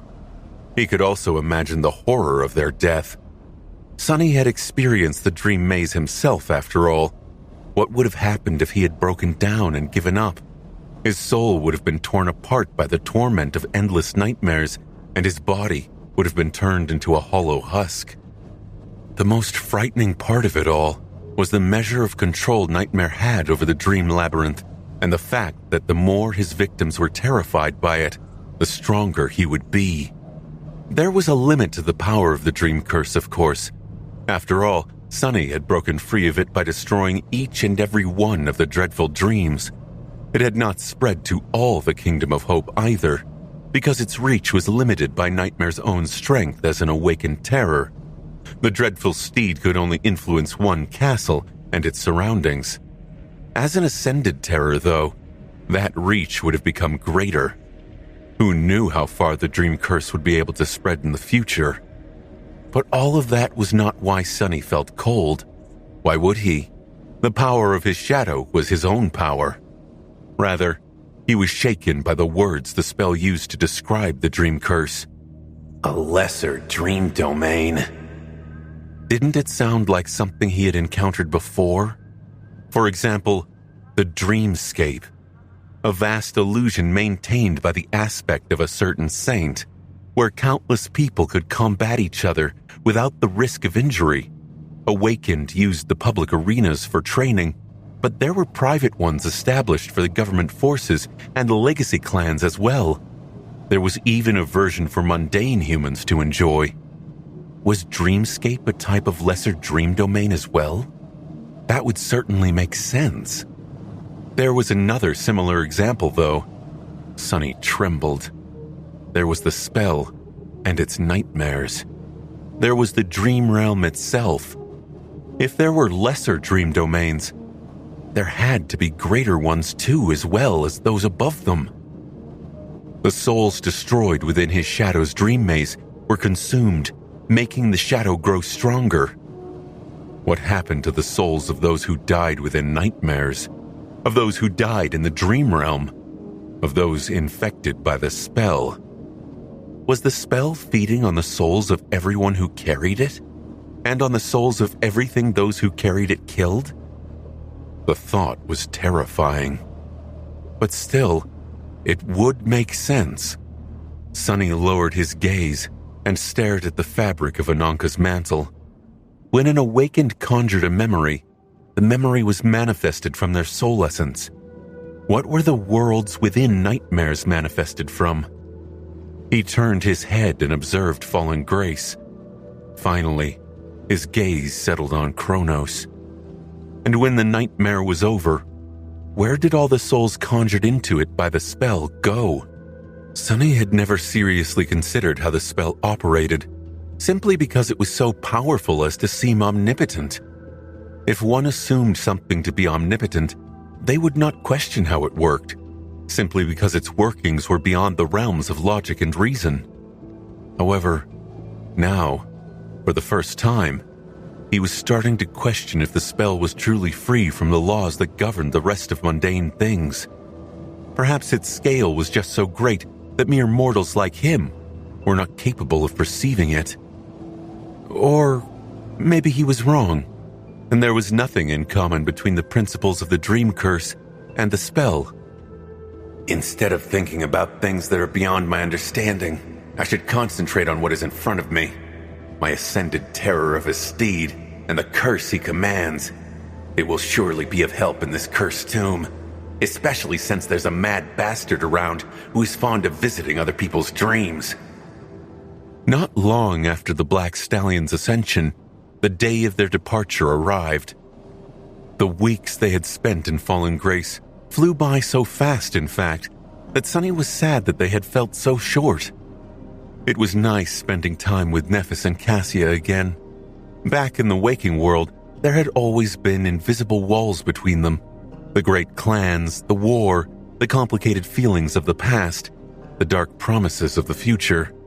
But nightmares had a way of simplifying things. All of these matters had been made small and insignificant by the dire necessity to conquer the seed. And so, Sunny found himself enjoying the feeling of closeness he had not felt in a long time.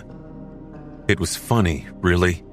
Ever since becoming a sleeper, he had been told over and over again how dreadful and deadly third nightmares were. And there was truth to these rumors, of course. After all, Sunny had already been forced to battle a damned great beast to survive here. But strangely, most of his time in the Tomb of Ariel had been rather peaceful. He had a feeling that peaceful days would become a thing of the past very soon, though.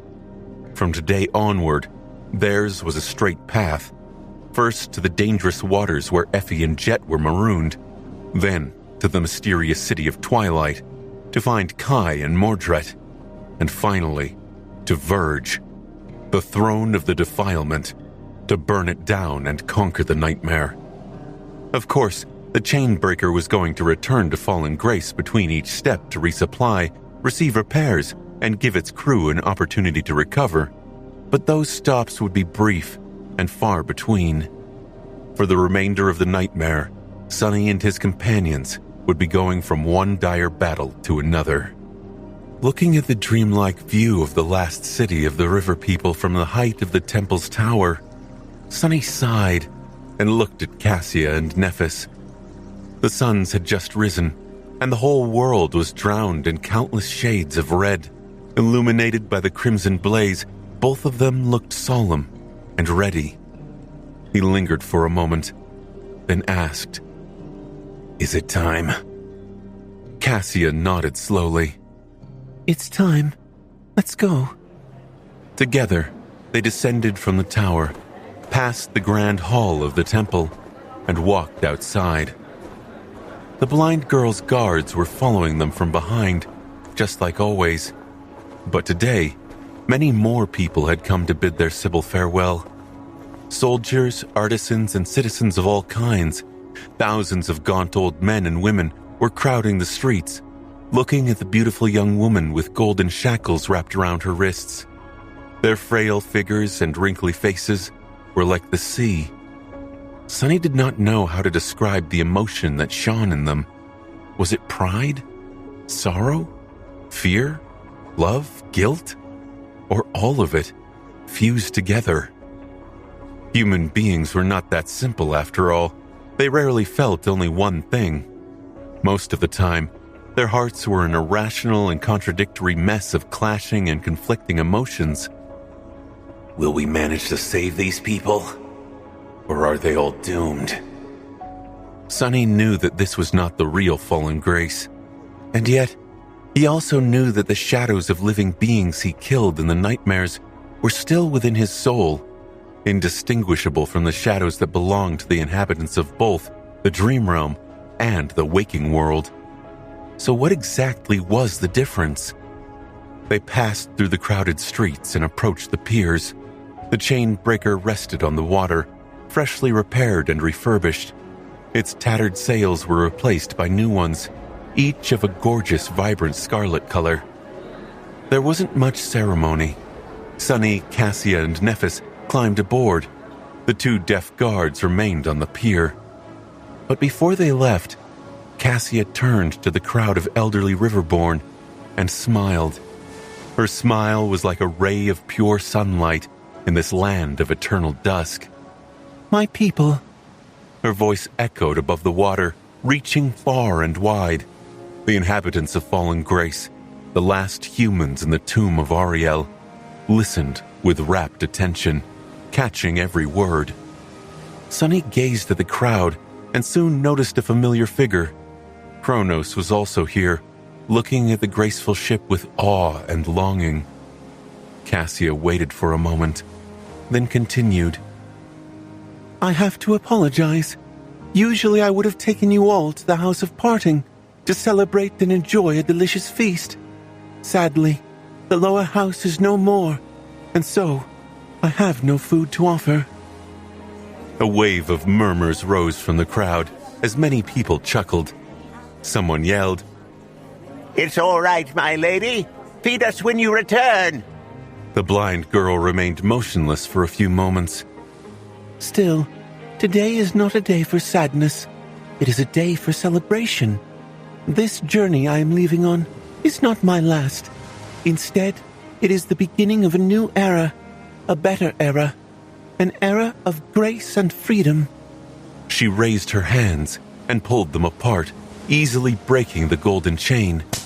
The shattered links fell into the water. Cassia smiled again. Lady Changing Star, Lord Sunless and I are leaving to gather powerful outsiders and vanquish the defilement once and for all. Our victory is assured, I know. It would have been an empty proclamation if anyone else had said it. However, for the people of Fallen Grace, Cassia was Dusk, the last Sibyl, the oracle who had guided their people for many generations, and who knew the secrets of both the past and the future. Hearing her, they stared with wide eyes. In the next moment, a joyous roar rose from the crowd. Our lady knows. She saw it. Victory! Our victory is assured! Staring at the celebrating old men, their sorrow gone, Sunny leaned slightly and asked in a whisper, You know? Did you receive a vision of fate? Cassia froze, then shuddered slightly. A moment later, she turned to him, her smile turning brittle. Her beautiful blue eyes were shining with the reflection of the crimson sky. She lingered for a bit, then answered, Who cares about fate? If fate is against us, we'll break it. Sunny stared at her, befuddled. The corner of his mouth twitched. Do you think it's easy to break fate? The blind girl lowered her head slightly and turned back to the crowd. Her quiet answer was almost drowned out by the joyous cries. No, it's not easy. It's not easy at all. Soon, the sails of the chainbreaker were filled with wind. The graceful vessel moved slowly, leaving the voices of the crowd behind. The people of Fallen Grace watched as it sailed away, waving and wishing their lady good fortune in the days to come.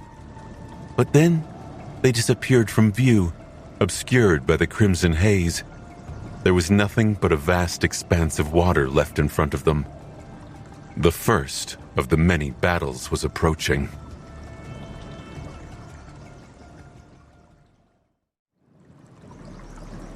Their first goal was to find Jet and Effie. Cassia had been able to determine the general area where they were marooned, but not why. She was also not sure what dangers awaited the chainbreaker in that hazardous region of the Great River. However, she did have a lead.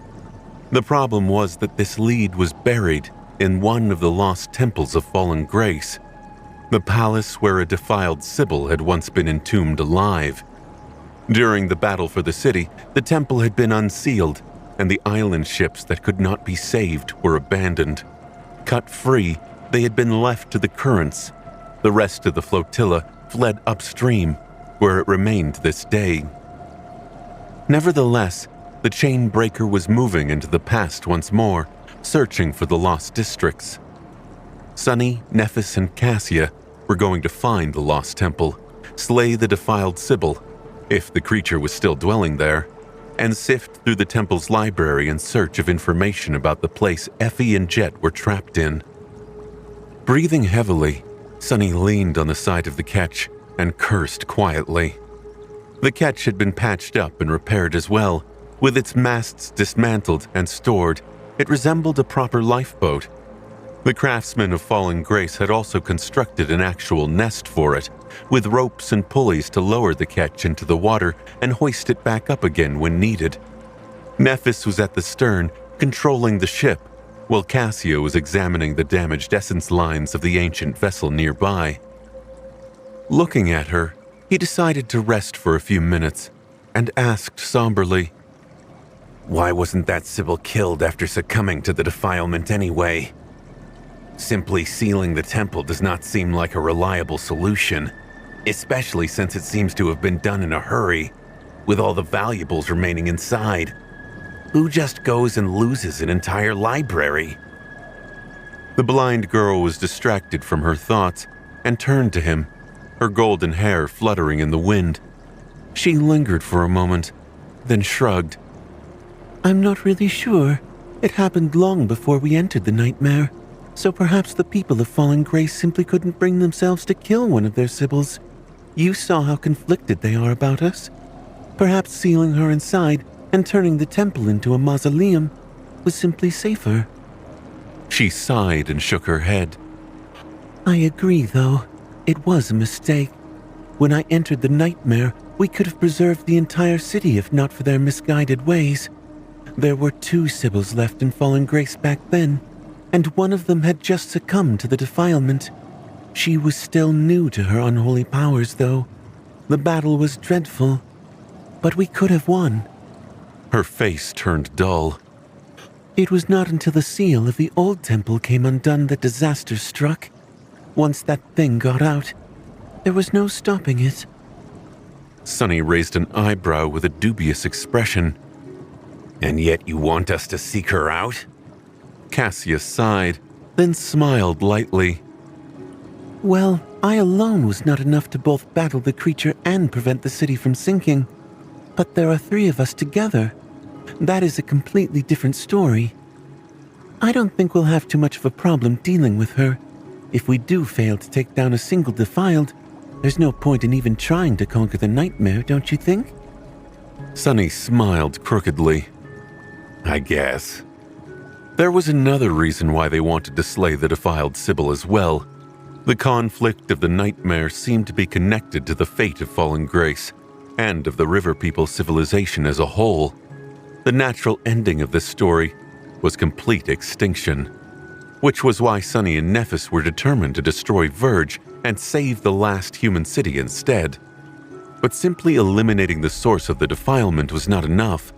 Right now, the people of Fallen Grace were doomed, for no other reason than that they were all too old and weak to have children. To ensure that a new generation of the River People could be born, the city had to return to its previous position downstream, which was impossible because of the lingering presence of the defiled Sybil. So, the creature had to go. Sunny looked at the crimson sky, then asked, "How does it work anyway? Why was the entombed Sybil so much more powerful than the one you killed?" Cassia remained silent for a bit before answering. Simple, really. All the nightmare creatures we met before entering the tomb had been corrupted countless years ago. There was barely a trace of their previous selves left. Corruption is a gradual process, it turns out. The Sybil I killed had not been an abomination for more than a week. She was still mostly human. The other, though, had spent a long time sealed in that temple. The thing that broke free from it could barely be called a human. Its powers were greater, and it was much more used to them as well. Sunny sighed. It made sense.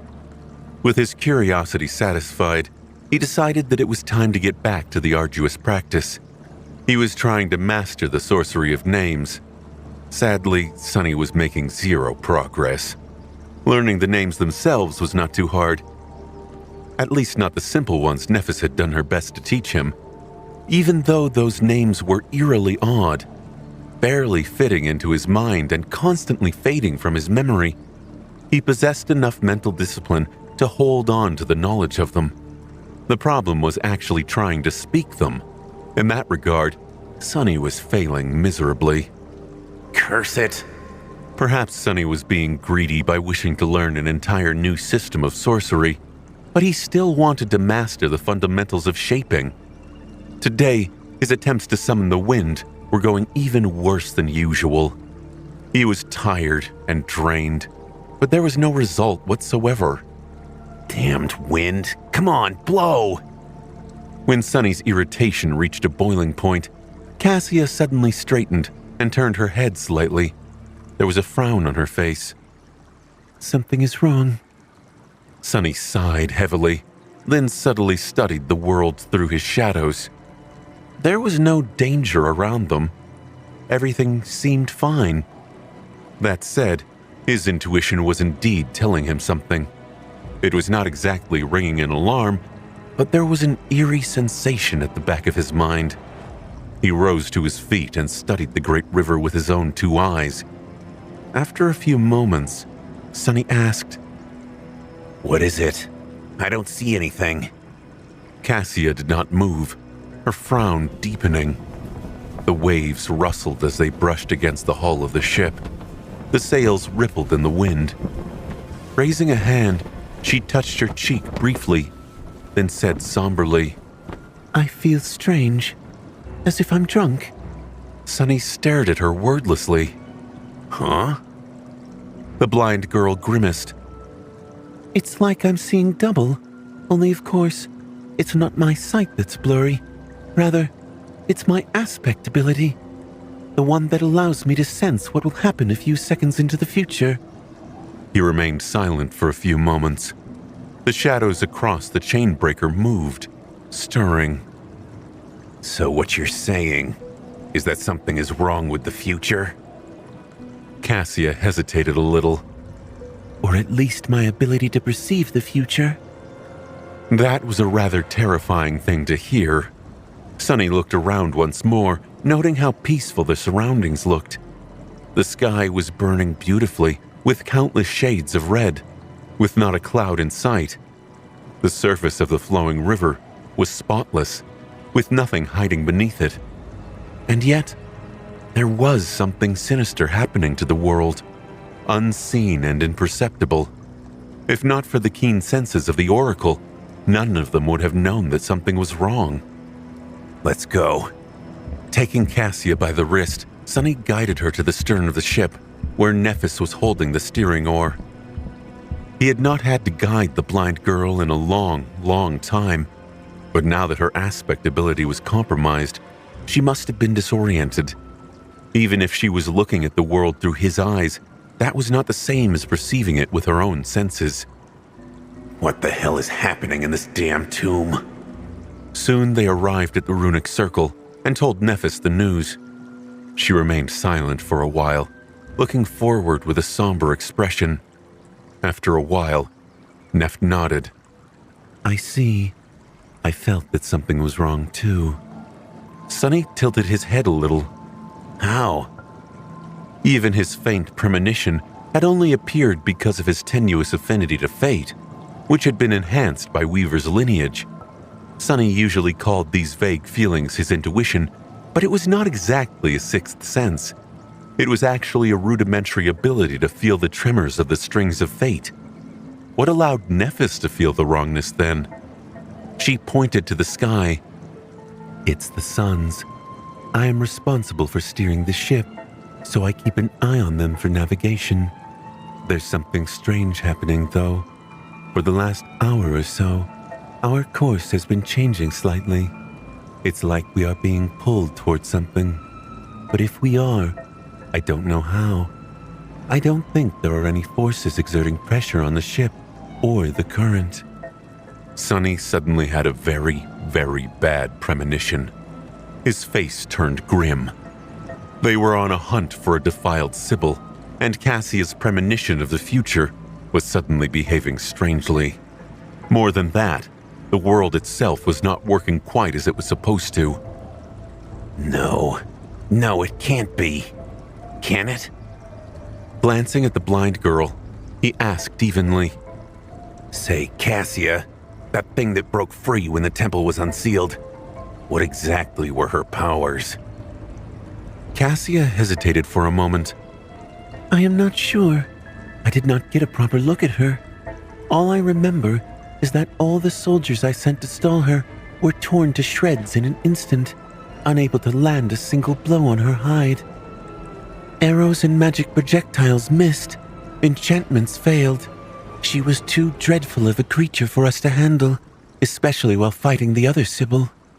Her beautiful blue eyes glistened. As soon as the second Sibyl died, I ordered everyone to retreat and disconnect the entire section of the city where the creature was raging. That was how we lost half of Fallen Grace. Sunny inhaled deeply. But all the Sibyls had powers related to revelations, right? And revelations are a manifestation of extreme affinity to fate. That Sibyl was capable of sensing the future before becoming corrupted. He gritted his teeth and shared a wild suspicion that was making him incredibly wary. So, is it possible that the abomination is now capable of affecting the future? Nephis looked at him strangely. What do you mean? He shrugged. Let's say there's an ancient Sibyl, a transcendent outsider who comes from the time before the Doom War.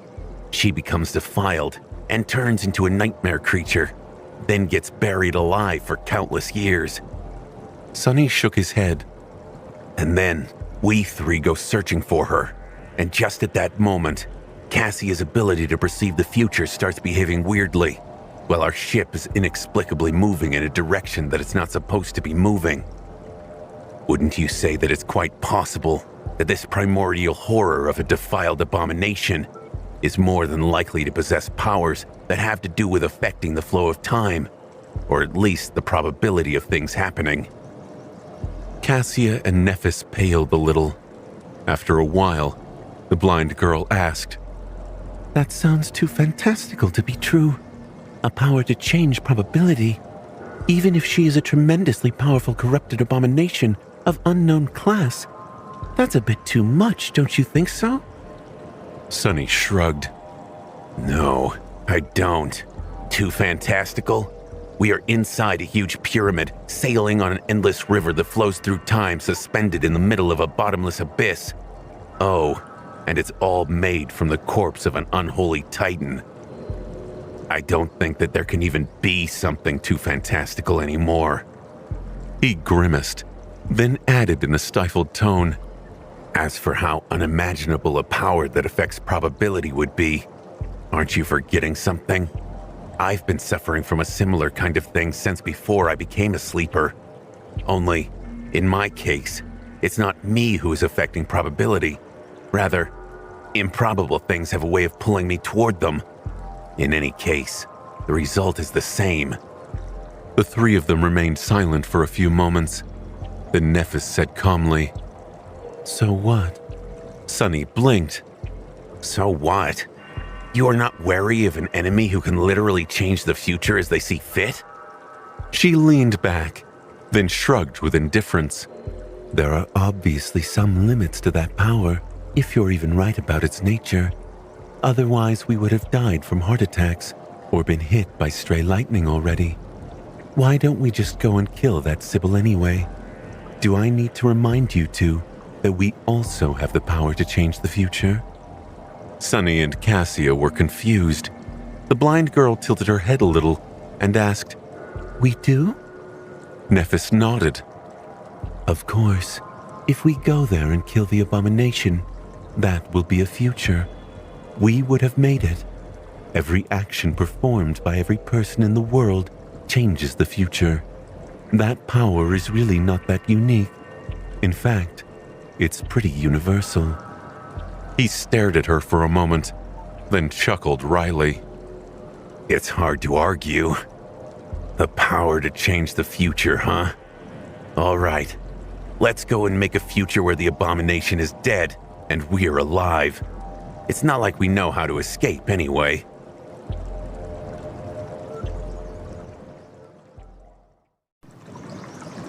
The chainbreaker was sailing across the blood-red expanse of flowing water. Under the blazing crimson sky, no mystical force seemed to be influencing it, and yet its course was being set by someone other than the person holding the steering oar. The ship was being pulled toward the lost temple of fallen grace.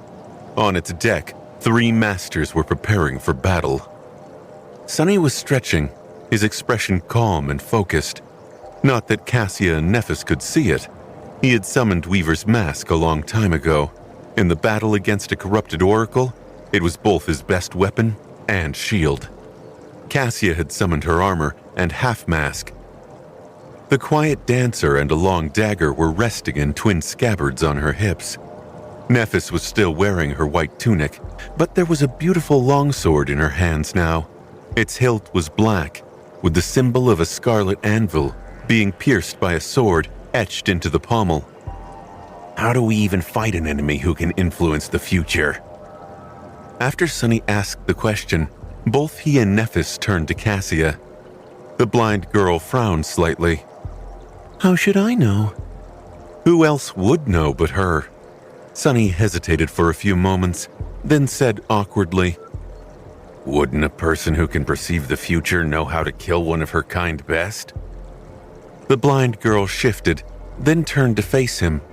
After a short pause, she smiled faintly and asked, What? Haven't you thought about how to kill someone like me before? A lot? He coughed. Never crossed my mind. Hearing him, Cassia laughed.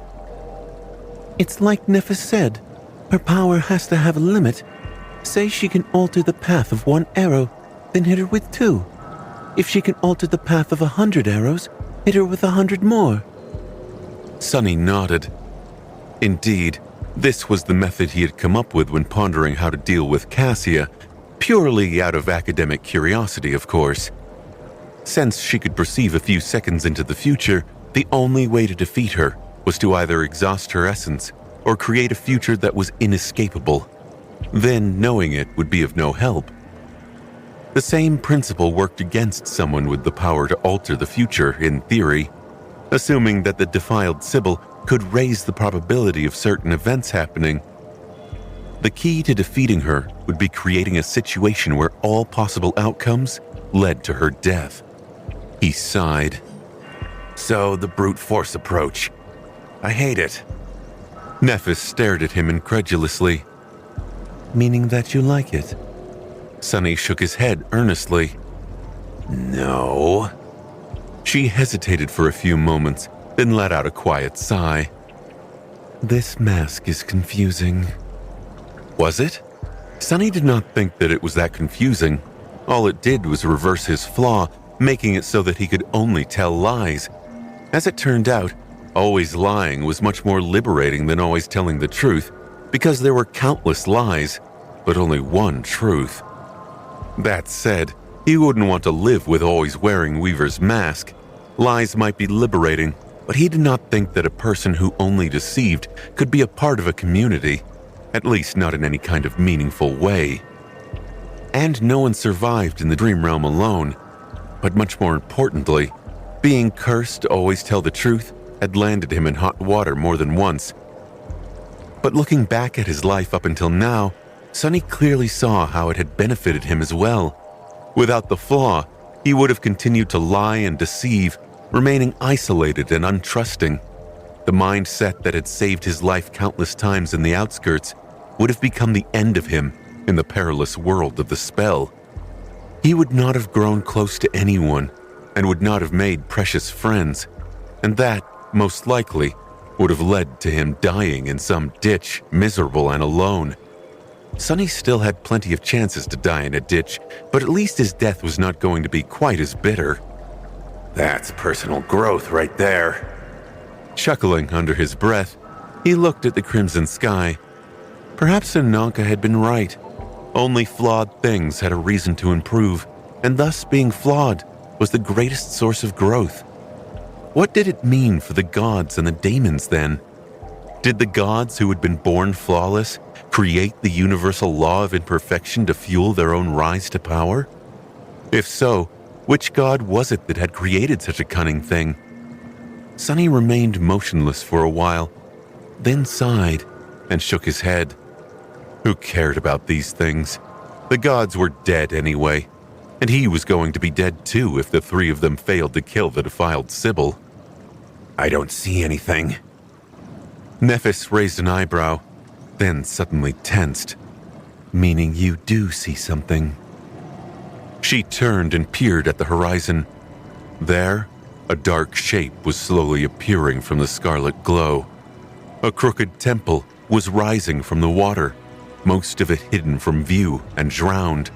Its walls, once white and beautiful, were covered by cracks and overgrown moss. Dark vines were crawling up the broken facade like a burial shroud, blooming with beautiful black flowers.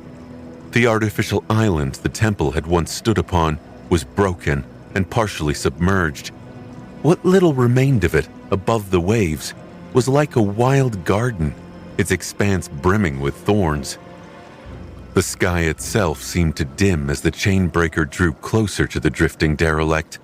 The eerie sensation at the back of Sonny's mind grew stronger. Just relax. I'm sure there's nothing to worry about. He threw a grim look at the Sin of Solace, then commanded the manifested shadows to lower the sails. At the same time, his own shadows moved, gliding across the deck toward their master. Cassia unsheathed her rapier and dagger. Nephis silently raised her sword and rested its blade against her shoulder. She remained silent for a while, then suddenly let out a long sigh and covered her face with a palm. Sonny gave her a glance. Huh? Wait, don't tell me that you're actually worried. Neph avoided looking at him, lingered for a bit, and shook her head. No, I'm just realizing the meaning of everything Lord Mongrel said. Her voice sounded strangely aggrieved. Was Sonny seeing things, or had her cheeks become slightly pink? He stared for a bit, then coughed awkwardly. Well, I meant every single word. With that, he headed to the bow of the chainbreaker. Soon the ship slowed down, reaching the drowning island. It scraped gently against its surface and came to a halt. Just like before, everything seemed calm. There was no movement in the wild garden of black flowers, and no abominations lunging at them from inside the temple. The breached walls stood precariously, gaping with ominous darkness. It was as if something was inviting them to come inside. Summoning his cursed sword, Sonny grimaced and jumped down onto the sinister shore. Since we're invited, let's not make the host wait too long. A moment later, Cassia and Nephis landed behind him. The water splashed quietly as it licked the shore of the drowned island. The black vines glistened with crimson luster in the blaze of dusk. Apart from that gentle sound and the whispers of the wind, the dark garden was silent. Sonny lingered for a few moments, extending his shadow sense outward. Eventually, he shook his head and said warily, "There's movement," which meant that there was none. The dark vines also did not seem to exude poisonous mist, and neither were their black flowers full of parasitic pollen. As far as Sonny could tell, the Garden of Thorns was entirely safe. They were not taking any chances, though. Taking a step forward, Nephis silently raised a hand. Wisps of white flame rose from her skin, and then suddenly shot forward like a rain of incandescent drops. As her eyes shone with incinerating radiance, the white drops fell on the vines and suddenly exploded into a roaring blaze. Nephis stared at the dark garden with grim determination, and following her will, the flames spread with astonishing speed. Soon the entire place was engulfed in fire. It crawled up the walls of the crooked temple, turning the magnificent edifice into a towering pyre. Soon, the three of them found themselves standing in front of a sea of flames. The black flowers dissolved into the white inferno. The slithering vines were obliterated from existence. The ancient stones cracked and melted, revealing more of the dark interior of the lost temple. Still, no abomination revealed itself from the depths of the burning garden. Nephis let out a long sigh and closed her eyes for a moment. The furious radiance illuminating them from within dimmed and then disappeared to reveal her pale complexion. At the same time, the raging flames were left without the will that had been pushing them forward. With no more fuel to burn, they grew smaller and were gradually extinguished. The black garden had been turned into cinders and ash, while the walls of the drowned temple were cracked and blackened by soot. The path was clear. Sunny had expected an ambush to spring until the last moment, but it seemed that there was indeed no danger here, at least on the surface. What waited in the depths of the temple, though, no one could tell. He considered sending his shadows underground to explore, but decided against it. The more powerful enemies he faced, the more of them possessed means of sensing and harming intangible beings. The shadows were no different from parts of his soul, but lacked the protection of his ascended body. So keeping them close when dealing with a powerful opponent was a wiser choice. Let's go. Shielding her face from the heat, Cassia took a hesitant step forward. Sunny observed her for a moment, then followed. Catching up to the blind girl, he asked, "How are you feeling?" She held tighter to the hilt of the quiet dancer and forced out a smile. Better. It's just that I sense varied futures instead of a definite one here.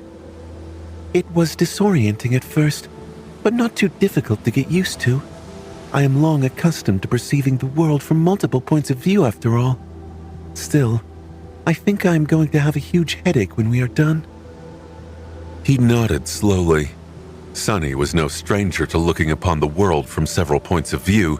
That was a natural state for him, considering the growing number of shadows he possessed. However, perceiving several seconds into not one but a multitude of varied futures had to be terribly confusing.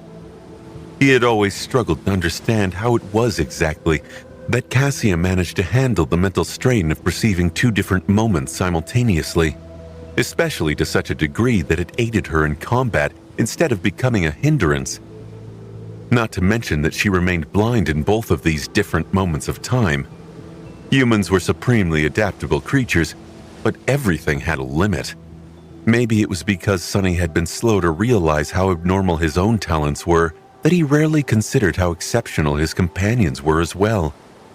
Cassia was usually quiet and unassuming, so it was easy to overlook her inconspicuous but exceptional mental prowess.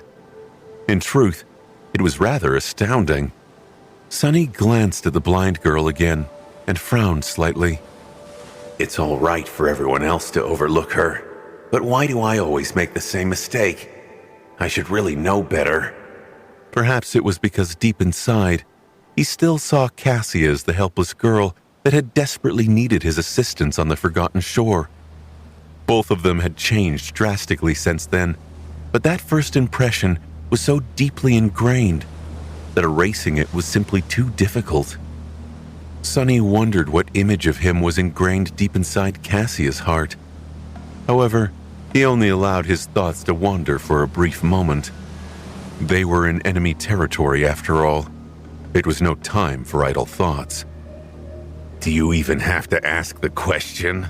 The image of a deceitful, selfish scumbag who outright told Nephis that she was a fool for dragging dead weight around, and that it would be better for the two of you to leave the useless blind girl for dead.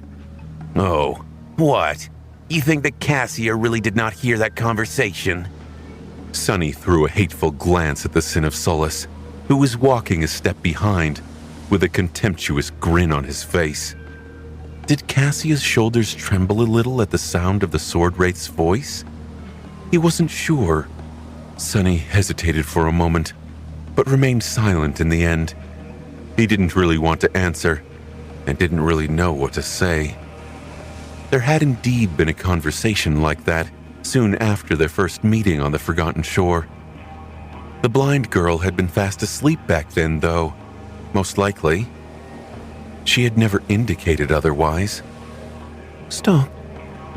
At the sound of Cassia's voice, Sunny tensed up. What is it? Had she really heard the Sin of Solace? The blind girl remained motionless for a moment, then took a step forward and leaned down. Her hand disappeared into the ash and pulled out the singed remains of a crude spear from beneath it. Her face turned somber. Dropping the spear back to the ground, she sighed and said darkly, "It's the drowned."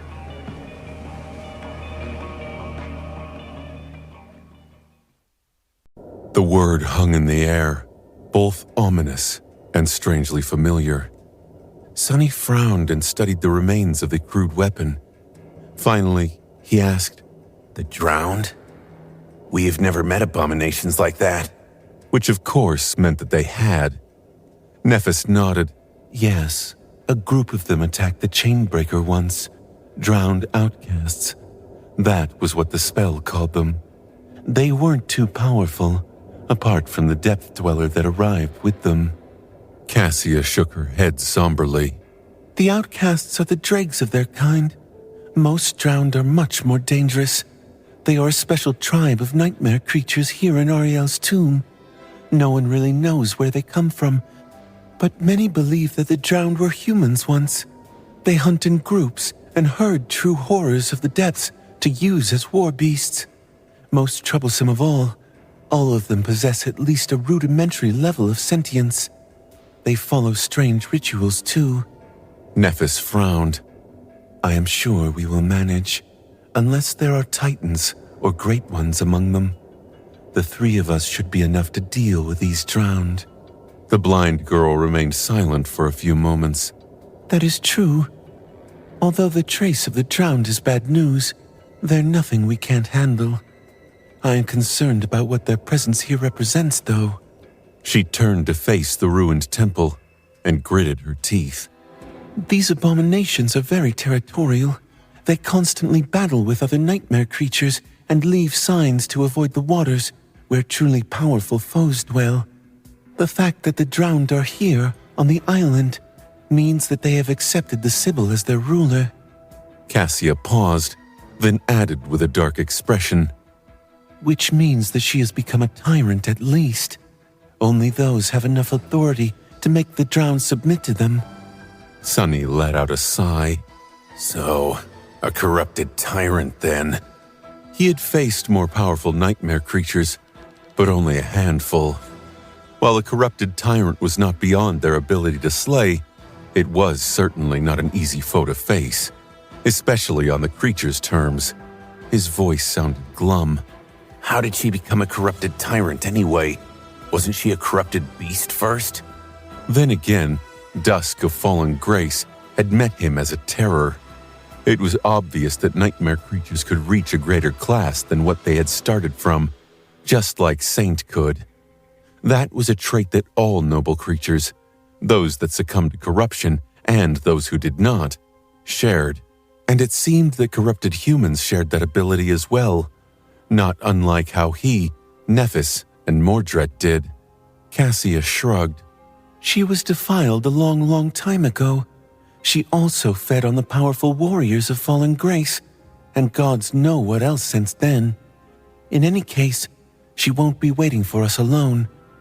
We must be prepared to fight her entourage as well. Sonny smiled behind his mask. Too bad we don't have an entourage of our own. As he said those words, two menacing figures stepped out from the shadows to stand by his side. One was a graceful knight in a suit of intricate onyx armor. The other was an infernal fiend, forged out of black steel and broken blades. A terrifying black steed rose from the ground behind them, crimson light reflecting from his adamantine horns and wolf-like fangs. Cassia let out a quiet sigh, then summoned her echoes as well. A whirlwind of white sparks formed into two humanoid figures. One was a woman wearing a red dress, not unlike the one the blind girl wore, her face hidden by a veil.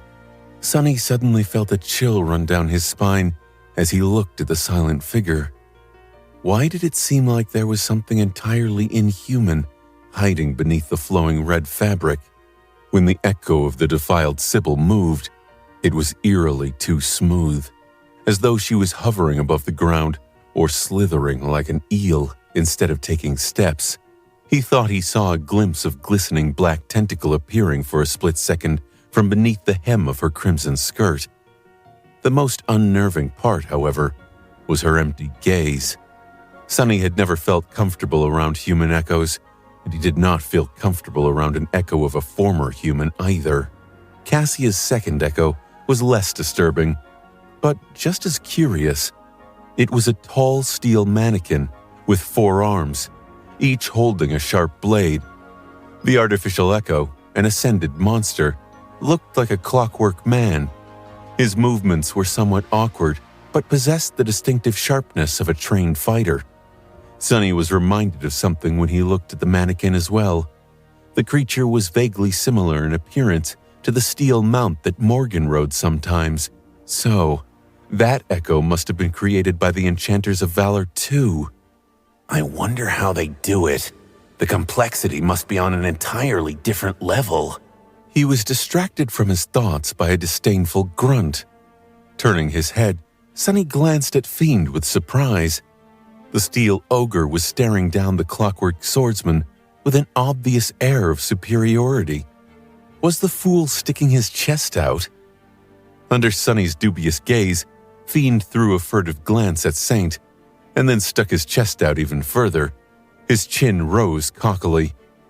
The taciturn knight, of course, remained utterly indifferent. Realizing that she was not impressed, the infernal ogre deflated a little. Then he stared at the steel echo vindictively. His fiery eyes were burning with hunger? Don't even think about it. Hearing Sonny's hiss, Fiend flinched and turned away from the clockwork swordsman with an innocent look, as if the thought of gobbling up Cassia's echo out of spite never crossed his gluttonous mind. I can't believe it. This fool is really getting out of hand. Shaking his head, Sonny turned to Nephis. She was the only one of them who didn't have anything to summon. Of course, that was only because Changing Star had always given the echoes she earned away to someone else. Even now, 2 of Cassia's 3 had come from Neph. It was a bit sad, though, for her to look like an impoverished noble when compared to Sonny and Cassia. Feeling his gaze, Nephis shifted slightly and stared back. What? Sonny shook his head. No, nothing. At that moment, the sword wraith laughed. Doesn't have anything to summon. Fool, why would she need to? She already has a mighty shadow following her around, ready to satisfy her every whim. That's you. You're her echo. So in a way, Nephis has 4, while Cassia has 3. You, on the other hand, don't even qualify to be compared to them. The Sin of Solace paused, then added with a smile. Don't forget that it was the blind traitor who turned you into an echo to begin with. Sonny's face twitched. Cassia, meanwhile, scowled and started walking toward the temple. Come on, we should finish her off before night comes. He gritted his teeth and followed, furious at the fact that the apparition's words had gotten to him. Approaching the breach in the wall of the crooked temple, the small but extremely powerful cohort of masters, shadows, and echoes dove into the sinister darkness. Making his way into the ruined interior of the temple, Sonny was seething with dark emotions. What did the Sin of Solace even want? One moment he was fanning the flames of guilt Sonny might have felt about how he treated Cassia in the past. The next moment, the Wraith was reminding him of what had happened, and of how cruelly she had betrayed his trust. Well, it was perfectly clear what the apparition wanted. The bastard wanted to drive him mad. And Sonny was mad. No matter how much he understood why Cassia had done what she did, and no matter how many times he told himself that her actions had ended up saving Rain from being killed by nightmare creatures, and him from dying in the nightmare desert or becoming Mordred's slave, no matter how many things they had gotten through together after the Forgotten Shore, and how much their relationship had improved and deepened. At the bottom of it all, Sonny was still hurt, resentful, and angry at Cassia, while at the same time caring deeply about her. It was a proper mess. What else is new? It had been for a while. This place is not creepy at all. Jumping down from a pile of rubble, Sunny landed near water. The interior of the lost temple was drowned, both by stale water and darkness. Since the island ship was tilted and partially submerged beneath the waves, the long corridors with high ceilings were tilted as well. The three of them had to walk awkwardly, stepping on the walls with one foot and the cracked floor with the other. Not to mention that there was rubble everywhere, forcing them to jump or climb over the natural barricades obstructing their path. If there was one good thing about the situation, it was that none of them was oppressed by the darkness. Sunny could see in it perfectly fine. Cassia did not need sight at all, while Nephis was capable of lighting her own path. I think he is trying to say that this place is really creepy. Nephis looked at him and smiled with satisfaction, proud to have understood his meaning. Sunny stared at her incredulously. What? Why does she look so smug? It's really not that hard to understand. Neph was such a weirdo sometimes. Shaking his head, he turned away and continued to make his way deeper into the temple. Cassia was walking at the front, protected by her echoes. Nephis and Sunny were in the middle, with his shadows following them from behind. The layout of the temple seemed different from the one the blind girl had lived in, but she seemed to know the way. They were moving deeper and deeper into the labyrinth of half-collapsed corridors. Sunny felt that they had descended far enough to be underwater by now. Nevertheless, the ancient temple must have retained some structural integrity, considering that it was not fully flooded. Their surroundings, however, were rather ominous. It was not even because of the darkness, the stale water sloshing at their knees, and the eerie feeling of something influencing the future. It was because this place had served as a prison for the defiled Sibyl for a long, long time, before being cut from the rest of the city and ending up half-drowned. From time to time, Sunny noticed strange marks on the cracked walls, as if someone had clawed at them in a fury. Other times, there was dried blood smeared across the old stone. The whole temple seemed strange and sinister, like a ruin haunted by an unspeakable evil. Of course, Sunny was not afraid of ghosts. He had slain enough ghosts to treat them with indifference. What he was afraid of, however, were the Sibyls. Even though Sunny did not want to admit it to himself, he still shuddered when remembering the cold despair of LO-49 and the horror of facing its butcher in the depths of the ocean. He had been with Neve and Bloodwave back then. Today, he was with Nephis and Cassia. Even though the two of them were weaker than the champions of the House of Night on paper, Sunny somehow felt more reassured in the company of these two young women. The three of them had survived far worse odds together. It's all right to be afraid. He was sure that he'd feel better after putting down another one of these defiled oracles with his own two hands. We are getting closer. Cassia's words were sobering. Soon, they arrived in front of a huge, intricately engraved door. Its wood was wet and rotten, with illegible runes covering the dark surface. Sunny suspected that these runes were a part of a sorceress seal once. Now, however, they were damaged beyond recognition and lifeless, devoid of any kind of power. For a moment, he considered turning around and leaving the sinister temple the way he had come, but of course, he wouldn't. The defiled Sibyl had to die, both for the future of fallen Grace and for the sake of Effie and Jet. Sunny took a deep breath and wondered if his resolve to slay the abomination was the result of the creature manipulating the future as well. Had she pulled forward only those of the possible futures where the three humans were adamant on arriving in front of the ancient door, with not a slither of hesitation in their minds? The thought made him shiver. To hell with this. Gritting his teeth, Sunny glared at the door, and then delivered a devastating kick to it. Turning into a rain of rotten debris, the massive gate flew off its hinges and clattered down into the dark expanse of a partially flooded hall. It was then that he felt a massive shadow stirring underwater, its slumber broken by the sound of the breaking door. There were countless smaller shadows hiding in the darkness of the drowned hall too, and at the far end of it, an especially elusive one, a harrowing specter that made his hair stand on end. Sonny's entire attention was drawn to the enormous creature that had been sleeping in the heart of the lost temple, though. Belatedly, he remembered Cassia's words. They hunt in groups and herd true horrors of the depths to use as war beasts. One such horror, it seemed, had somehow found its way into the inner sanctum of the defiled Sibyl's tainted stronghold. The dark surface of the water exploded, and a gargantuan shape rose from beneath it. Sonny struggled to contain his revulsion as he saw its grotesque form. The creature looked so appalling and alien that he did not even know how to describe it. It was as if a mass of slithering eels was wearing a messy cloak of tangled seaweed, its countless limbs 10 times longer than its vague, slender body. How did it even manage to stay hidden? The great hall of the Lost Temple was flooded, but the water was not that deep. The revolting depth dweller continued to reveal its twisting shape.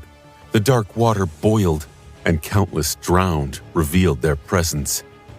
These ones were similar to the abominations that had attacked the Chainbreaker in the past, but also different. Their bodies were humanoid, with powerful black tentacles instead of a pair of legs. However, instead of gaunt outcasts who were overgrown by barnacles, the true drowned looked much more strong and fearsome.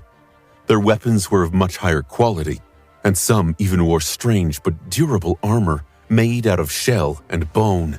The black eyes of the sentient nightmare creatures burned with bloodlust and malice. Damnation.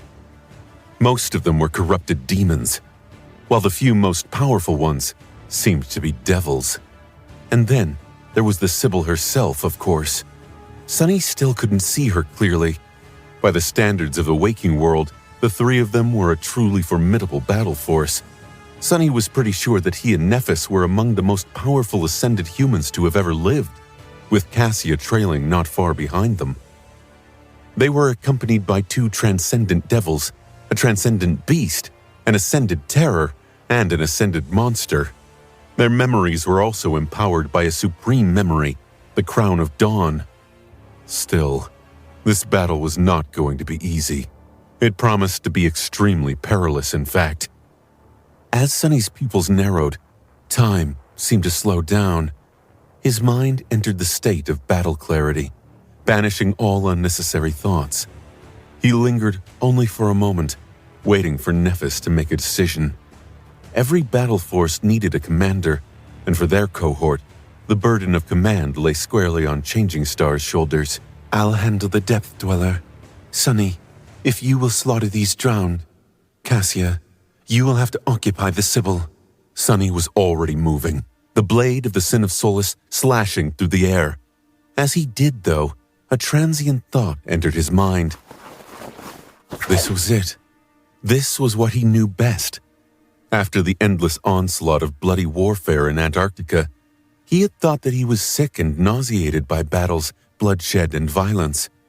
But after experiencing these strangely peaceful months in the third nightmare, had he secretly missed the dark splendor of combat? I'm really losing it, huh? Then there was no more time to think.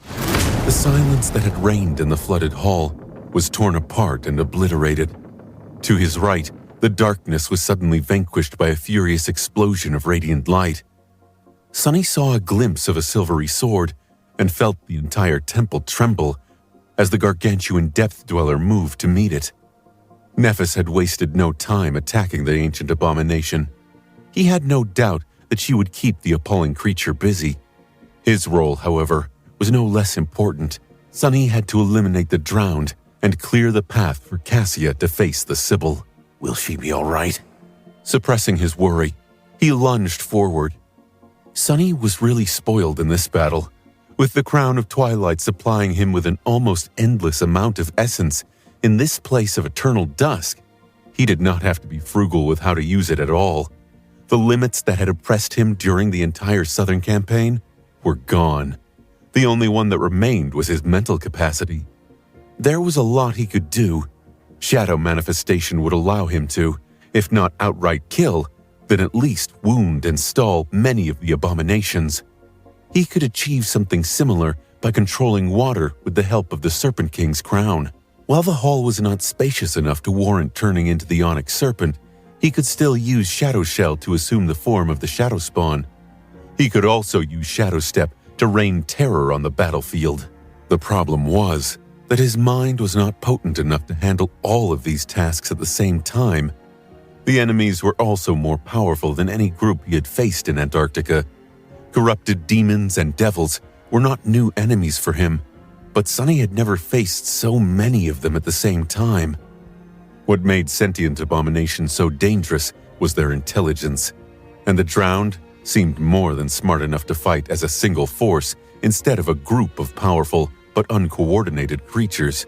Many of the strategies he had used to slaughter weaker enemies were not going to work as effectively against them, so he chose to concentrate on two of the multitudes of tools available to him. The first was the Crown of Twilight, and the rudimentary control over water it gifted him.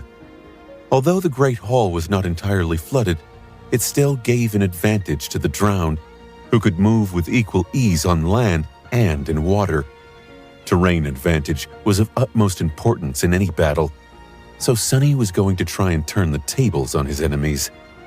The second was the Sin of Solace. Currently, all the memories Sunny had summoned were augmented by the Crown of Dawn, including his already fearsome Jian.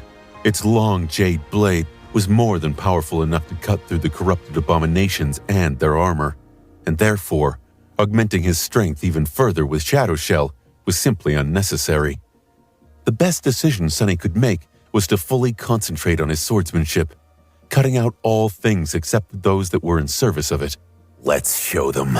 Landing on a toppled column, he moved fluidly and delivered a lethal slash to the neck of an attacking abomination. However, from just that first strike, Sunny realized that this battle was going to be much more deadly than he had ever thought. The Sin of Solace flashed through the air, moving with stunning speed. Considering how insidiously sharp the cursed blade was, there was no way for the Drowned to survive the strike. Sunny was so confident that he would see the abomination's head flying away in a rain of blood that he did not even slow down to consider other possibilities. And yet, something entirely different happened. He missed. At the last moment, the nightmare creature lowered itself deeper into the water, and the jade sword whistled safely above its head. What? It had been a very long time since Sunny had made an egregious mistake. His swordsmanship was not flawless, since nothing really was. He was a lesser swordsman than Nephis was, true, but who wasn't? Compared to almost every other living human, Sunny was an absolute master, a seasoned warrior with enough talent, skill, and experience to be considered an actual sword saint. He could accept that an enemy was more powerful than him. He could even accept that an enemy was more skilled than him. Although exceedingly rare, there were a few of those. What Sunny could not accept, however, was the fact that he missed a simple killing blow. Something did not add up. Before he could even try to understand what had happened, the Drowned was already near. Saved from assured decapitation, the creature pushed with its tentacles and flew forward as if shot from a cannon. The dark spear struck Sunny's unprotected chest and tossed him backward. Ah! The blow was powerful enough to send a blinding flash of pain through his body. However, the spear of the Drowned demon failed to pierce the black silk of his tunic or rip his marble skin. How did I miss it? Sunny fell into the water, or rather, he would have. Instead, his body disappeared into the shadows and appeared a moment later behind the triumphant abomination. The Sin of Solace flashed again and was blocked by the shaft of the dark spear. It was of no help, though.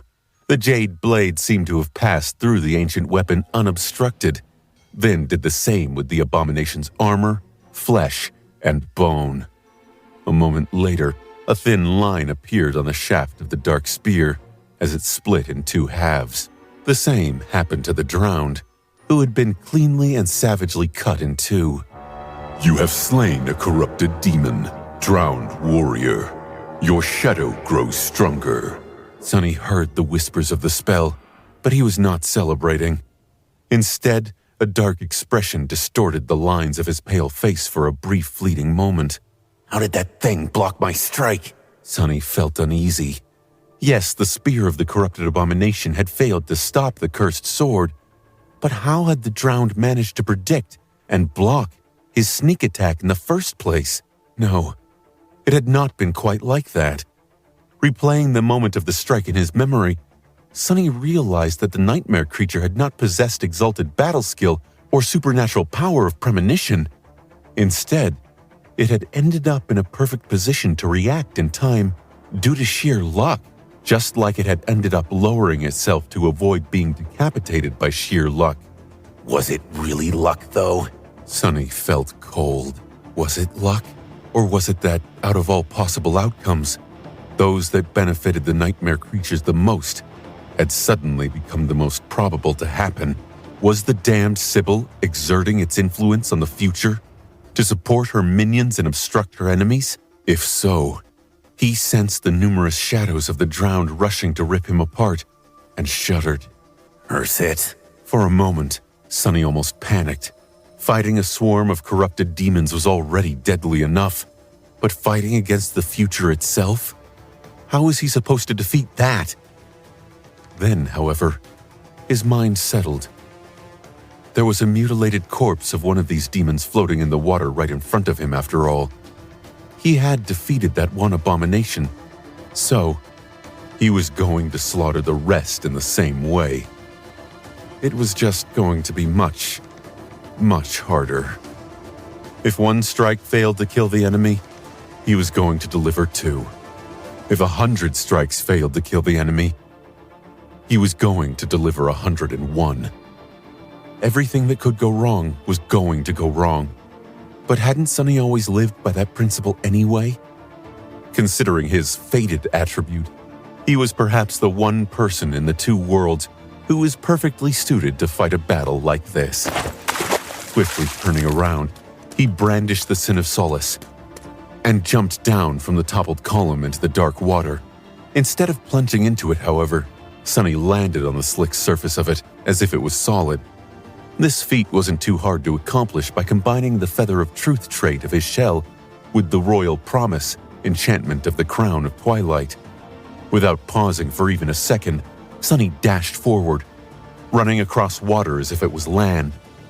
A part of his mind was preoccupied with controlling the treacherous surface under his feet to support his weight. The rest of his mind was concentrated on murder. Sunny allowed his focus to become shapeless, giving up on his preconceived notions of how combat was supposed to work. It was not easy to let go of deeply ingrained habits, but his mind was nothing if not adaptable. Simultaneously, he made alterations to his battle approach. Vertical and thrusting attacks were easier to avoid, so he had to favor horizontal ones. Any attack he would usually consider unavoidable could fail, so he had to always keep the possibility of failure in mind and create contingencies. The same went for defense. Sunny had to change his entire approach to keeping himself alive on the fly. There were countless other adjustments he had to make as well, but if anyone could do it, it was him, the master of shadow dance. As another drowned lunged at him, Sunny shifted his weight slightly and avoided the predatory spear. The Sin of Solace lashed out, somehow missing the abomination by a hair's breadth. However, in the next moment, the nightmare creature still fell into the water with a severed neck.